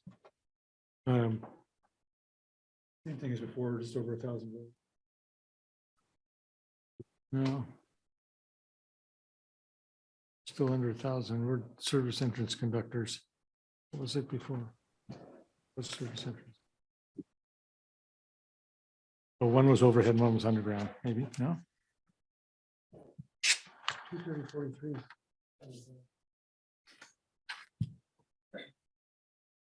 Nominal or less. Yeah. Oh, it was feeders before that we allowed. That's what it was. Okay. So they're allowing it for service entrances and also for flexible bus systems, which don't even exist yet. But we will someday.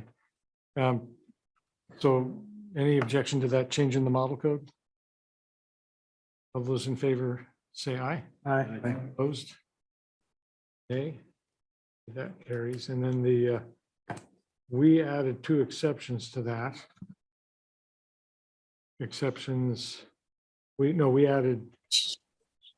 limited items 13 and 15 to traffic control and highway lighting pole.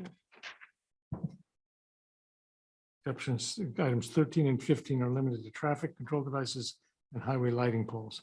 And that's MC cable and flexible metal cable or liquid tight for service entrances.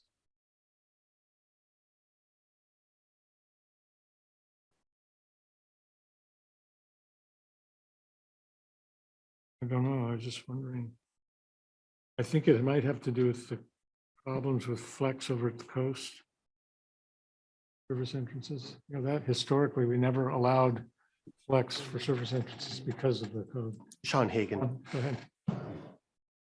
Those 2 items were put in for traffic controls, street light control systems, because that location is usually really tight for real estate, and utilizing those 2 types of wiring systems enabled service equipment to be installed in tight locations. Yeah, but why do we not allow it anywhere? Because the model code does. Model code is it's an approved use. You can run MC cable for service entrance. Why did we? The MC cable was for street lighting, but for flexible metal conduit and liquid tight was for traffic signals. That was I get that. I get that. But why can't you use? Why don't we just follow the model code and allow MC cable and liquid tight and LMC for any service entrance? I can't answer. That's the question, Mike. That's what Mike was asking. Yeah, I can't answer. I was just imparting some history on why that got put in. Well, that prohibition for using flex for service entrances has been in the Oregon amendments since I took my journeyman's exam. Whatever that was, 40 years ago. And I was told it was because of the conditions at the coast, not that the material wouldn't survive over there in that harsh environment. And so they just have always banned it, or we have always banned it, and that's been carried forward. Then we should eliminate EMT then.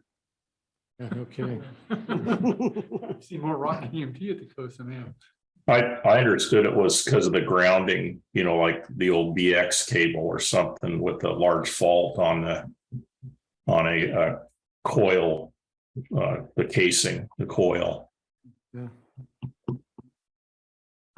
We had a big part in panel 10 about the use of EMT for service entrance raceway when it's underground.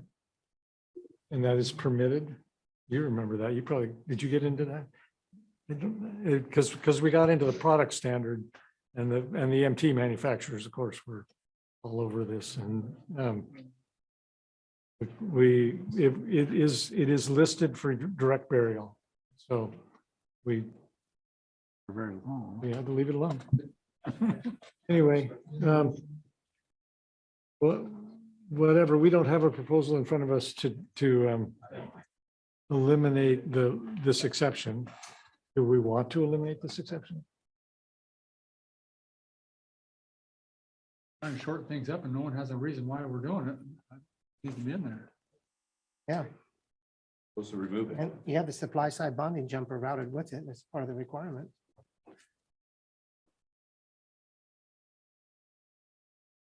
Is it part of the requirement? Doesn't it say that? Not over 6 feet long with a supply side bonding jumper. It doesn't say it in MCK. Routed with You'd, metal conduit. you'd use the neutral for both. Could it be physical protection? Maybe is that why it was in there originally? Yeah.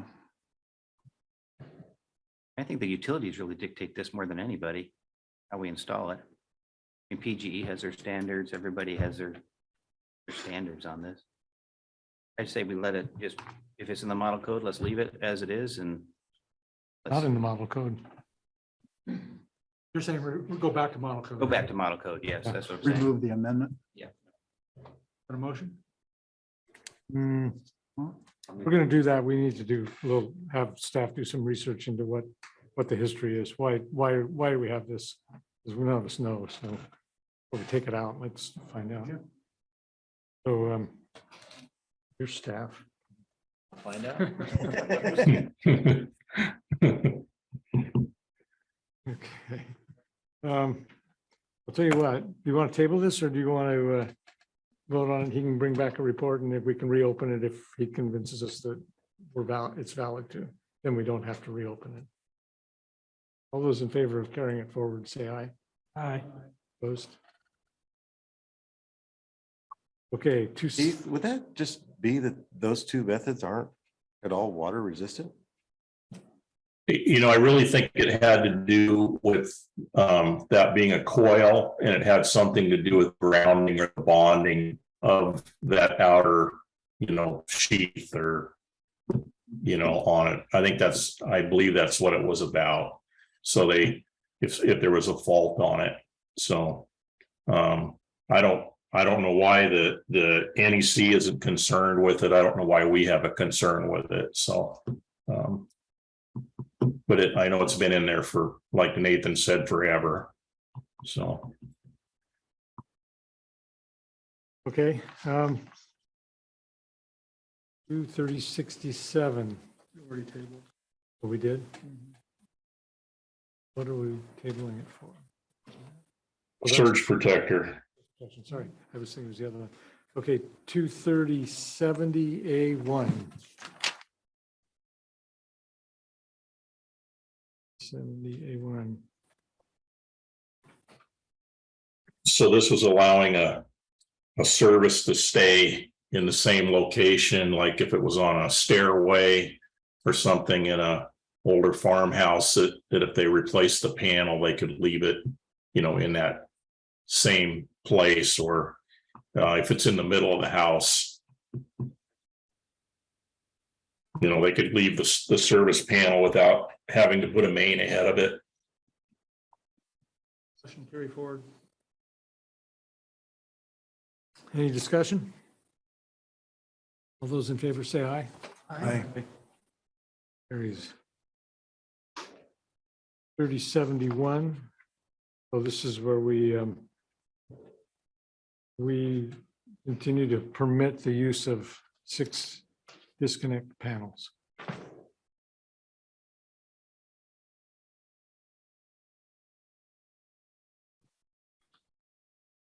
Anybody have anything they want to say about that?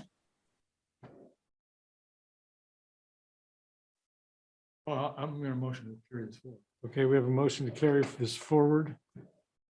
Is there any discussion? I have a question. Hold on. Carry for our amendment forward. Okay, yes. Permitting the use of 666 services.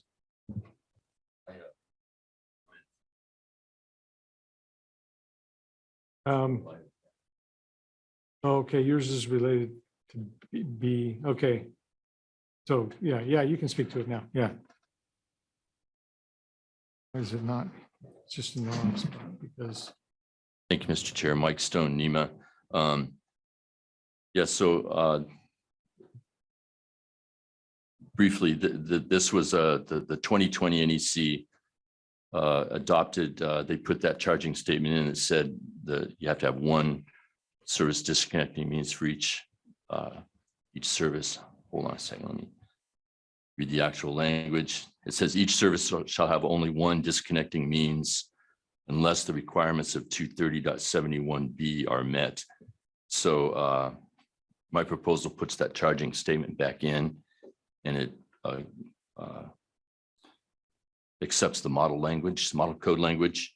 There are some instances where you can have more than one service disconnect, but they have to meet particular requirements. And probably the best example of this is a worker safety issue where you need to be able to de-energize the equipment before an electrical worker can safely work on it if it's energized. And probably the best example would be if you had say a switchboard configuration with 6 meters in it with 6 service disconnects down below. Has been allowed by the code for many years until the 2020 NEC. And then that's when the rule came in, when you need the one service disconnect. So in a situation like that, if a worker needed to work on any of that equipment, there wouldn't be any way to de-energize it unless the utility actually came out and cut the power. You wouldn't have a service disconnecting means to shut that off. So that's, we hashed this out the last 2020 cycle. This is really nothing's changed here. This is NEMA would like to put that back in the code where one service disconnect is required. And again, it's mainly an electrical worker safety issue. That's why that's in there. Laura, we don't have copies of these public comments. The proposal. Yeah, so maybe we should have them. They're all posted on the website. They are, okay. You have packets prepared? Okay. Okay, does anybody want to respond to that? So, yeah, this, Go ahead. Go ahead, Keith.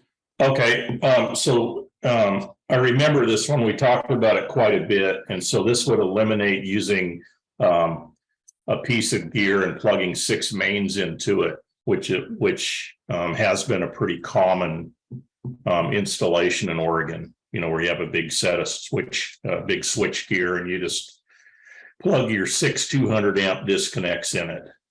I think it required I think it was a manufacturer's requirement or something of a new way to construct the equipment where each one is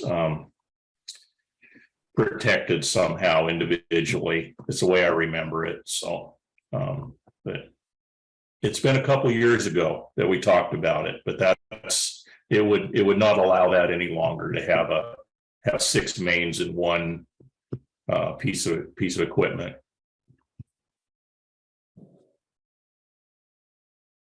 Right. Just not a question, but I'm strongly in favor of the model code in this instance to protect the electrical workers that could be exposed to an arc flash that starts in one location and then is carried through all of this exposed bus where they're not compartmentalized into separate enclosures themselves or separate sub-enclosures within the switchgear. That's why this was put in, is for protection of the electrical worker and to help mitigate the hazards that that person would be exposed to. So I think that this is once again a case where, well, nothing's bad happened yet. So let's prevent something from bad happening at all and accept the model code. Mr. Chair, if I may make just a couple more brief comments. utilities are also in favor of this. I don't know if any of them are represented here today, but the ones that I've talked with quite a bit, they're definitely in favor of this model code provision. And also the manufacturers, and I don't, we have Eaton represented here. I don't know if they have any comments, but the manufacturers have been gearing up to manufacture equipment this way now since the 2020 code cycle. So this equipment's readily available and they're geared towards, the national model code. That's the way they're You're making their talking gear about now. switchboards. Yes. I think the concern here is more with panel boards. Equipment in general, and again, my Eaton colleagues might have some comments on that, but equipment in general, the manufacturers are geared towards complying with this code section. So, thanks. I would respectfully disagree that it's readily available. Well, yeah, that's a whole nother issue. So, I mean, if you're talking about supply chain issues, that's a problem. The bigger it is, the longer it is. We're seeing a year and a half out on some stuff. Yep. Yeah. I'd like to pick that up.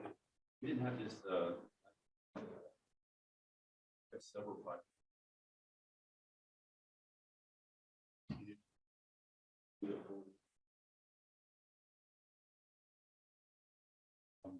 This rule, out to outside of.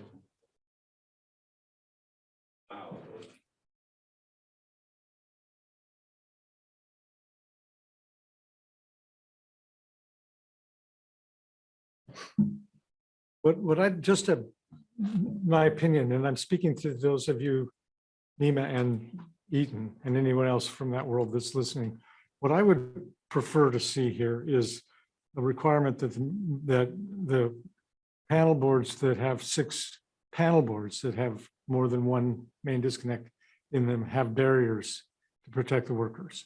And I don't think that that's an onerous thing to do. And I think that I talked, this came before panel 10 and I wasn't chair at the time, but I was on the panel. And I talked to some of the manufacturers about this, and the expectation that I got from those conversations was that those products were being developed.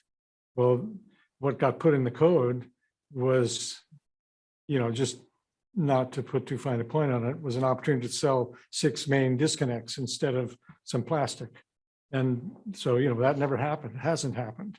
And Oregon isn't going to put in a code amendment that says that barriers shall be provided and have anybody even pay attention to it, right? So it's got to happen at the national level. But if we're concerned about a safety issue inside that enclosure, then barriers go a long ways to solving it. They don't solve the arc flash problem, although they could be more robust than just the guarding. So that, that's why I didn't support this at the national level. I still have a problem with it. Because, and also I'll tell you, as far as what has this happened or not, the proponent that made this proposal said in panel 10 in the meeting, people are not in this country are dying every day in these 6 main panels. And I've never heard any electrician, electrical contractor, inspector, anybody that can tell me of an incident that they know of that occurred in a 6 mains panel. I've asked everybody I can think of, engineers, no one can cite an actual example of this actually being a real safety issue where workers have been hurt. Now, I agree, we don't have to wait for someone to die, but these things have been around for a long time and we have a lot of collective experience and nobody's seen it. So are we solving a problem that exists? That was my concern. And I would say one other thing to you about the alternative installation for panel boards installations. What the alternative installation is a gutter with 6 disconnects, and which is vastly more dangerous than a 6 mains panel board. And because that gutter is all infused, it's all exposed, it's open. I mean, any electrician in this room has worked on one of those things. And you open it up and there's those, split bolt connectors with the insulation all falling off of them and stuff. That's what you get. Because on the small commercial jobs, small industrial jobs, it's all cost driven. And you can put in a split bolt connector or whatever we use these days, a lug for way less than you can buy a main breaker, right? So, right. That's my opinion. Just one other comment. when you take a look at 230.71, it does say that each service shall have only one disconnect means unless the requirements of 230.71B are met. Mhm. And I'm looking at 230.71B and I'm trying to find a requirement in there. I see a lot of permissive language. I don't see requirements. So it's been confusing for me to try to. Well, you gotta read the last sentence and then each of those items. So 2 or 6 disconnect means shall be permitted to consist of the following. So any of those are the requirements. When I see shall be permitted, it can be that or it cannot be that. I mean, it's allowed to be that. But it doesn't have to be that. And it has to be A. Well, if it doesn't comply with any of those, then it has to have one single name. Yeah. Charging statement says. Oh, yeah, the parent language. That's what the charging statement. So without any requirements, it implies that everything needs a single. Would you rather have said provisions rather than requirements? It's just confusing. Is Yeah. what I'm saying. Poorly written. I'll pass that on. Or we'll wait your PI, I guess. Yeah. You got a couple. Jerry? Hi, Jerry O'Connor. My understanding of what drove this is similar to the 21515 with the service side exposure to live parts. And if 230.71B, the number 1 talks about separate enclosures with a main disconnecting means in each enclosure. And as they do that, so you can access each overcurrent device individually, so that if you take the entire cover off, you do not have exposed bus or live parts that is unfused, that's coming from the service until after the main disconnect. And this is becoming, it has caught steam with the safety for all electrical workers, not only on the utility side, but on the inside wireman side. And just so you understand that they're trying to, and there is product being developed with insulation over your service bus, getting each service disconnect. And then on the load side of that disconnect, you have your wire, but you can turn that breaker off and not be exposed to That would be great. live That's parts. the product we need. That is what this is addressing though. It So doesn't- this it is doesn't where, talk about that product. It's not one of this. well, it's you not like one it's of- the it's not one separate of- enclosure with a main. So they want, so if you had one main breaker in that panel board, you'd have the protection on your line side lugs and then you can turn it off and work in that panel board with your 6 disconnects. Those are no longer 6 disconnects. But Those aren't service disconnects. that is, I'm just trying to explain where this is driven from. Well, be ready for requirements for this on separate enclosures for service disconnects. That's the next thing. It didn't get through the panel this time, but it probably will next time. That's where it's headed for sure. I don't disagree with you about that. Okay, what do we want to do? Anybody got to make a motion here? I already, You made a motion to carry it forward. yeah. Okay, any further discussion? All those in favor of the motion to carry forward the Oregon amendment to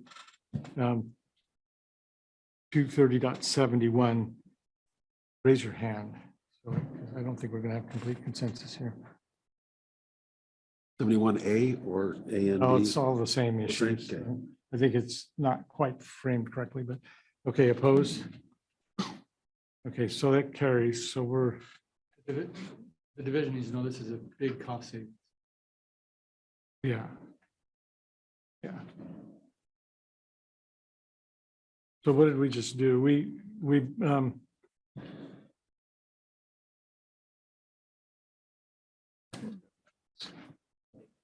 I think we did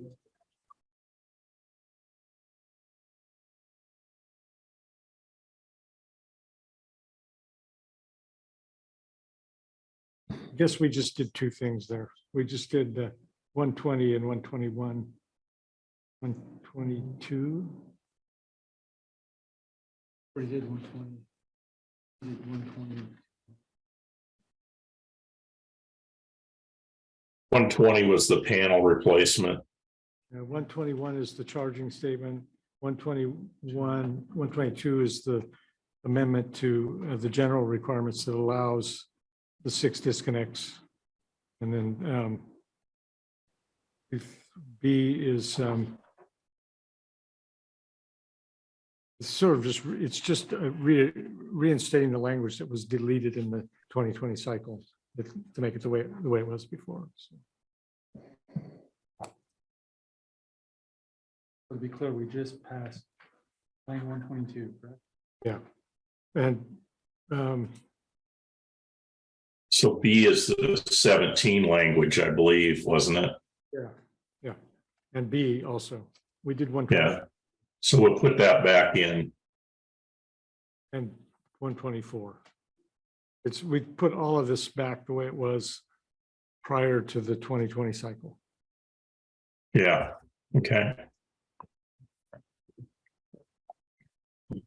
Okay.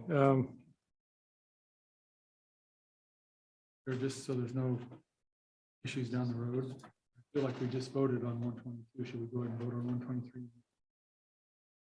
Okay, let me rephrase this. 120, 121, 122, 123, and 124 maintain the language that was in the model code in 2017.